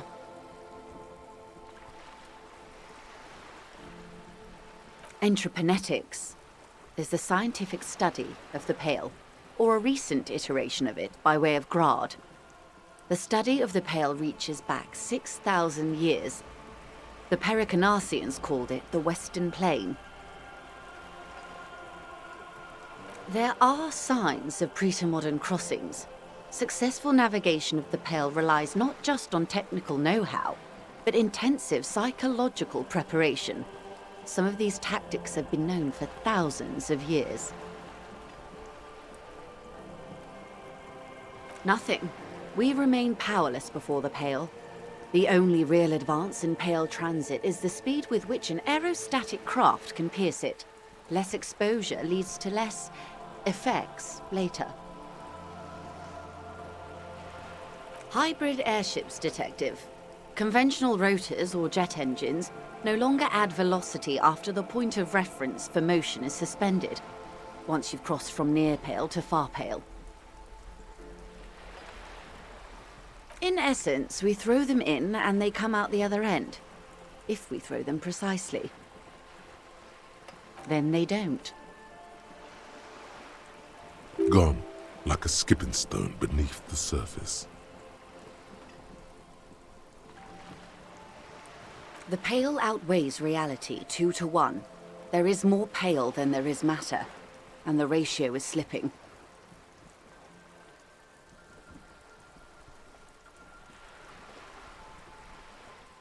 What do you think, detective?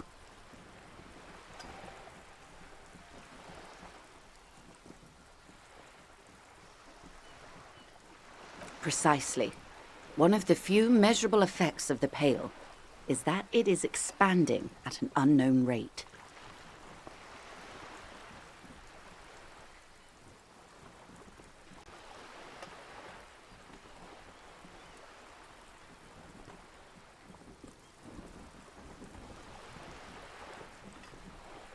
An intuitive conclusion of that development is that one day the Pale will cover everything. But this sort of talk is mostly left to extremists.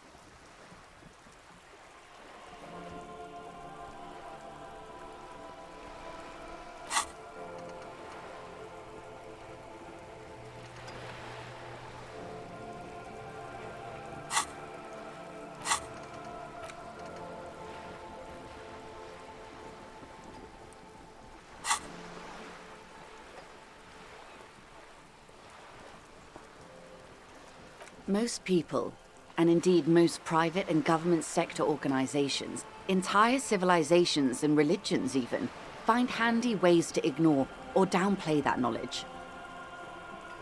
I suggest you do the same. Off we go. You see the hanged man's mouth open. One and all. They say Pale is death, but for the universe. Why should we just leave, and the world get left behind?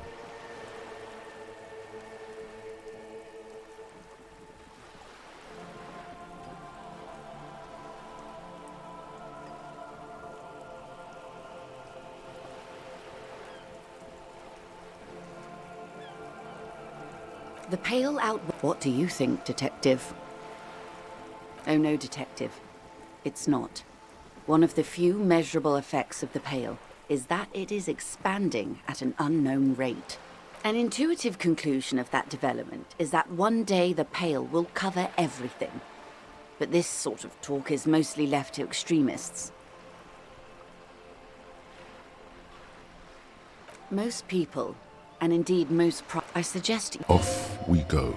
One and all. Why should we just leave, and the world get left behind?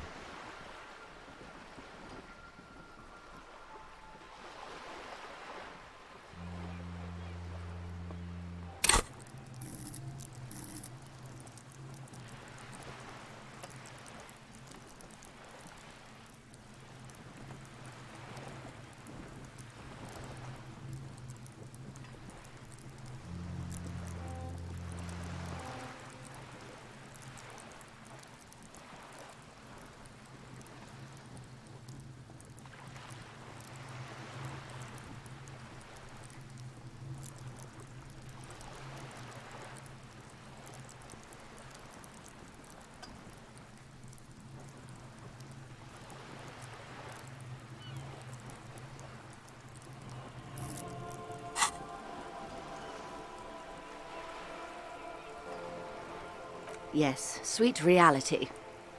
But before we do, tell me, Detective. Is this the first time you're hearing this? Do you really not remember anything?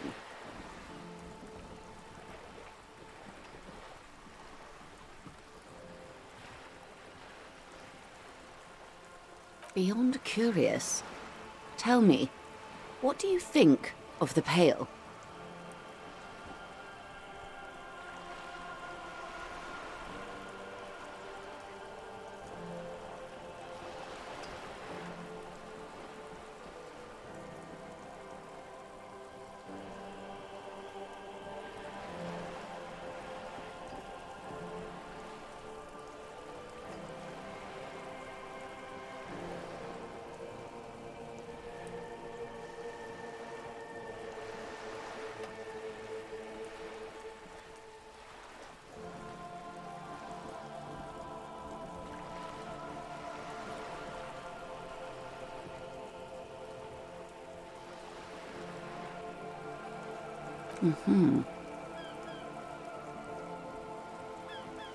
You really didn't know. This does not spell good for the investigation, Detective. If you don't know even this, then...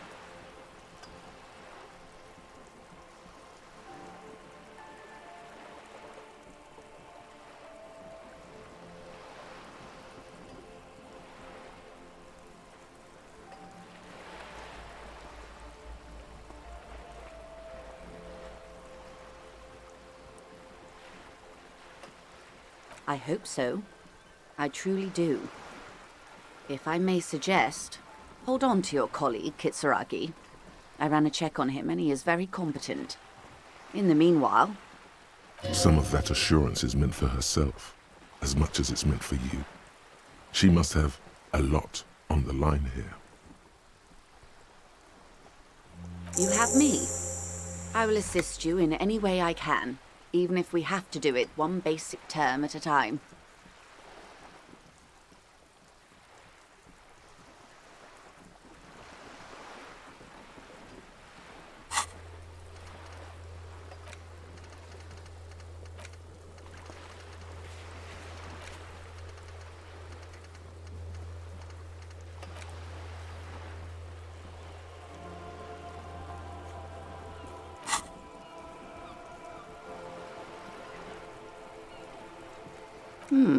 She won't maneuver her way out of this one.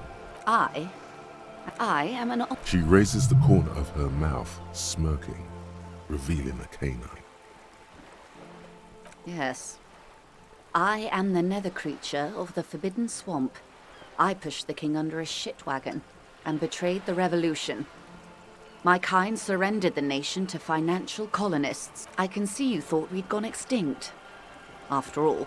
In her green eyes, you see a mixture of forgive her, but only because you like pearlescent teeth and those light green eyes.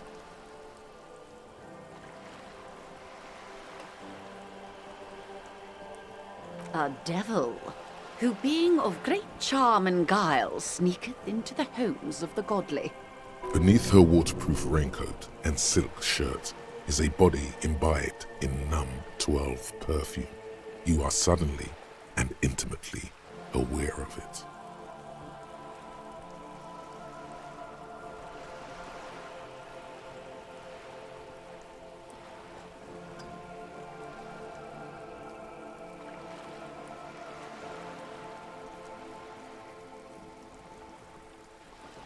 I hope so.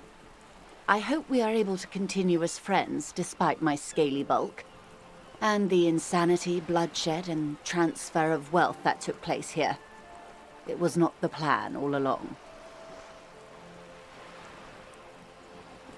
When the dust settled, the Liberals were the only ones left to clean up the mess. By virtue of their survival, nothing's settled.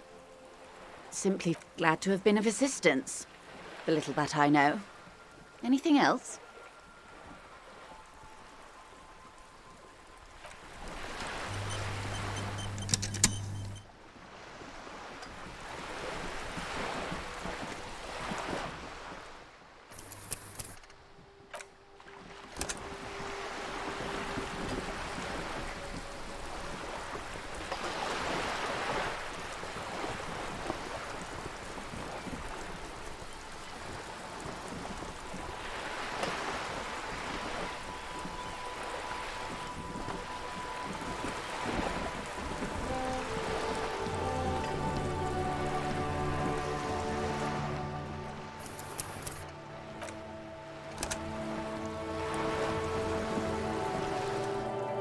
You're back. Oh.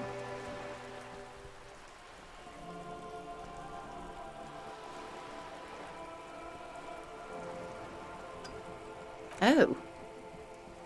That's so helpful of him. So very, very helpful. And how is that going?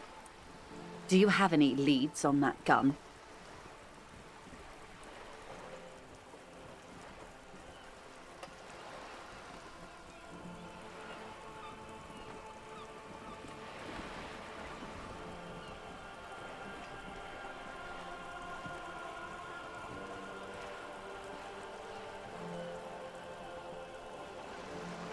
Yes. As you said. Your gun, yes. Do you want to talk about something else now?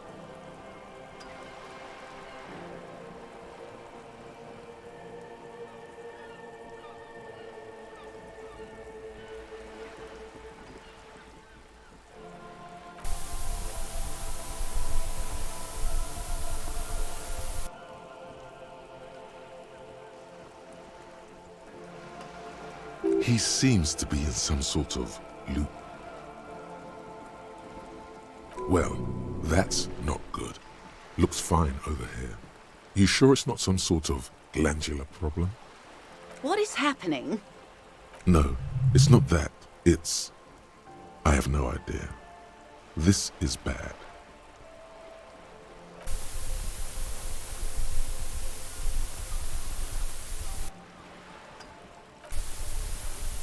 Sweetheart, please stop repeating that now. This is going to be hard to recover from. Please.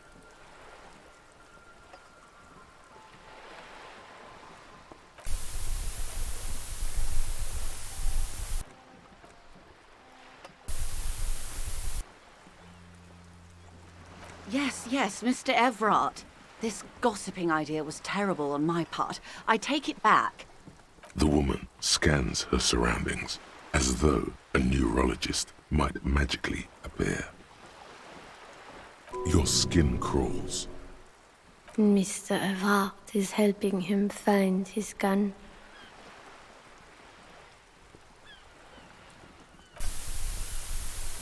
Do you want me to take you to a hospital, sir?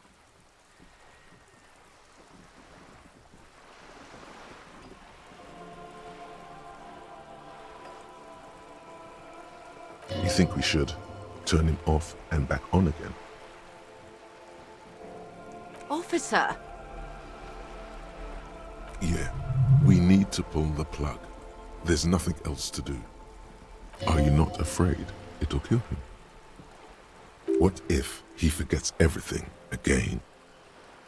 Okay, I'm gonna do it. Hold on. Detective! Is everything all right in there?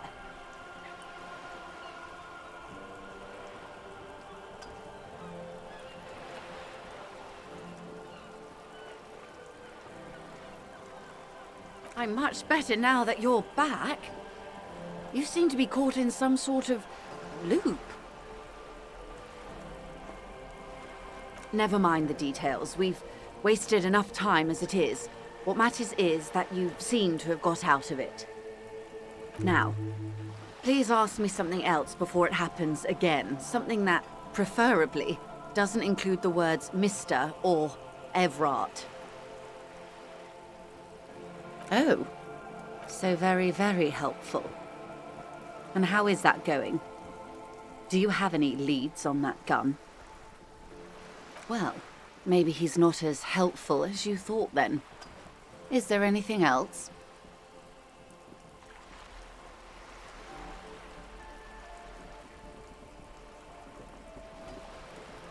Did you now? What sort of borscht is he making? The strike brew. That's a classic. And by turn up the heat, I presume you mean put more alcohol in it? Why, if I may ask? Why make them more drunk? Aren't they corked enough already?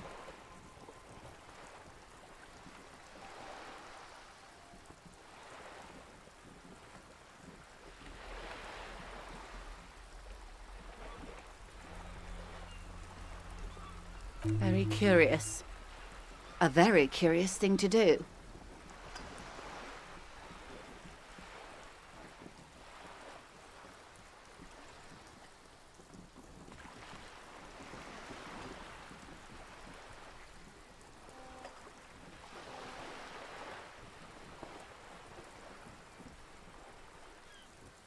What else?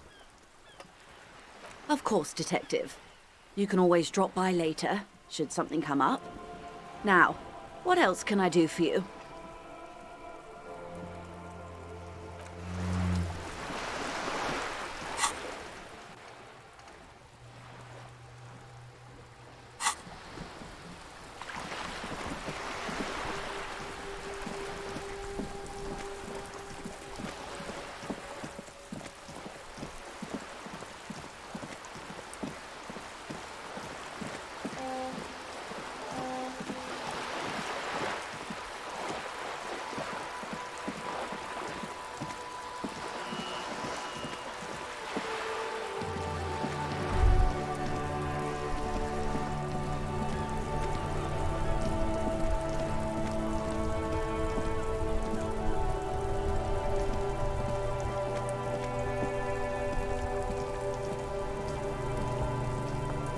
You sit on the wind-worn wooden planks of the bench.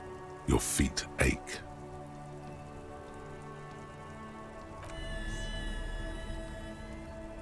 The twiddling barely keeps your hands warm against the frigid wind blowing from the coast. Kingdom of Conscience.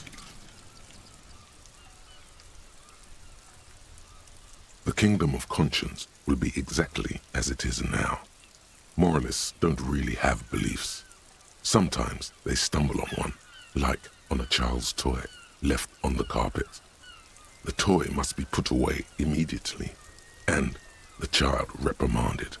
Centrism isn't change, not even incremental change. It is control over yourself and the world. Exercise it. Look up at the sky, at the dark shapes of the coalition airships hanging there. Ask yourself, is there something sinister in moralism? And then answer, no. God is in his heaven. Everything is normal on earth.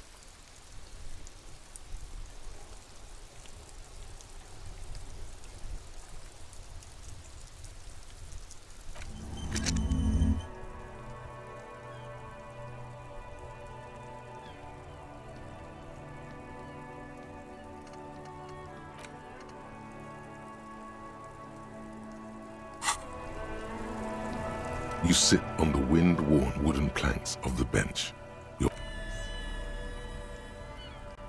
The twiddling barely keeps your hands warm against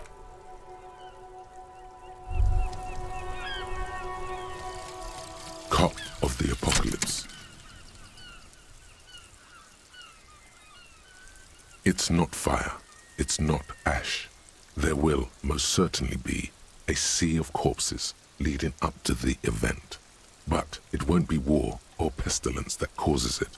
Oh no, the event will belong to a genre of cataclysm no man has dared to suspect would ever come to pass. You can only sense the shape of it, like a cavity, a pit opening up in your stomach, a throat into which the world will vanish. The streets, the grass, the stars, all will be rolled back. By whom, by what, and how, you don't know. All you know is, you're not joking around.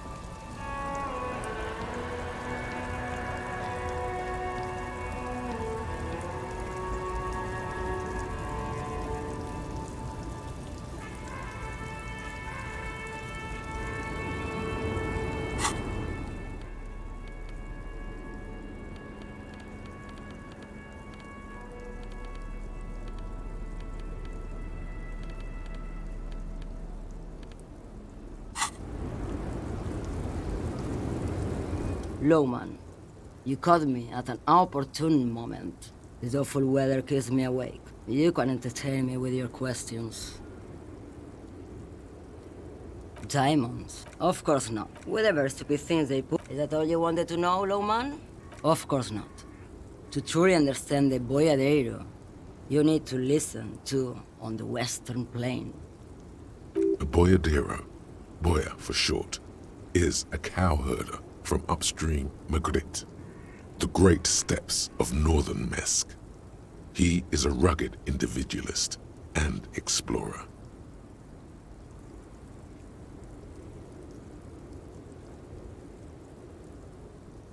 It's an old ballad about a young girl who falls in love with a daring boyadero. He promises to marry her as soon as he returns from the Western Plain. Don't be stupid. The boyadero returns from the Western Plain a changed man, one night. As he and his beloved are out walking along the river Margaret, she pleads with him to give up his riding and settle down. So the boyadero strangles his beloved and throws her body in the Margaret. Then he rides off, because the Western Plain is calling to him.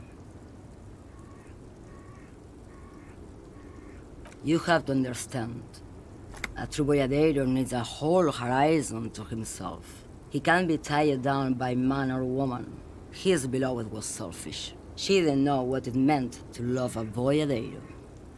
What if to truly love a boyadero is to float lifeless downstream? What do you mean? Yes? What about it?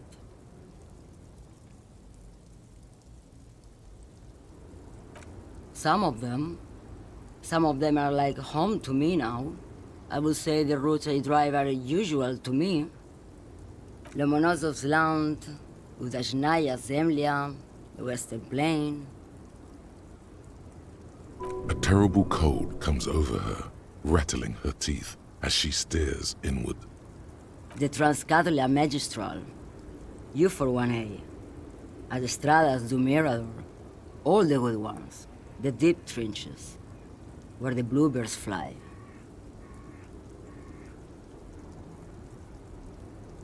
Irmao, I already am dust.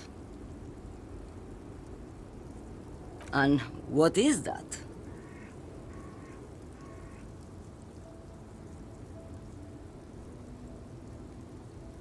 Oh meu Deus, the lawman solved the case. And here I was, thinking you were an idiot.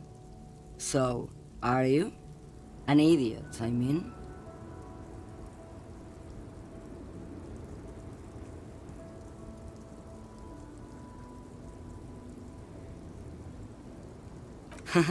Like Gabriel Buenguerro in Pergunte a Poeira.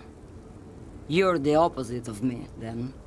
I remember everything, even things I never knew.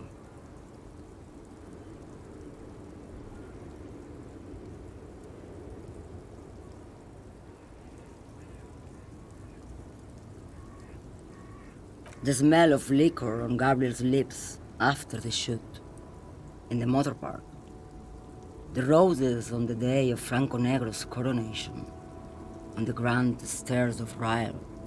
The smoke from the fowling piece when Dolores Day was shot.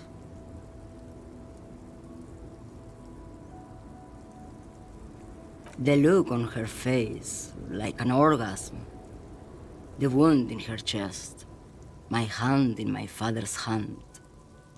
Except I never had a father, and I never shot her innocent Dolores Day.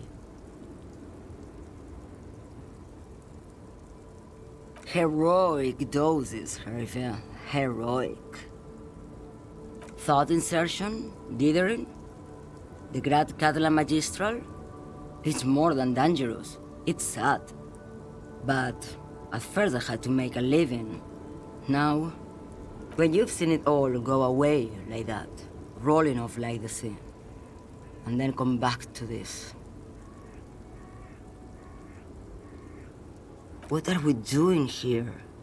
For thousands of years, Gabriel. It doesn't have to be like this. We can just give up. We can just become a vapor.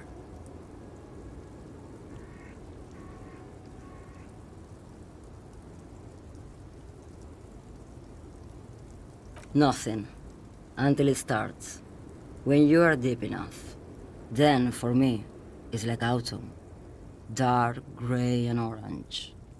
The orange of street lights and the color of streets in the electric light. It smells like autumn too. It smells terrible. Nostalgia. Cooped up in the cabin, shaking. Terrible nostalgia. For yourself. For humans. It's too much to bear. She loves it. Like looking into the ocean at night. In the dark. You cannot see it, but you know it's there. And it's big, bigger than anything. Bigger than all the other things combined. In the belly of an airship, behind the stair windows. So you don't look straight into it. It's not advised to look into it. No, the same one, a roller. They all are nowadays. Special wheels for connecting to the floor of the hold. Yes.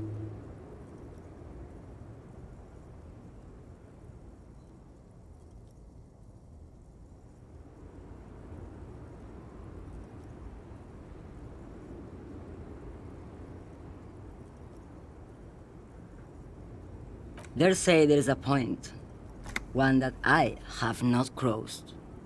In the Pale, super deep. If you stray too far, of course, on the U41A, or in Lomonosov's land, where every step you take is one step further from home, no matter the direction. It's a point you cannot come back from. Your mind becomes so radiant with the past, there is a flip. Instead of writing, it erases memory, nearing some kind of indescribable finale.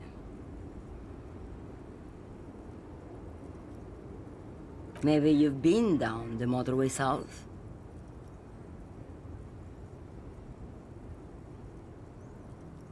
It's a story as lone horsemen tell. Lone horsemen, Sheriff, not Pale drivers. Way beyond the established Pale that's lit by radio frequencies, where it goes silent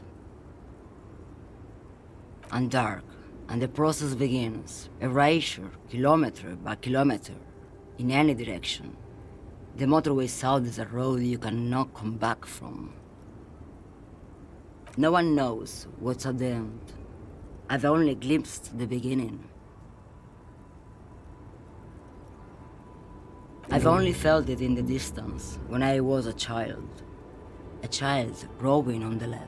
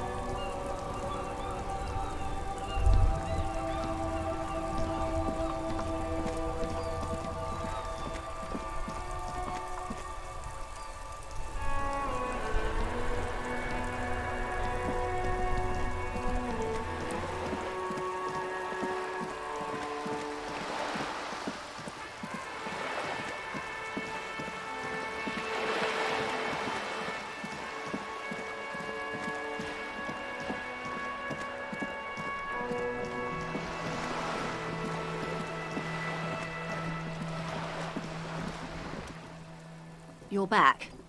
Good. What can I help you with at this late hour? Matter of fact, I don't.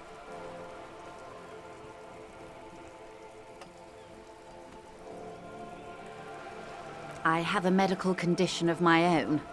Nothing unusual, though. I'm old, you see. Of course. That's what I'm here for. More lessons in basic reality? Are you sure you're sure? Okay. The Pale is the most dominant geological feature. Achromatic, odorless, featureless. The Pale outweighs reality 2 to 1. What do you think, Detective? Precisely. An intuitive conclusion of that development is that one day the Pale will cover everything. But this sort of talk is mostly left to extremists. Most people, and indeed most private and government sector organizations, I suggest... Off we go. You see the hanged man's mouth open. One and all. Why should we just leave? Yes, sweet. Is this the first time you're hearing this? Do you really not remember anything?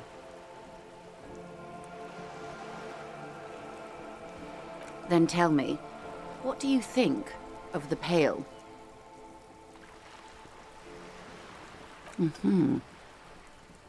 You really didn't know. This does not spell good for the investigation, Detective. I hope so. I truly do. Some of that assurance is meant for herself. You have me. I will be glad to have been of assistance.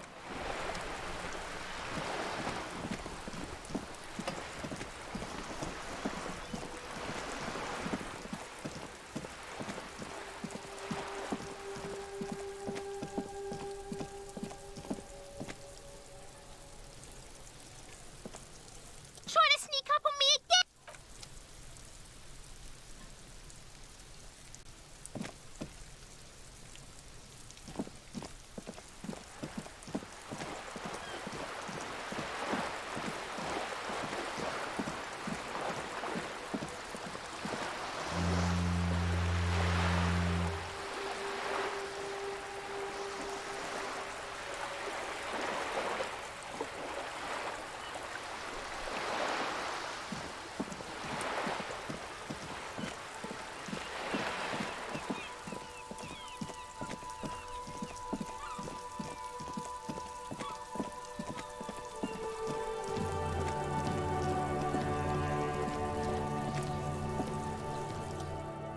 Fuck does Kuno care? Kuno doesn't fucking care.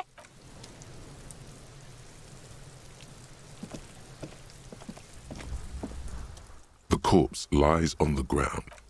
Fuck talking. Somewhere.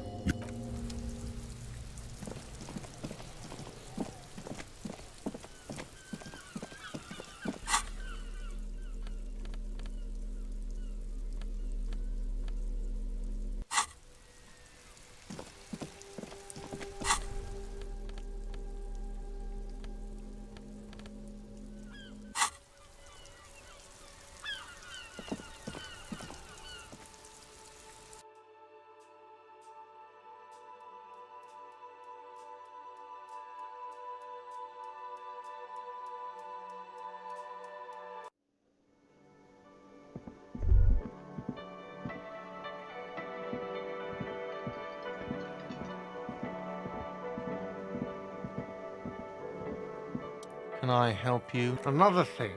Great. Yes?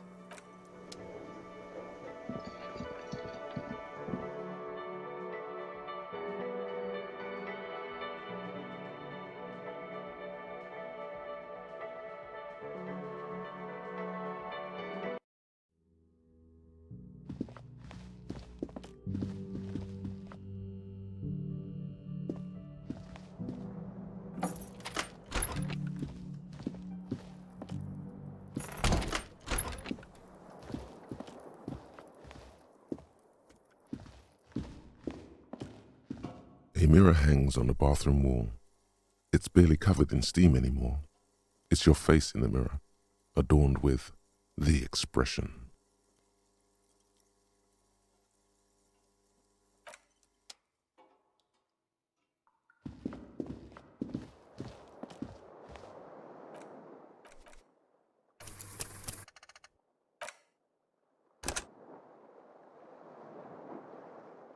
The bed is still cold from the broken window, and not too inviting, but it's yours. You've earned it.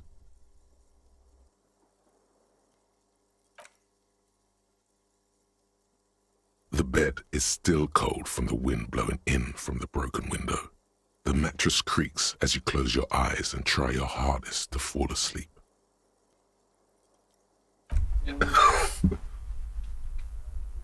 Here we are again, my broken bird. The waves are coming, carrying you away. But you can't go. No, you have to stay. Always half aware of yourself. You're not cooperating, brother man. It's your disgusting body. Even through your sleep, you feel a vague discomfort suffusing it. Your belly and your sides are unpleasantly tender. You wish you could curl up into a fetal ball of safety. But you cannot, because of the pain. And there's a lot of it, ever present in your organs. It's like every one of them has their own nasty song to sing. Every cell in your body is moaning in agony, asking, what did we ever do to you?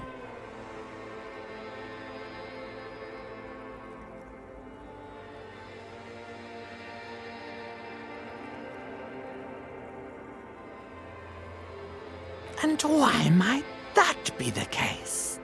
What lava lights on such a bloated corpse to be?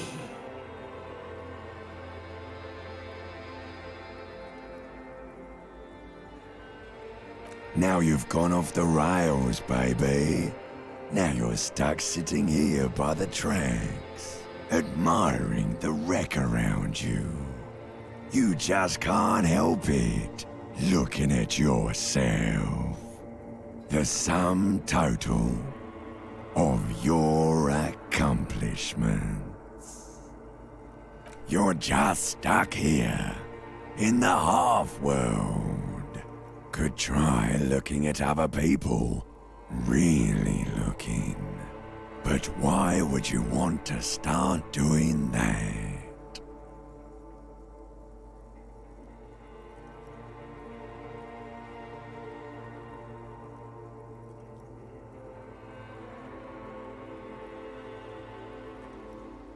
Oh, baby boy, you're already in the other place. There's no nourishment for you tonight. Maybe tomorrow.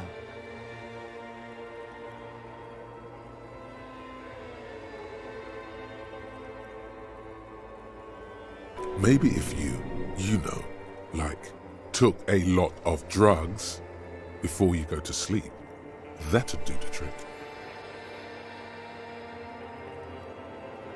Maybe if you weren't so hard on yourself. What do you think you're doing right now?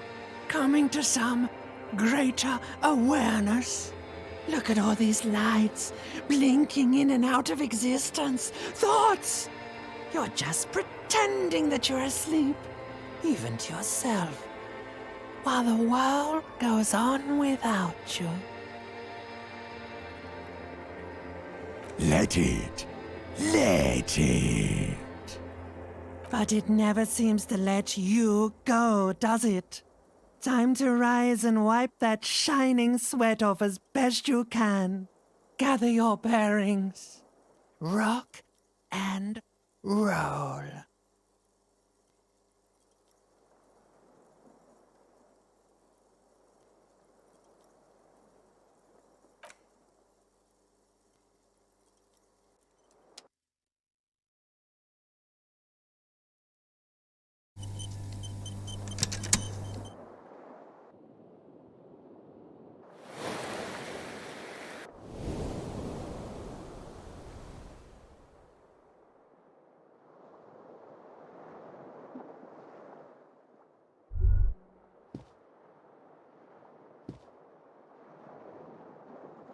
The bed is still cold from the broken window, too inviting.